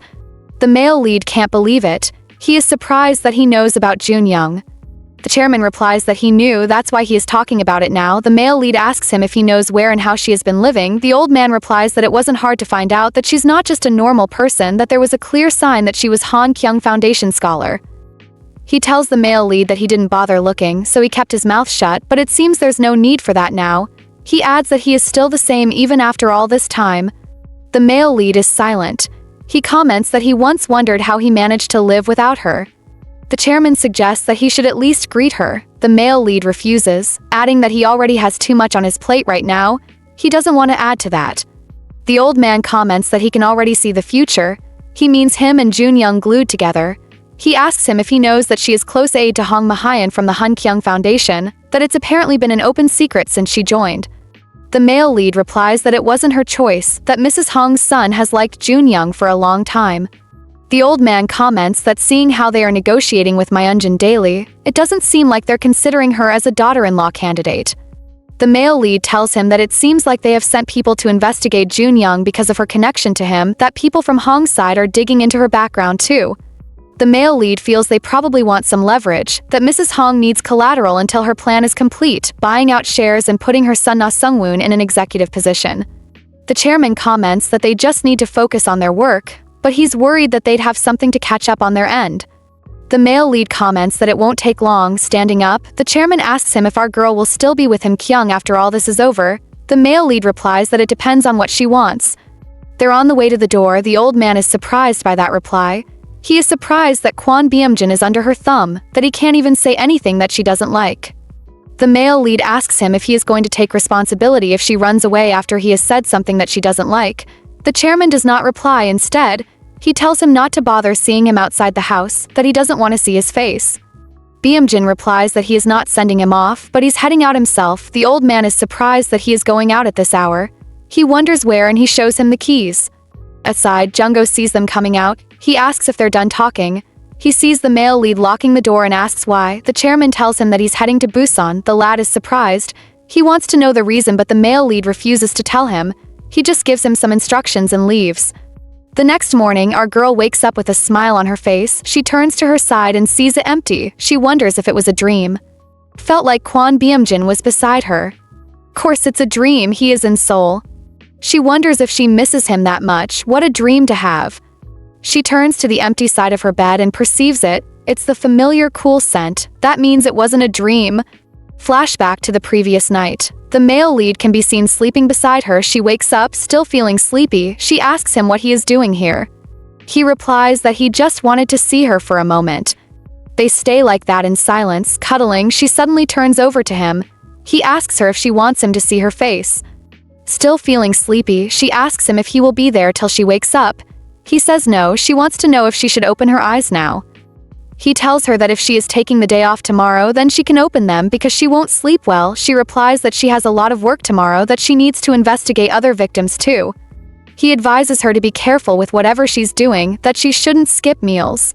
He stops talking and she urges him to continue. He tells her that she is quite a baby. She immediately replies that he's the only that get to see that side of her, so she should consider herself lucky. He agrees with her. Back to present. She picks up her phone immediately and calls his number. He picks up, asking her if he is awake. She tells him that he would have stayed at least for 24 hours since he came here, that she thought it was a dream. He laughs on the other side and tells her that he only planned to stop by and see her face, that there is a meeting he have to attend in the morning. She tells him that he barely even slept. He replies, asking if she called him because she is worried. She replies that she called because she misses him. She wants to know why he asked. Silent between them for a while. She wonders why he isn't answering. She tells him not to dare leave her and go to work. Then she changes immediately as if thinking twice. She tells him not to come back, that she needs to get ready to head out herself. He replies that he can spare 10 minutes, but she refuses, telling him not to. She tells him to drive safely. She hangs up the call. Keeping the phone back on the bed, she lies back down, frustrated, screaming. What is wrong with him? What is wrong with her? The door opens and Samda enters, asking her what the issue is, wondering if something happened. She replies that nothing happened. He is relieved. He reminds her that she had earlier said that she will meet other accident victims today, adding that he will prepare the car after he clocks in. She is left alone in the room, still thinking she can't take it anymore. She needs to be with Kwon Beom-jin as soon as possible. She wants to hug him all day long and smother him with kisses. She decides to finish her work as fast as she can and head back to Seoul.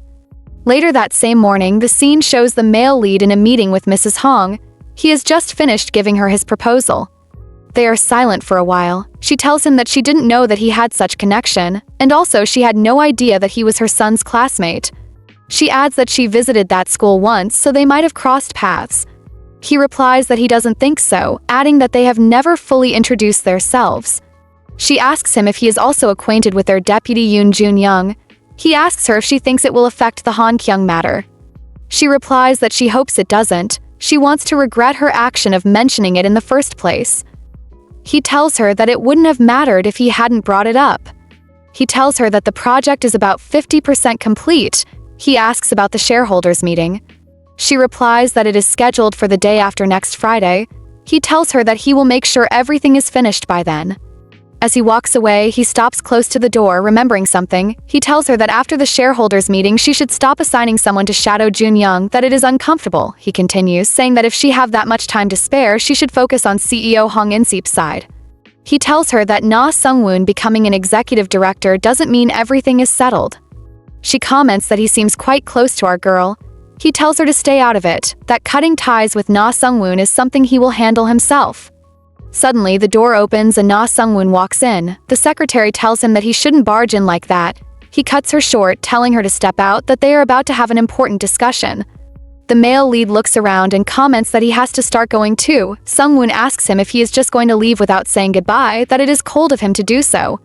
He walks past him to the chair and tells him to sit down, that he is already involved in their work, so it won't hurt to listen. His mother walks to him, telling him that she had already told him that the male lead is a buyer who came to view the paintings. He tells her that he has rescheduled a meeting with Sarah, that she doesn't like complicated formalities. The article will be published next week in the economic section of Myeonjin Daily. His mother calls him, but he ignores her, continuing what he is saying. He continues, telling them that there is a golf meeting in Gyeongju with the Dami Club the day after tomorrow, adding that he will attend, that it is a good chance to make connections with the executives. His mother asks him how he came up with that, adding that it is very smart of him. He apologizes for worrying her, saying that everyone is working hard because of him, so he cannot afford to act foolishly. He adds that he realized her can forget who he is or what he can do. He tells her that he wants to do something meaningful too. He asks her if she is about to acquire shares through JBK Financial, adding that even if it is for his sake, she had earlier said that she didn't need to know everything, but he feels they have passed that point. His mother tries to chip in something, but he is still determined to finish. He tells her that he is not working with Myeonjin Daily just to get an executive title, that her dream is now his dream. He holds her hand and begs her not to hide things from him again, whatever they are. He wants to support her now, that he is no longer an ignorant little boy. The male lead can hear everything. He wonders if it is that easy. Later in the garage, Beom-jin is walking to his car. Someone calls him from behind. It's Sungwoon. He turns and tells him that a farewell at the office was enough. Sungwoon comes closer, telling him that he has something to say. Standing in front of him, he asks him how much money he is getting for the job, adding that it wouldn't be a small amount. He continues, asking whether he is just laundering things for rich families. He adds that getting an executive title for this kind of work is a little cheap. The male lead replies that he didn't expect anyone to spend that kind of money for such a cheap title, that he should think of it as filial duty. Sungwoon tells him that he won't get to talk like that again, that he will make sure he becomes someone he will never be able to match. The male lead replies that he already is, that even if he becomes reborn, he will never be someone like Na Sungwoon. He continues, saying that Myeonjin Daily isn't an easy opponent, that if that is his reason for making that choice, then he will surely regret it. Sungwoon tells him that he will handle Jang Sara, that it is not his concern. The male lead tells him that the one he really needs to deal with is CEO Jang Yudi, that marrying Jang Sara means letting CEO Jang control him. Sungwoon tries to hit him, but the male lead is fast enough to repeal it. He warns him not to ever touch our girl again, telling him that that is his last warning. The male lead enters his car and drives off, leaving Sungwoon there, speechless. On the road, the male lead is deep in thoughts. He feels things just got complicated. If Na Sungwoon has fully decided to involve himself in this, he will need to reevaluate a few possibilities. Unlike Hong Mi-hyung, Na Sungwoon, who has personal feelings about him, could become a wild card. Just a few hours ago, our girl was in his arms. He pulls over beside the road and dials her number. He's met with a pre-recorded message, telling him that the number isn't reachable. He immediately dials Samdu's number and the man picks up. He asks him where he is and replies that he is at a construction site. He asks about our girl and the other man replies that she is not with him, that she sent him to gather information on the other accident victims and then meet her at the office. The male lead asks if she is in the office. Samdu tells him that she went to visit a Samjin construction victim, that he's the only victim who has been paid compensation, that his name is Kim Chong-kyu. The male lead asks him if he has found anything. He replies that there's one suspicious person. He goes ahead to narrate everything to him. The male lead isn't happy with him that he left Junyoung all by herself when he knows that someone has been tailing her. Samdu replies that he didn't think much about it since it is broad daylight, and also our girl has always been saying that she wants to wrap things up quickly and head back to Seoul. The male lead tells him to check immediately and find her, that she's not answering her phone. He ends the call and tries again. Still the number is not reachable. He's getting worried. The scene shifts to the home of the fall victim Kim Chung-kyu at Busousan. Our girl can be seen asking his parents some questions. After a while, she tells them that there will be a police investigation regarding the compensation payout. She adds that she hopes they won't get caught up in a bigger lawsuit for their daughter's sake. The man there tells her to leave immediately. Junyoung is outside the road. She is thinking about the responses she just received. There's a van just ahead of her and two men are just standing there, watching. Our girl feels Kim Chung-kyu knew that someone was targeting him, but he chose to turn a blind eye because of the compensation. And she feels the prime suspect is likely the person who has record of working at every accident site, Cheo Youngbok. From the investigation so far, all the victims were deeply in debt with families to support, especially daughters. Choi Youngbok also had debt in the past but has since paid them off. He has a wife and a daughter but now lives alone after a divorce, and Gwa daughter passed away long ago. Then why did Choi Youngbok push those workers? Well, she feels no one truly knows what is in a person's heart. From the report, he was said to get along well with the workers on site. She wonders if he could have seen his younger self in those workers. Was he trying to use the accident insurance payout to free them from debts? But that's too bizarre of an idea. Jang Man-soo, who fell from the 4th floor, is even lucky to be alive. She decides that it's time to head back to the office. She checks her phone and sees a lot of missed calls. She wonders why. It's from Samdo and Beom-jin. She wonders why Samdo seems more desperate. He gave her 13 missed calls. She just hopes that he isn't on his way here. Her phone rings again and she picks up. It's the male lead. He asks her where she is. She ignores the question and asks him where he is. She feels he's on the highway coming to Busan. He asks her if she doesn't want to see him, but she replies that it's not like that it's weird for someone to come to Busan twice in one day. He tells her to be grateful that he's even in the country. She's tired of his behavior. She tells him that there's nothing going on, so he shouldn't waste his energy to come here. She tells him that she muted her phone because she has been meeting people all day. He tries to defend his coming, saying that he doesn't have any plans after this. She reminds him that he haven't slept, asking him when he will go back after traveling all that way to see her. He tells her not to bother nagging him, that if she hates it, she should tell him to go back to Seoul immediately, that that's the best way she can guarantee to get some sleep. She tells him that she doesn't hate it. Moving on, he tells her not to do anything dangerous. He hangs up. She's surprised to hear that. She wonders what are the dangerous things he is talking about. Scene shows her office. She's doing some work on the system. Samda asks her if she will be okay on her own. She says yes, that she will just finish up and head out soon. He agrees and steps out of the room. She is thrown into thoughts. While it is true that Choi Youngbok is the prime suspect, she feels the fact that he was on the same site on the day the accident occurred isn't enough evidence to pin him down. Without proof, she wonders what else she can do. The only remedy will be if Choi Youngbok confesses by himself.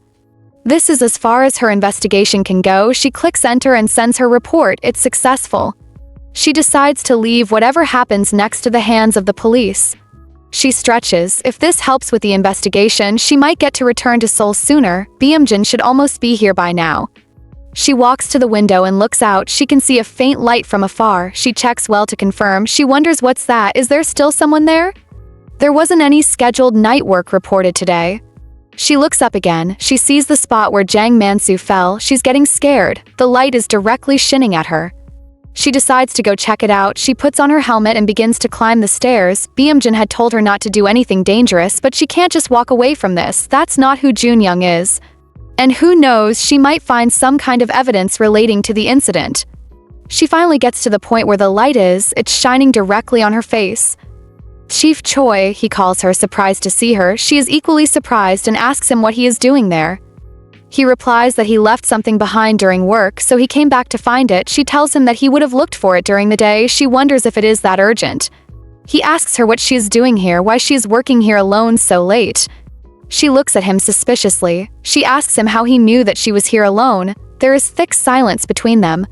Finding his voice, he comments that she seems quite curious about him, that he heard she investigated his records from the other sites. She is shocked to hear that. How did he find that out? Whose loose tongue spilled that? Suddenly, her phone begins to ring. She asks him why he did it. He doesn't understand, she continues, mentioning Jang Man-soo and Kim Chung-yu as well, and possibly others. He is on the defensive now. He tells her that he doesn't know what she is talking about. She continues, saying that if it had been resentment, it would have been easier to comprehend, or if it had been about a common issue like money, but it is not any of them. She adds that he seemed genuinely close to those people. She asks him how he feels about it. Jang Man-soo didn't go as planned. The old man looks at her speechless. She feels he is clearly the culprit, that he lured her there knowing that she suspected him. But regardless of his reasons for luring her here, if she can turn this situation to her advantage, she puts her phone in her pocket. She is actually on call with the male lead and he can hear their conversation. Down there, the male lead just arrived the site and he is listening clearly as she speaks. Our girl is telling Chief Choi that if that incident hadn't happened, Jong Man-soo would have cleared his debts within a few years, and after that, he and his family would have supported each other and lived happily. Samdu rushes to him, telling him that the office lights are on, but our girl isn't in her office. He asks if they should check near the packing lots. The male lead tells him to wait a minute, then suddenly, he guesses where she is, the upper part of the construction site. He and Samdu immediately rushes there. She continues, telling him that she can guarantee when he will fully recover, but one thing is certain. He will never work like he used to. His entire family now bears a heavier burden. His wife and his daughter too, she doesn't know how long they will endure. Chief Choi still looks at her without saying anything. She asks him if that is what he wanted, adding that seeing a family struggling together to overcome a crisis bothered him because he couldn't do the same. She continues, telling him that he lost his only daughter and were abandoned by his wife and must have compared them to himself. This words makes him angry and he holds her, telling her to shut up. He tells her that it is not because of something so petty, adding that it is easy to talk when she knows nothing.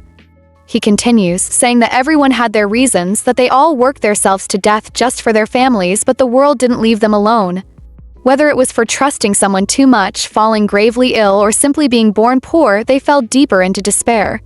He tells her that there is no way to climb out of that pit, though normal means no one helps people like them. He asks her if it is wrong to want to help people out of that pit. Our girl's mind races. She wonders if she should probe him harder. She tells him not to talk nonsense, that he isn't helping anyone here. She tells him that Jong Man-soo had gambling debts. He brought that pit upon himself. She asks him how he could guarantee that the people he pushed will only get injured just enough to claim compensation and not die. She adds that they could all have died because of him. He tells her that in reality they was one who succeeded. Kim Chong-yu, for instance, received salvation no one else could have given him. He feels it should be attributed to him.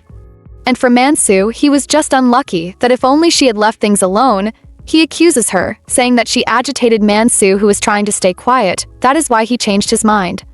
He pushes her to the railing. She tries to speak, but he cuts her short, telling her that it is because of her, that if she hadn't been here, this investigation wouldn't have even started. They are at the edge and he tells her that if he silences her, then maybe Man-soo will change his mind. He feels in the end it is all for their sake.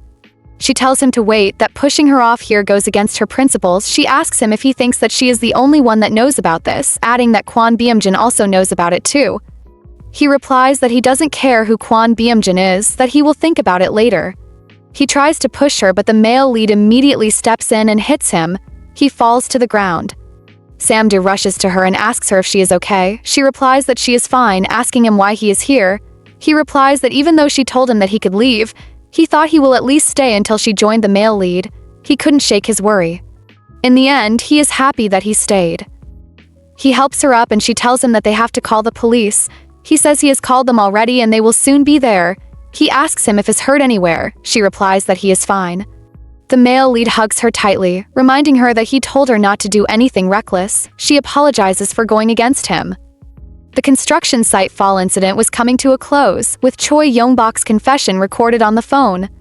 Junyoung can be seen in the police station. The inspector tells her that it is enough for today, that there might be further investigations, so he advises her not to leave town now. He tells her not to something like that next time, that she should just report it to the police right away. He adds that she tried to get a confession out of him, but no one knows what could have happened if her boyfriend hadn't arrived there in time. She replies that she wasn't trying to make him confess, that she just accidentally pressed the record button during the call.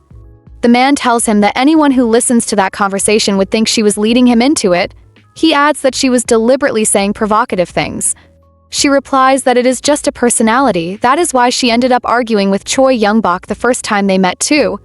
Outside, Samju is about to leave. The male lead thanks him and tells him that he did well, that he should go home first and rest. The male lead is alone with her. She comments that it feels like she has some strange connection to police stations, that she thinks she had been here way too often.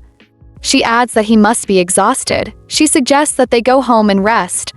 He isn't replying her. They get to the car and he tells her to get in. She feels he is definitely mad. He drives in silence on the road. They finally get to a building. She is surprised that it is a hotel, not her grandma's house. She thought he was angry, but is he not tired? Well, Grandma's house isn't soundproof, she is a little tired too, but it is not unbearable. They get to their room, he is sitting there, still silent, she guessed she misread the mood. Finally, he speaks, calling her name. He tells her that she should have waited for him when she knew that he was close, but she went up on her own.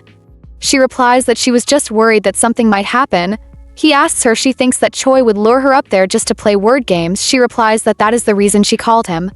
He is still not happy with her explanation. She finally admits that he was reckless, that she didn't have to got that far, it was a bit much. He is surprised to hear her say that it was a bit much. He adds that just like the detective said, if he had been a little late, no one knows what would have happened to her.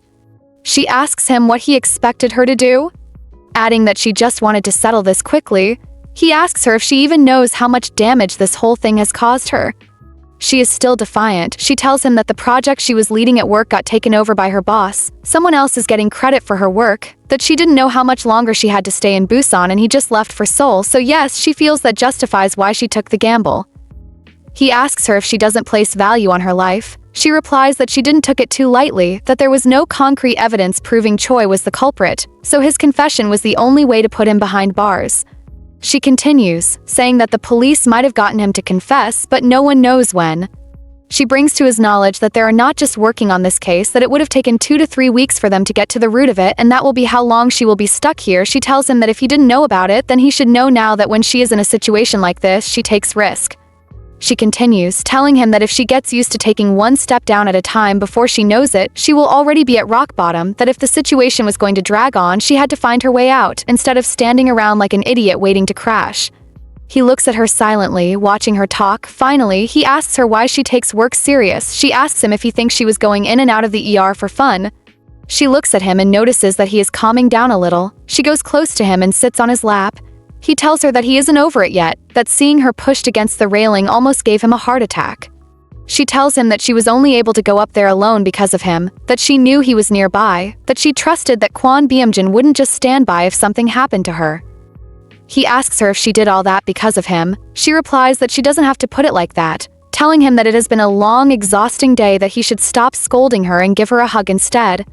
She notices that he is exhausted too. She asks if she wants him to help him shower. She begins to do that and they plunge into an intimate session. The next day, Sungwoon can be seen having lunch with Jera. She tells him that that is the reason she doesn't like standing out too much, that it feels like showing off, that there are already so many jealous people around her. She asks him if ever happened to him in school, that she doesn't like making a fool of herself and not being able to focus on what she is saying. He apologizes, telling her that he had been having headaches since morning. He asks if she isn't cold, that the air conditioning here is a bit strong. Honestly, she is not cold at all. She decided not to say anything. She is not really the type to be careful with her words, but the man in front of her right now caught her attention. In fact, it is not hard to find a man like Nasongun. She is talking about a man who has a decent amount of money and comes from a respectable family, someone in the marriageable age. But there was something about him that didn't feel like someone from this world. There was a subtle, down-to-earth simplicity and sincerity about him, and yet, he had a refined manner.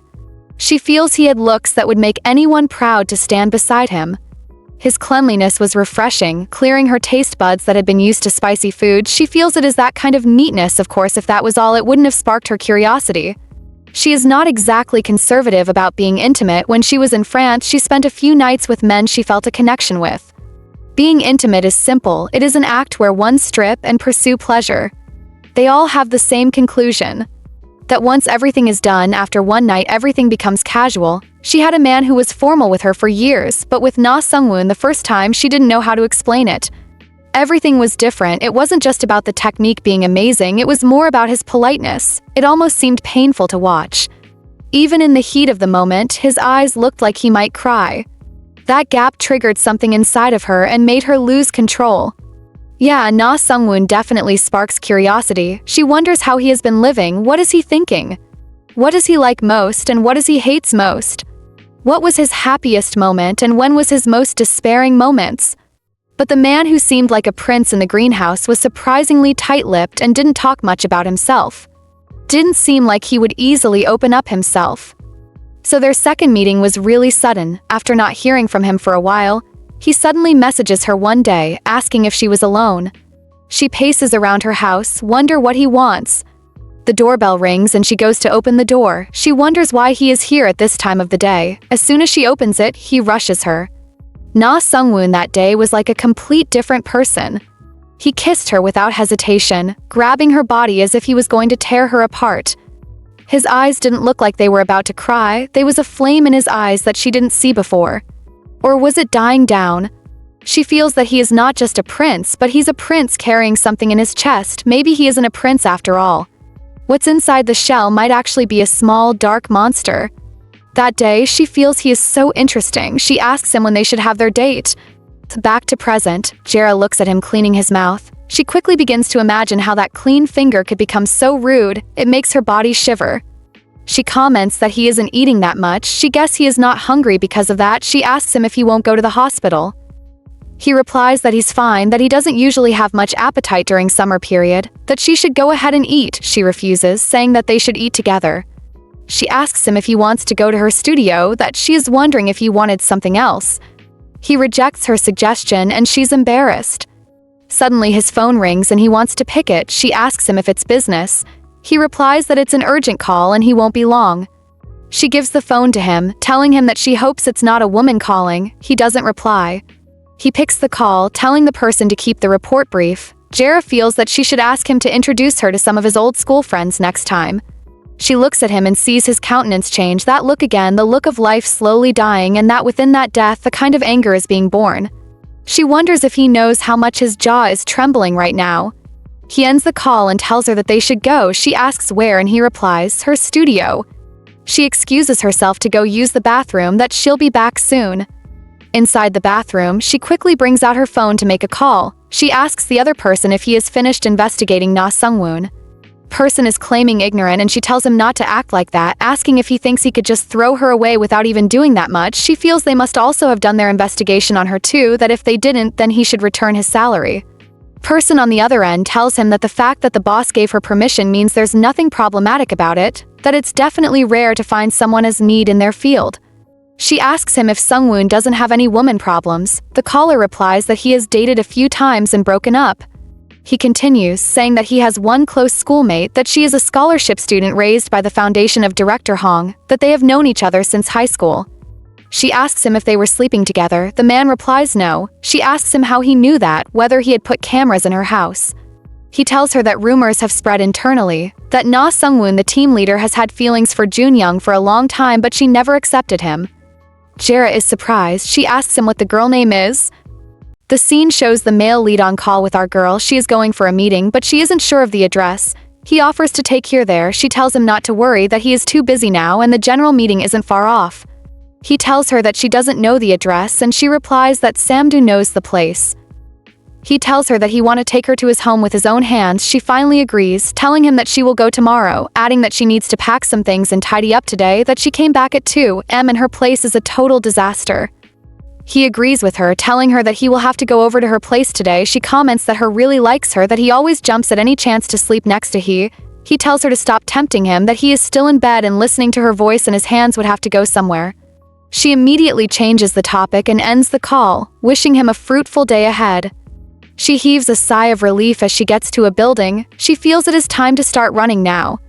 Our girl is in the supervisor's office, giving report. The man asks her if she has wrapped up the Busousan site case. She says yes, that it seems they can now withdraw the compensation budget requested by Assistant Manager Park Hyungjin.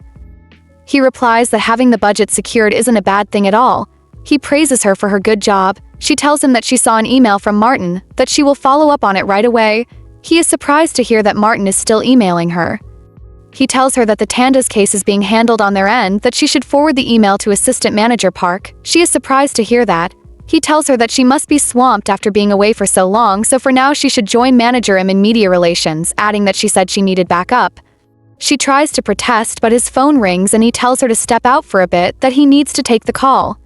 Our girl isn't happy. This is happening again. She can't say she didn't expect it, but this is too blatant. Judging by the atmosphere, rumors are already spreading that Na Sungwoo will take a director position in this shareholders meeting.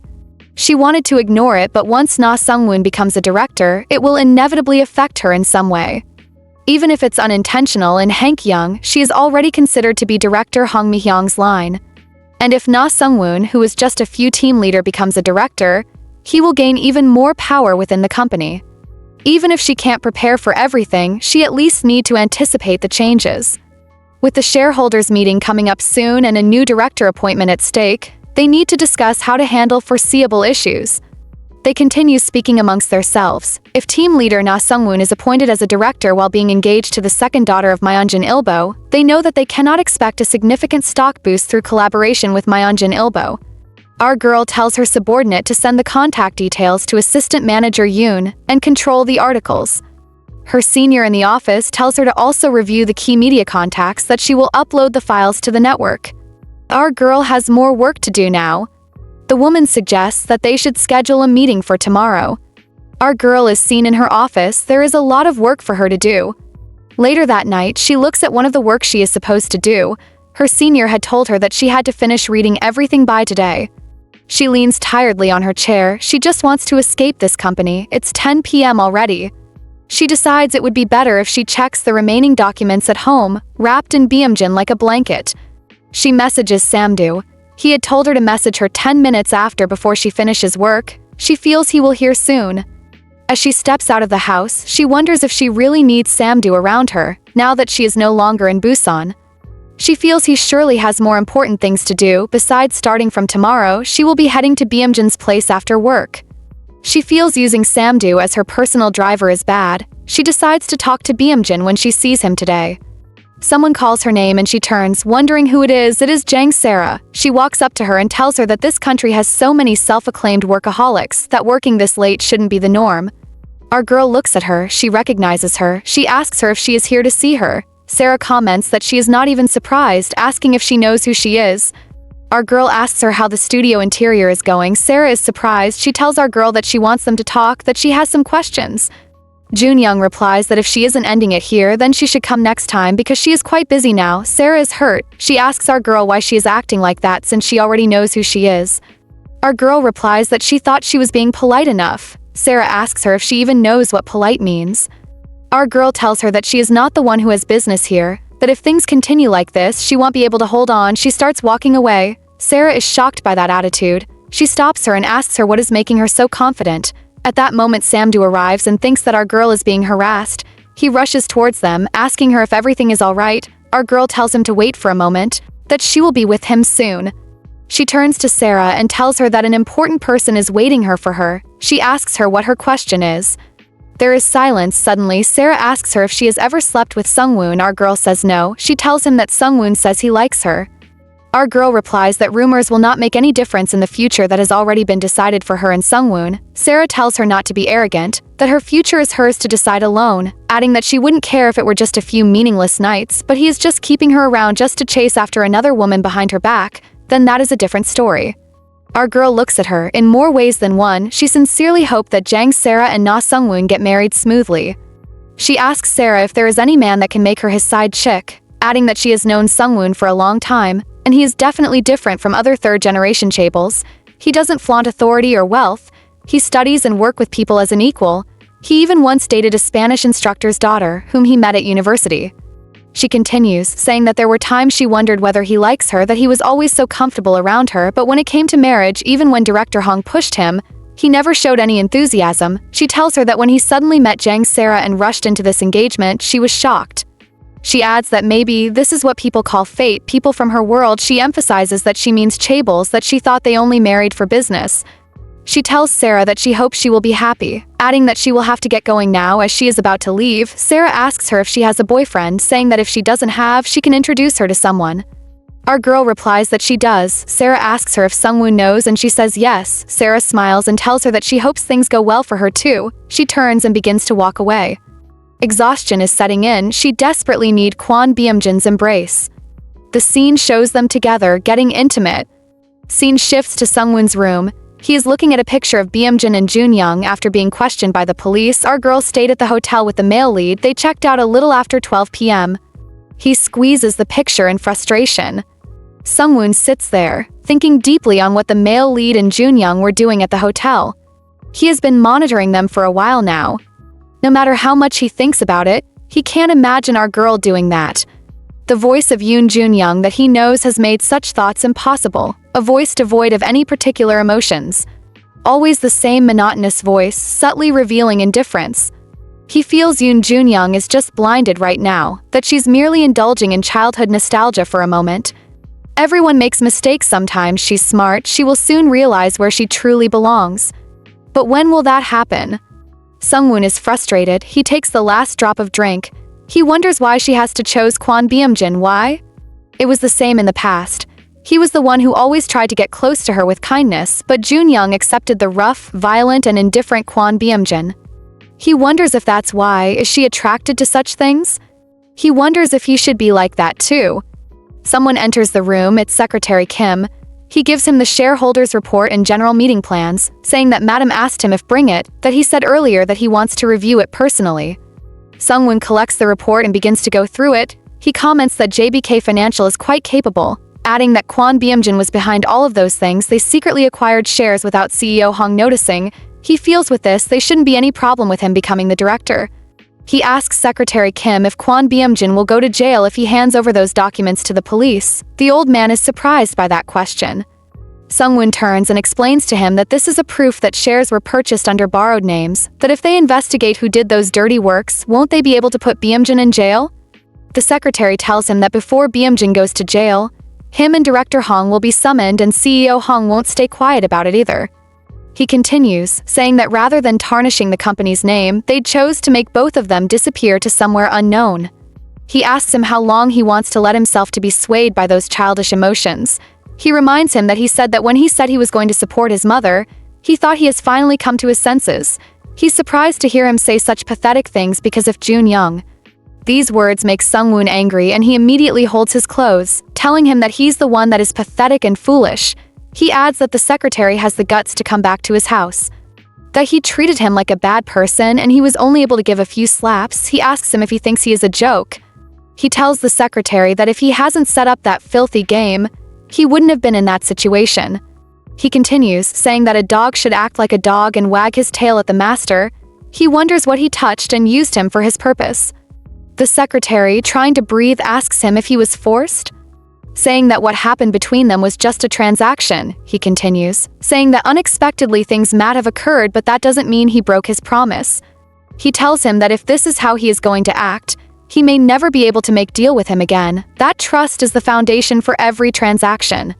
Sungwoon tells him not to talk about trust when he doesn't even keep his promise, adding that he used him to orchestrate his filthy scheme. The secretary tells him that there's a report on Kwon Beom-jin under the shareholders' report. Sungwoon leaves him and goes back to check the report, which he scattered on the floor. The secretary looks at him. He feels if Sungwoon had looked at the shareholders' report carefully, he wouldn't look this pathetic right now. Sungwoon comments that there's a few addresses, his recent movements in the past few days, his standing within the company. He asks the secretary what he is supposed to do with just that. The secretary replies that he isn't the one to decide what he wants to do with those information. He tells him to tell him what he wants, that he can help him. Sungwoon asks him how far he can go, asking if he can make him disappear from his sight forever. Secretary tells him that when he was 10 old, a woman came looking for his father. She was pregnant. He knows that his parents' relationship was not that great, and it's only 3 people knew what she demanded, and of those 3, he is the only one who knows where that woman is now. Sungwoon asks him what he wants in return, and he replies that he wants Hank Young to fall into the hands of his mother, Director Hong. That every move he makes is for that goal. Sungwoon replies that he knows just how loyal he is. The secretary tells him that now that he has chosen to get involved, the first step is to fully grasp the company's financial structure, that he needs to understand exactly how money is moving for this general meeting. That once he proves that he fully comprehends it, he will tell him what comes next. Sungwoon asks him what comes next and he replies that what he asked for is not a simple task. He continues, telling him that he has nothing to lose from this deal, that what he wants is for him to be qualified, that their goals align in many ways. Sungwoon asks him when he is going to grant his own request. The secretary replies that tracking the male leads movement and creating the perfect opportunity takes time, that once he definitely becomes director and go through a smooth marriage with Jang Sara, that they'll set a day. He adds that the briefing on financial structure will be next Monday, so he should get some rest. The general meeting is coming soon. Secretary Kim is deep in thoughts. For decades, she lived every day for her. Praises for Hong Mi-hyung were his pride. Time has passed and Hong Mi-hyung has aged. He has also aged. But Mi-hyung will continue to wield influence over Hankyu through Sungwoon, unlike him whose replacement is uncertain. He knows for sure that the end is near. The scene shows Junyoung walking with the male lead. She's complaining about work. She is angry that no matter any team she joined, she was never meant for an easy life, adding that lately she has been swamped backing up the PR team. Her specialty is precise analysis, not inflating financial statements. She continues, saying that ever since she came to Seoul she has spent all her time inside the company. She comments that it feels good to get some fresh air. Waking silently beside her, the male lead asks her if she has eaten dinner. He's surprised. She explains that she was holding back, that it's her first time going to his house, so she thought he will cook her ramen. Though the main reason is that she was short of time and wasn't that much hungry. He tells her that she can eat her ramen anytime, that she'll still be eating properly. She tells him that he is busier than her, but he's the one making empty promises. He came home at 3 a.m. again and left before 6 a.m. She even thought she was dreaming again. She knows she is an employee, but she wonders what kind of director is so busy. She asks him if she can go and see his chairman. He tells her not to think about it. She's curious, asking if the man is scary. He replies her that the chairman is curious about her and he'd say a lot of unnecessary things, that if she meets him, he won't let her leave for 3 days. She tells him that if those unnecessary things are past secrets that he wants to hide, then she wants to hear them. He tells her that there's a quiet restaurant close to his place, that they could eat there before going home. She tells him that he should make ramen for her instead. Suddenly her phone rings and she brings it out. The caller is Nasongun. The male lead sees the caller ID. She immediately declines the call. He asks her if she hasn't run into him at work. Clasping their hands tightly, she tells him that unless Sungwoon goes out of his way to find her, there'd be no reason for them to cross paths. They stay in different floors, different department, no overlapping tasks. She comments that Sungwoon have changed. She thought she'd never see that look in his eyes. Since the encounter of that day, Na Sungwoon hasn't shown his face even once. This call just now was the first one since then. In the past, he would have tried to explain himself no matter what. Something shifted. Something that had long held him together finally cracked. Kwon Beom-jin asks her if she is still not planning on leaving Hankyung now that she's an executive. She's silent. He asks if it's because of her mother. She tells him that she's at a hospital connected to Hankyung, that if it weren't for that, she would have gone bankrupt by now. She continues, saying that a choice would have to be made, that even if her mother doesn't recognize her, even if she's just breathing without any consciousness, she couldn't let her go like that. She adds that he'd be shocked if he saw her mother. She hasn't eaten anything and just lies there, but her complexion looks much better than it did back then. Maybe she feels more at ease making her daughter suffer. He agrees with her, saying she didn't recognize him. She nods her head at first. She's surprised to hear that. He explains to her that back then, he thought she only took after her mother's sharp hands, but he can now see that her eyes and lips resemble hers too. She asks him what he is talking about, wondering if he has seen her mother. He says yes. She asks him when, and he replies that it's after he took over the Hankyung case. She asks him how he got to know about where she is and why he didn't tell her. He replies that he had a lot on his mind, that he'd just have to quietly pay his respects. He adds that he has a bit of connection with her mother. She wriggles free, telling him that he has been handling Hankyung case for a long time and he didn't deem it fit to tell her. She's disappointed, saying this is what it looks like when he deliberately decides to deceive someone. He tells her to go ahead and twist his words since that's what she wants to do. He tells her that even if she leaves Hankyung, her mother staying at the hospital won't be an issue. She asks him if he'd lend her money. He says no, asking her if she needs money. She tells him that she needs money, but she doesn't need his own. She asks him if he even knows how much the hospital charges per month, that her mother staying in that hospital is all thanks to Director Hong's influence. She asks him if he has made any deal with someone to let her mother stay there even if she leaves the company. He replies that that's not the exact thing, but it's close to the answer. She asks him why he doesn't want to tell her the real answer, saying that he's hiding something from her. He tells her that if she sees it as hiding, then he can't help it, but he'd appreciate it if she sees it as work. She thinks about what he just said. If it's for work, it's not something she can't understand, but it still feels infuriating and frustrating. He tells her that he doesn't feel at ease leaving her in Hankyung, that once this is over, he won't be keeping up with Hankyung affairs anymore. He adds that Na Sungwoon is also on his mind, he continues, telling her that if her mother is the only reason she has to stay at Hankyung, he wants to show her that there are so many ways. She looks at him. There's always something that it's so important, it is what he did for her. She asks him if he'd be able to tell her the answer one day. He says yes. She tells him that he's talking casually, even with the current job market. She asks if he's talking like that because he's an executive. He replies that it doesn't sound like the Junyoung he knows. He asks her what company would take her in. She replies JBK Financial. He's silent for a while. He tells her that he'd think about it, that for now, he just wants to shower, eat, and sleep. She tells him that they should head in then. The scene shows the male lead in the sitting room using his laptop. Our girl walks in with a robe, complimenting his house. She adds that what's more shocking is that he has a woman's bathrobe. He asks her if he was being too considerate. She tells him to move his laptop from his lap, that that's her spot. He does so and she sits down. He asks her if she is still upset about the thing with her mother. She asks him what he is talking about. He replies that she is just wearing a bathrobe, asking if she's teasing him. She asks him if he has anything in mind, saying that it's too bad because she wants to go to bed. She comments that this is a prime spot, that the night view is great. He's happy that she likes it, saying that he rearranged the sofa over 5 times in order to get it right. She's surprised. He tells her that he still can't believe the fact that she's here in his place. She tells him to keep talking.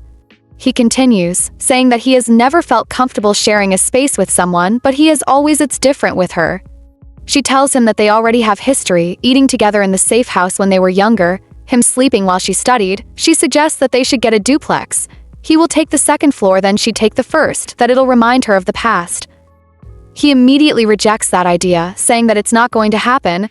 He asks her if she wants him to lie in bed and just watch her back like before. He doesn't want to be tortured like that again, hugging her tightly. He tells her that this distance is enough for him. She reminds him that he was complaining earlier about her teasing him. She asks him when that thought started entering his head. He replies that it's since the time she showed up drenched. He hugs her and tells her not to change the mood. He tells her that they should live together from now on. He tells her that he wants her to feel strange when she's not beside him, that he hopes she will prefer being with him, rather than being alone just like he do. She looks at him and comments that it sounds like a marriage proposal. He replies her that she has heard it herself. She asks him why he always jumped to extremes the moment he decides something, that she just stepped into his house for the first time and he's giving her a proposal already. He tells her that he had warned her before that once he starts, he doesn't stop. He continues, saying that the proposal was decided the moment she entered his home. She tells him that she thought he wasn't interested in marriage. He says yes, that he wasn't because he never needed it, that he never intended to keep anyone close. She asks him what changed and he replies that he wants to stay by her side now. She asks him what would happen if she refuses. He replies that she should live with him and then she can decide if he's someone she's worth staying with. She tells him that he makes it sound like leaving is not even an option. He agrees, saying that it has never been an option from the moment she allowed him in. She reminds him that she hasn't even cleared her apartment yet and also her lease is not over. He tells her to take her time, that as long as her heart remains here, it is enough. She can't believe what she's hearing. She can't tell if he's impatient or not.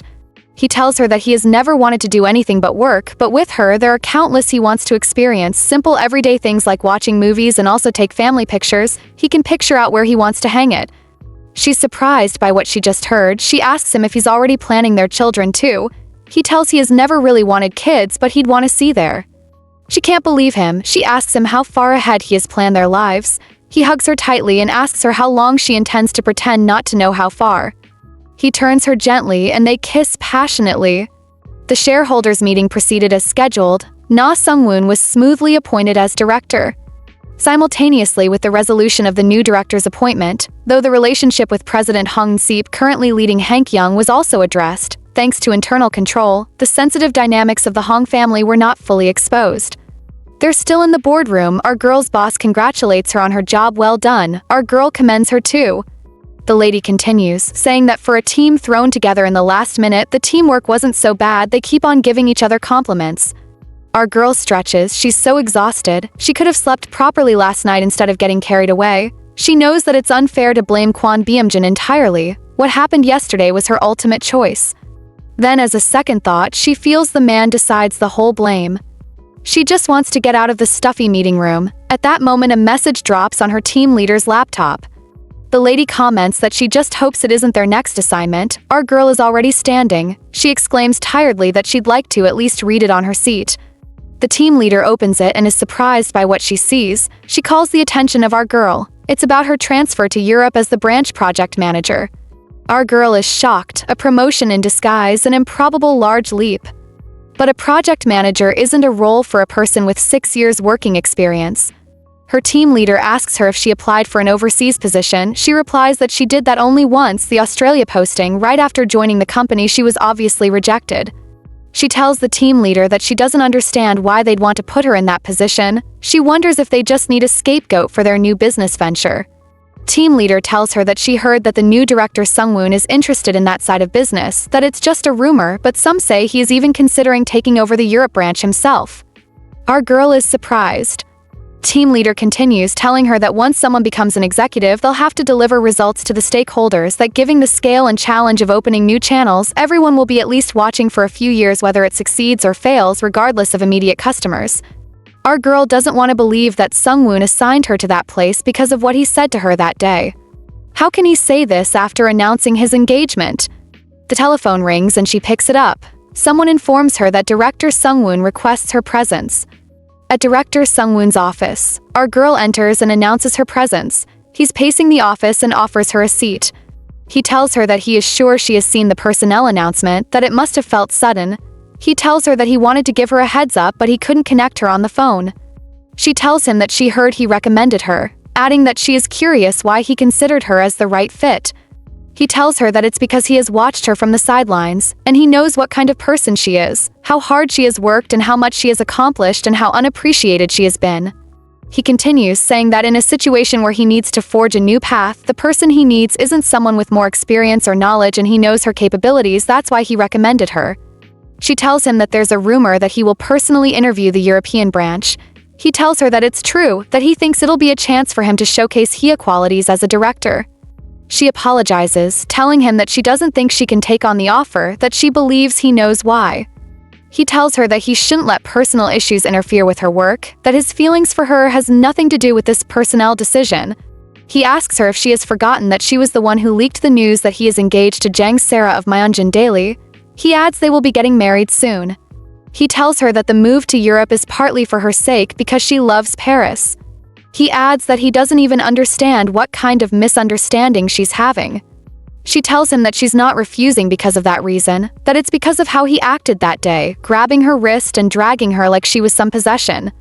She continues, saying that he didn't hesitate to throw away all the relationship they had built up until then. She continues, saying that she saw that as a threat, that if no one has walked in then, she always shivers when she thinks about what would have happened. He tries to explain himself, but she's not having it. She tells him that that's the reason she is refusing, that it's not because she can't separate personal and work matters, but because she doesn't feel safe with him. She adds that she doesn't think she can work in the same space with him. She finishes talking and turns away, walking towards the door. He stands there, trying to recollect himself. The memories of that day also rushes in his mind. Finally, he finds his voice. He asks her if her mother doesn't matter anymore. He asks her if her mother, who is alive because of Hank Young, is now a burden to her. Walking towards her slowly, he reminds her that her mother is the only family she has, and she isn't in a good state of health either, that if she lets her go because of a man, she won't be able to sleep peacefully in future. Standing behind her, he asks her if she could really do it, that she's the one who will have to remove her respirator. He asks her if she is thinking of going to beg Kwon Beom-jin, asking if he'd be willing to pay for what is wasted. He asks her what she will do if he says he doesn't have the money. Our girl is silent, she's deep in thoughts. She feels no one but her should be able to speak about she and her mother. No one else has seen or experienced the countless emotions exchanged between them. Even though she thought she hated her mother, she worked desperately in the company just to see her peaceful sleeping face. She couldn't believe she was doing that. The fact that she is alive and exists in this way, what is it supposed to mean? Even she can't explain these feelings, so no one else has to use them.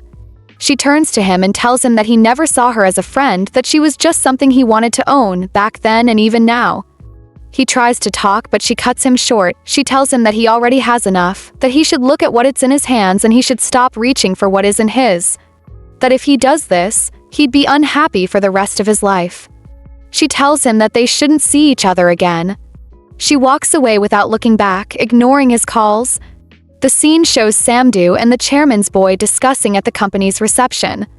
Samdu makes a mistake in the calculation and the guy is of the opinion that he shouldn't even be allowed to do calculations for the male lead because of his brain. He teases him, saying he is surprised that his skull is still intact even after he's making a lot of mistakes. Samdu replies that he should worry about his own head. The guy tells Samdu to tell him about Kwon Beom-jin mystery girl, that the chairman can't keep talking about her and he is also curious. He continues talking when Samdu turns and sees Junyoung going into the inner office. He stands and walks up to her, calling her. He asks her what she's doing here, asking him if he has an appointment with the male lead. He informs her that he's in a meeting. She tells him that he barged in, that she might look calm but she's about to explode. She asks him if the meeting will take time, asking if she could sit outside and wait for him. He replies that they'd soon be done with the meeting. He asks her if there's anything he can go her with. She tells him that something happened, that she's leaving the company. His face couldn't hide his happiness and she asks him why he is so happy to hear that. He can't reply, so he shows her where to sit. Inside, the male lead can be seen in a meeting with a man. They discuss for some minutes and then the man passes an envelope to him. After a while, they are done and the male lead is about to see him off, but the man refuses, saying he'd go out alone. The male lead walks around the office, deep in thoughts. Someone calls his name and he turns. It's Junyoung. He asks her why she is here. She replies that she missed him, that she was waiting in the long. She asks for permission to speak with him for a while. He turns to his table and tries to hide the envelope. He hopes she didn't see it. He asks her if everything went well at work, that Hank Young points rose above 12 points. He continues, asking her if something happened at the company that she should have called. She finally talks, telling him that she knows that man. He turns slowly towards her. She continues, saying that she has seen him a few times at the Foundation's event, that she doesn't know his name or what he does, but she recognizes his face, that he's always right behind President Hong In-seep.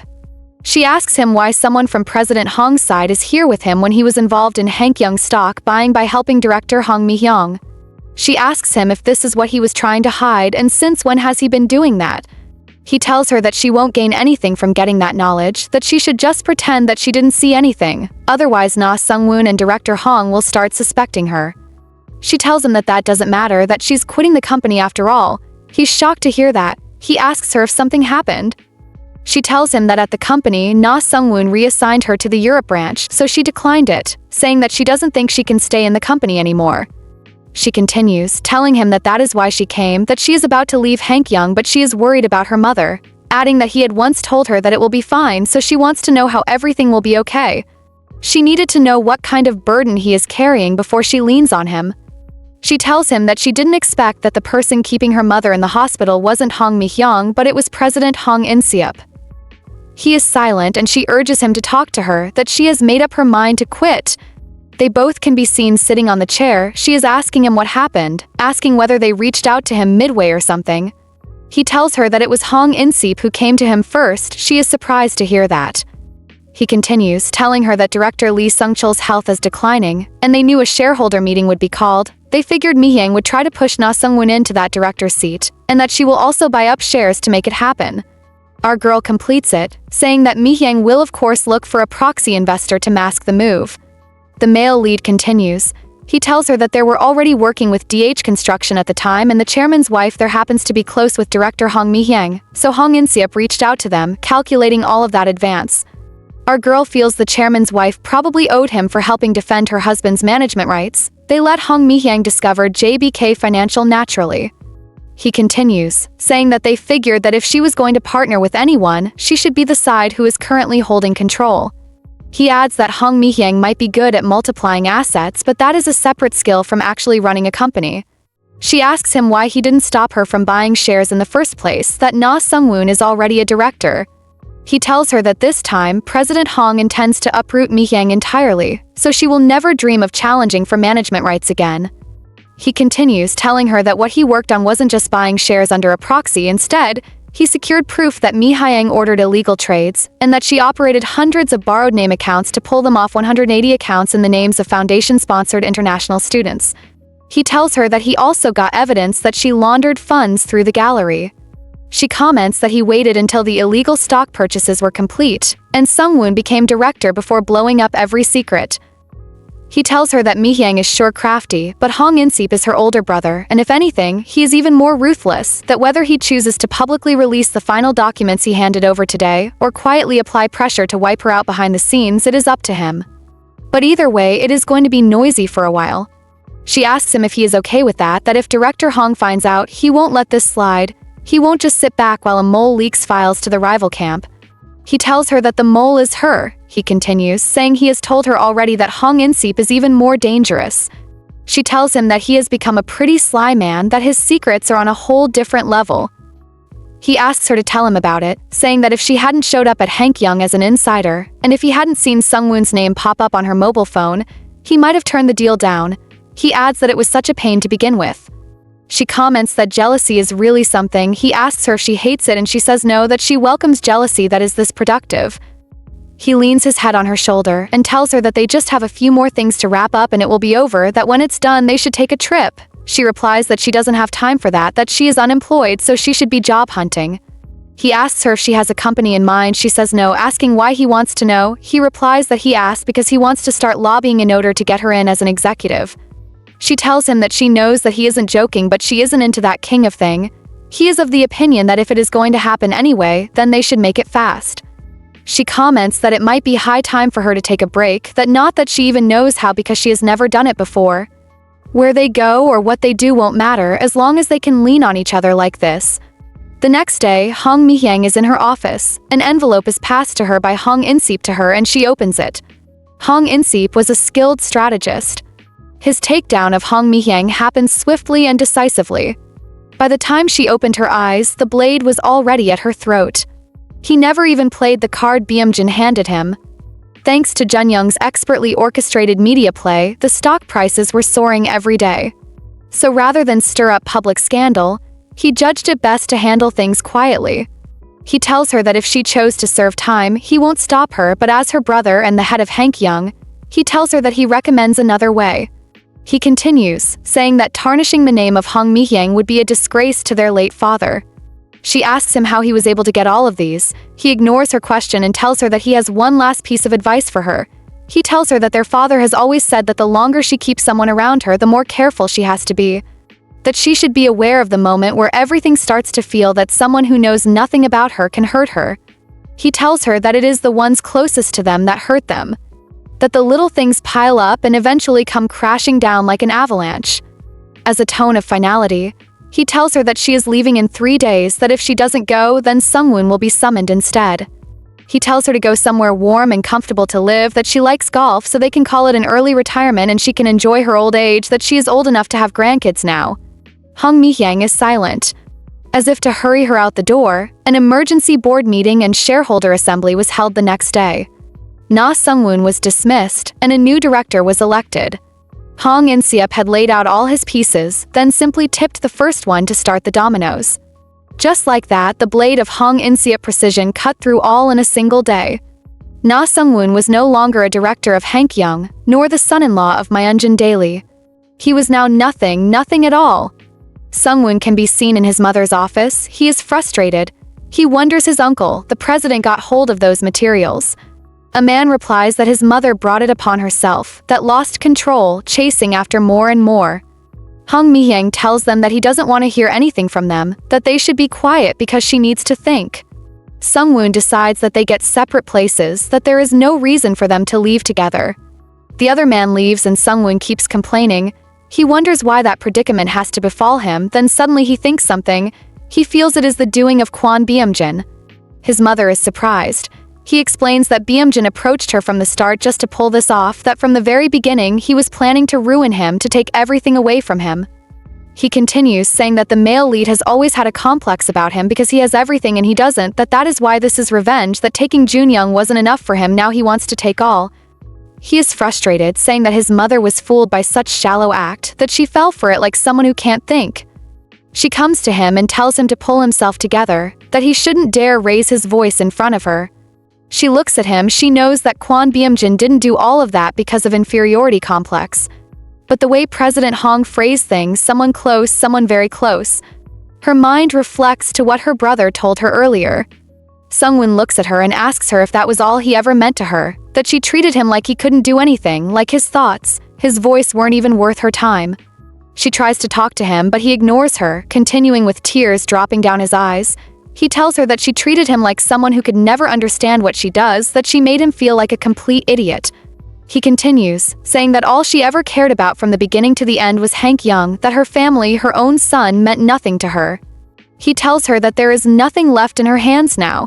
He walks away from her. She stands there in silence, then she picks up her phone and dials Secretary Kim's number. The male lead can be seen looking at his phone. He is messaging our girl. From her message, he feels she is always acting all grown up but still has the palate of a child. She had asked him to get her sweet desserts. He crosses the road. He doesn't even know where to get that stuff. He isn't that kind of person that gets those things. He decides to go check the hotel bakery first. Calls enter his phone. It is Samdu. He asks her if he is still in his office. The male lead replies that she is going out, asking if there is any issue. Samdu tells him that he is at the guard post because of the new blacklist vehicle entry system, that while they were testing, an unregistered vehicle came in and he thinks it is one that he will know. Beom-jin asks him what kind of car it is and he tells him that it is a white Benz with plate number 3743, that it is the one from that time in Busan. While still on the call, someone rushes to him and hits him. They struggle for a while. It's Sungwoon. He tries to stab Beom-jin, telling him to die. They struggle for a while, but Beom-jin had the upper hand and pushes him to the ground. He tells Sungwoon that he would have put more strength into it. He asks him if he didn't practice. Sungwoon sits on the floor with a knife pointed on his face. He wonders why the male lead didn't die. He felt the blade slice through the thick leather. He wonders why his body is the one crushed here. Kwon Beom-jin stands over him and tells him that from now on he should go as far as possible, that he should make sure no one can find him. That from the moment he vanishes from his sight, he will start hunting him down, and when he finds him, he will watch where he goes, what he eats, and who he spends his day with. He continues, saying that if it even looks like he is thinking of something, he will return the knife to him. He tells him to leave like he is dead, that he should leave no traces behind, that he should make sure it isn't easy to find him. He adds that he is not the one lacking resolve. Sungwoon asks him what wrong he did. The male lead tells him to stop assigning meaning to his misery, that it is pointless, so he should get lost unless he wants to be dragged off to the police right in front of Junyoung, adding that he knows that he doesn't want to be remembered like that. Sungwoon looks at his blood-stained hands. He wonders what he just did. He quickly stands up and runs away. Every step he takes on these trembling legs, something inside him crumbles. He doesn't even know what he have lost anymore. Everything is shattered, maybe even his soul. The male lead groans in pain and falls to the ground, holding his injury. He is still on the phone with Samdu, and Samdu begs him to say something, asking him what he is doing, that he had earlier told him to pull up the lobby and parking garage CCTV. He wants to know where he is. The male lead lifts the phone tiredly and speaks to it, saying that he figured that he won't hang up. Samdu asks him where he is. He tells Samdu to call the hospital, then come down to the basement quietly. Samdu asks him who it was, saying that he will block the entrance and send the team out. The male lead tells him not to make a fuss, that it is not like that is not the problem right now. Samdu asks him what the problem is. He thinks for a while. The problem is Junyoung will call him any minute from now and ask him where her chocolate dessert is. He is standing at the crossroads. He wonders if he should lie or if he should tell the truth. If he lies, will he even be able to pull it off? Samdu rushes to him, panicking. The scene shows our girl running into the hospital reception. She calls the male lead. Samdu can be seen talking with the other guy. The chairman was there too, sitting down. He watches our girl run in. The chairman introduces himself as Kang Sang-hun, Beom-jin's uncle. She tells him her name. He tells her that she must have been shocked. She should come and rest for a little. He tells her that it is fortunate that it wasn't anything serious, that he blocked the knife with his hand, so the abdominal wound isn't too bad. She asks him if he calls that not serious. He doesn't know what to say. They finally sit down and he asks him if he is the chairman of JBK Financial. She asks him if this is related to the company's business. She asks him if that is what JBK is like, that an executive gets stabbed, but since it is not life-threatening, it is brushed off like nothing. She asks him if he reported it to the police, that if it happened at the company, getting CCTV footage would be easy. She continues, saying that he didn't report it because he already have an idea who is behind it, that he is trying to handle it internally. Chairman cuts her short from ranting. He tells her that she is not the only one who is worried about the male lead, that Beom-jin is family to both him and Samdu, that he is someone irreplaceable. That he should just know that not showing it on the surface doesn't mean the feels aren't there. He tells her that she should keep that in mind. She agrees with him, and also tells him that she hopes he also understand that hiding everything isn't always the right way. She stands up and walks away. The chairman watches her walking away with a surprised look. He comments that he already knew that he wasn't just anyone. Samdu replies that indeed, she is definitely not ordinary. He feels the important thing is that Beom-jin has someone to open his heart to. He asks if there is any news on Nasongun. Samdu tells him that he boarded a flight to Melbourne 20 minutes ago. The chairman asks him what Beom-jin's stance is. Samdu replies that the male lead is letting it go for now, as long as Sungwoon never comes back to Korea. He adds that they must be a reason he let him run. The chairman tells Samdu to make sure the male lead focuses only on recovering, that he should properly rest for once, otherwise he will get scolded badly by Junyoung later. Our girl can be seen walking away from the hospital. 10 days later, Kwon Beom-jin can be seen in his hospital room. Our girl is there too, on the sofa, reading. He regains consciousness and is surprised to see her. He asks her when she got there. She replies that she came in last night. He comments that she must be bored, that she doesn't have to come every day. She asks him if he has forgotten that she is unemployed, that it is better to be bored here than alone at home. The male lead looks at her. It's been 10 days since he was hospitalized. Recovery was faster than expected. Now he can even walk around normally. But he haven't dared to bring up discharge yet, because he saw the way Junyoung looked at her, like she was looking at the most pathetic thing in the world. From the first day, she has practically been living here with him. What is surprising is, he thought she would be questioning him non-stop about what happened that day, but she has just been quietly reading without a word, which somehow feels more like a protest. He asks her why she is stuck on one page, adding that her concentration isn't what it used to be. She replies that he shouldn't expect more from her when he keeps staring at her like a pervert. He asks her if she didn't know that she was like that back then, adding that if she can't concentrate anyway, she should just look at him instead of the book. She asks him what is so pretty about him to look at. He tells her that it is not like her, that by now she would have already grilled him or Samdo into pieces, yet she is just stuck with that book, making no progress. She tells him that her chairman is pretty scary, saying that he drew the line clearly, saying he will handle it himself.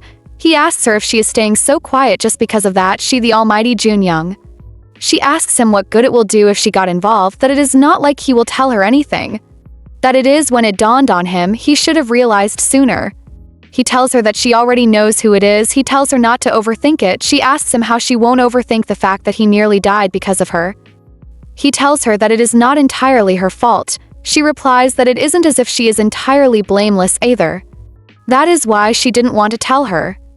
He stands up slowly, asking her if she is feeling guilty towards him. She says yes, and she is also relieved that it ended lightly, that it scares her thinking about what could have happened if it didn't. She adds that she honestly doesn't know what she should do by now. He goes to the drawer and brings out a package, telling her that it is obvious what she should do. He sits by her and tells her that whether it is fear or guilt, she should just carry it and stay by his side because he will no matter what happens move from now on. She tells him that he had already promised to devote himself to her. He agrees, saying that is the reason she shouldn't keep everything bottled up, that she should tell him anything, and that way he can figure out how to take better care of her. She tells him that he is always tight-lipped, so how does he expect her to be open? Her eyes goes to the package on the table and she asks him what it is. He tells her that it is something to calm her nerves. He opens it and she can see desserts. He tells her that it is from a place called Le Blanc, famous for their chocolate. He tells her to try it. Then her mind flashes back to the day he was injured. She had told him that she wanted chocolate. She feels he is surprisingly delicate for someone who looks like that. He offers her again and continues to feed her. Hank Young was quickly reorganized. The empty seats left by Hong Mi-hyung and Nasongun were soon filled, and the company moved on as if nothing happened. On the day Mi-hyung's family left the country, Secretary Kim was nowhere to be seen. Only rumors circulated that it was Secretary Kim's betrayal that brought Mi-hyung down, a favorite subject for gossips. It is assumed she slipped away quietly, avoiding public attention, probably not short on money. The scene shows Secretary Kim in a meeting with President Hong In-sip. He offers an envelope to the president, telling him that he worked his whole life for the name Hong Mi-hyung, but getting pushed aside happened in an instant. He continues, telling the president that before the cord was cut, he had to find a way to survive too. What Hong Mi-hyung tries to seize turned out to be so hollow. In the end, she was left with no loyal people, no family, no company, absolutely nothing. Only after losing everything would she realize what was truly precious, if she ever did. Back to the hospital room, the male lead still feeds Junyoung. She tells him that she wants him to get better soon, that before summer ends, they should go visit mother. She leans her head on his shoulder. All she wishes for in life are these small moments, sitting side by side, sharing each other's warmth. Hoping the stillness can be preserved for a long time, hoping never to lose it again. She looks up. the sky begins to faintly brighten far off in the distance, as if dawn is about to break. The light that illuminates life starts from that pale gray. It was still dark all around, but eventually it would brighten. For now, it was just the break of dawn. Days later, our girl can be seen in the office. She is on the phone with a colleague who is asked to submit a report to her. She ends the call and shifts her focus back to the system. She comments that there is never a time to breathe. She feels she will just have to do this one last thing. Her colleague stands from her cubicle and asks her if she is going for a business trip the week after next. She says yes, that it would happen as long as they don't mess up the report on their side. She tried to quit Junyoung, but her resignation wasn't accepted. Before she could even be surprised that President Hong In-sik blocked it, she was summoned to the CEO's office. She went there and he told her that he has declined her resignation, that with her bold personality, he doubts it's because of the rumors that she wants to leave Junyoung. He asks her if she doesn't like her department. She replies that that is not the reason. He tells her that she should then keep doing her best, that Junyoung needs talented employees like her. She tells him that she wants to ask one thing. She asks him if it doesn't bother him to keep someone like her who is known as Hong Mi-hyung's close associate at Junyoung. He replies her that he knows Mi-hyung very well, that if he had to mention two people that she want contact even if she returned to Korea, it will be him and our girl. He adds that she is someone whose pride is everything. Our girl can understand now. Since the European transfer was cancelled, our girl no longer had a reason to resign, so in the end it turned out for the best. She stands to go and he tells her to greet the male lead for him. And already half a year has passed. Maybe President Hong said something, but even team leader Sung stopped giving her a hard time. Thanks to that, work life has been peaceful. Aside from the workload. Back to present, her colleague comments that it looks like she will have a lot of free time until week. The colleague walks to her cubicle and tells her about the job at Tanda's, saying that she should adjust the local inventory fee rate in exchange for easing the DDU terms. Our girl asks her why she is giving her the work when that is team leader Sung's specialty. The woman replies that it looks like the team leader will be transferred to the European branch next year, the position already planned for director Nasongun, so she believes she will be in charge of Tanda's. She tells him to work with the finance team and review the feasibility by next week. Walking away, she feels it will good thing that they have a spare week. The woman walks away, ignoring the calls from our girl. She looks at the chief. She wonders why she has a bad feeling about this. Later that evening, our girl is tired. She wants to close for the day. It's Friday and Kwon Beom-jin is returning from his business trip. And she haven't heard from him at all for 4 days. She fought with Beom-jin, that is quite rare. Since they got married over 4 months ago, they haven't even raised their voices once. The fight started because Beom-jin tends to be overly concerned about her safety and health. This is how it went down. For over a month, she has been going back and forth between Seoul and Daejeon to investigate a client's issue. During the investigation, she discovered hidden core documents. She knows that she had to resolve the investigation now, or it will be delayed. On the way out after securing the documents, they ran into a security guard. She finally returned home safely around 2:30 a.m., safe and sound. She sees him standing outside. She asks him what he is doing there. He is silent for a while, then she apologizes for not calling him, saying that her battery went off. Normally, he would try to understand her situation, but that night she had no way to reach him, and she came home injured, so he was really upset. Judging by how long he stayed angry. Yes, she admit that she can be impulsive at times, but sometimes there is no choice when one is working. She went back and forth to Daejeon so many times in a month. She just wanted to wrap it up as soon as possible, and it was just a little scrapped knee. He got stabbed once and he is fusing over this? Back to present. She stands up, preparing to leave work. Her phone rings and she wonders if that is Beom-jin. She feels he has finally cooled down a bit. She feels it is about time he missed hearing her voice. She sees the caller ID. It is Samdu. She picks it up. She asks him if she is finished from work. She says no, asking if anything has happened to Beom-jin. He says yes, saying that the male lead is very drunk. She couldn't believe it. She quickly rushes to where he is to see him. He looks pathetic. She asks Samdu how it happened, saying that he is someone who can finish a whole bottle of whiskey and still be fine. He replies that the male lead too liquor this time. She is surprised. He tells her that a Chinese investment expert named Li Xiaoming offered it to the male lead, that he is the type who start work talk by drinking and his favorite has to be that particular liquor. The male lead has a particular weakness, that sort of liquor. Our girl cannot believe that she has seen Beom-jin drunk, but what is more surprising is that he is with her mother. He ignored the regular chairs and pulled the sofa in front of the bed. She wonders why. She feels this is insane. Is he trying to say something? Is he sleep-talking while dozing off? She puts her ears against the door, trying to listen. She can hear faint sounds. He is telling her that Junyoung doesn't listen, that she never listens to a single word he says. She is surprised to hear that. She wonders what he is doing. He continues, telling her mother that our girl never thinks about the people who worry about her. He wonders how she could be so stubborn and not listen. She cannot believe her ears. Why is seriously whining to her mom right now? She walks in quickly and asks him what he is doing there. She asks him if he thinks that her mother will jump up and smack her. He calls her and she replies, saying she is here. He tells her to come here. She replies that she isn't really in the mood to sit with someone who has been trashing his wife non-stop. He tells her with a voice of finality and she comes and sits on his lap. He hugs her tightly. She complains that he didn't even call her for the past 4 days. He replies that she didn't do that either. She tells him that she knew why he didn't call, so she got stubborn too. He asks about her knee and she replies that it is all healed but just itchy now. He asks her why she didn't eat lunch yesterday, then her mind thinks around. It obviously will be Park Samdu, no wonder he showed up right away. She tells him that the meeting ran until 2 p.m. She asks if he didn't hear anything about assistant manager Yoon getting takeout from a sandwich shop around 3. He is silent. She asks him why he is here sulking. He tells her that he got back from his trip and it's fun talking smack about her. She thinks about it and it is true.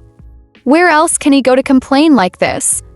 On the days they visit the hospital together, the staff day's mother's complexion always looks much better. She never fully believed it, but it is not a bad thing to hear. She tells him that he can continue, that she also talks smack about him to her mother too. He tells her that she shouldn't be doing that, asking what her mother would think about him now. He adds that he only says stuffs because she goes wild like an untamed horse sometimes. She replies that that is a weird way to put it. He replies that once she goes wild, she gets into trouble a lot. She doesn't like his tone. He asks her if she doesn't ever listen. She wonders who is the one not listening now. He stops talking and holds her cheek, saying that she is still cute though. He brings out a box from his pocket and gives to her. She asks him what it is and he replies that it is a gift. She opens it and sees a hairpin. She asks him if he wants her to wear it. He helps her wear it immediately. She is uncomfortable. She asks him if he is sure he put it on the right place, that it seems like half of her hair is sticking out. He smiles and tells her that it looks good on her. She is surprised. She has never seen that kind of expression. Now she can't even get mad. What kind of drunken nonsense is this that she can't even yell at him for? Anyways, if Kwon Beom-jin says something looked pretty with that look on his eyes, then it must be surely pretty. She tells him to show her more of that curtness, trying to reach for him for a kiss, but he pushes her away, saying that her mother is watching. He hugs her tightly. She asks him why he pushed her away only to hug her, telling him to let go of her. She looks at his reaction and wonders if she should tell him to drink the liquor next time or what. The next day, he wakes to the smell of coffee and Junyoung's scent. He stretches and is happy that this is home, their home where Junyoung is. He feels the forms doesn't matter, it is just about what is more convenient or not. As long as Junyoung is there, that is enough. He walks to the kitchen and sees her washing some dishes. He asks her why she is up so early. She didn't expect that kind of question to come from him. She tells him that he left bite marks on her body. He looks at her hair and sees another pin. He likes it. She sees him watching and comments that she doesn't know that he likes star shapes so much, that it's been over 10 years and his taste hasn't changed, that they look like a set. That day, he had put that hairpin in the cupboard to give it to Junyoung. The first time in his life he had ever bought a woman's hairpin with his own hands. He asks her how she got it. She replies that she thought he left a note or something, so she searched the house from top to bottom and found it behind a pack of ramen. That she didn't think he will buy something like that, so she thought it may be the person who lived there before is the owner. She continues, saying that she never touched the ramen cupboard, but just in case in a tiny chance he was the one that got it, she couldn't just leave it behind. She tells him that she never actually used it though, but when he gave her that hairpin yesterday, she knew for sure that it really was something he left behind. And just like that, the emotions and scenery of that day came rushing back. She wonders why it is as if everything about him feels like it is meant for her, the way he looks, the he talks, his personality, his gestures, even the coincidences that passes them by. She wonders how then would she not love him with her whole body and heart. The emotions spew up in the kitchen without hesitation. He takes her to the bed, ignoring her protest. They begin to be intimate. The end. Thanks for watching. Don't forget to like, comment, and subscribe. Ciao!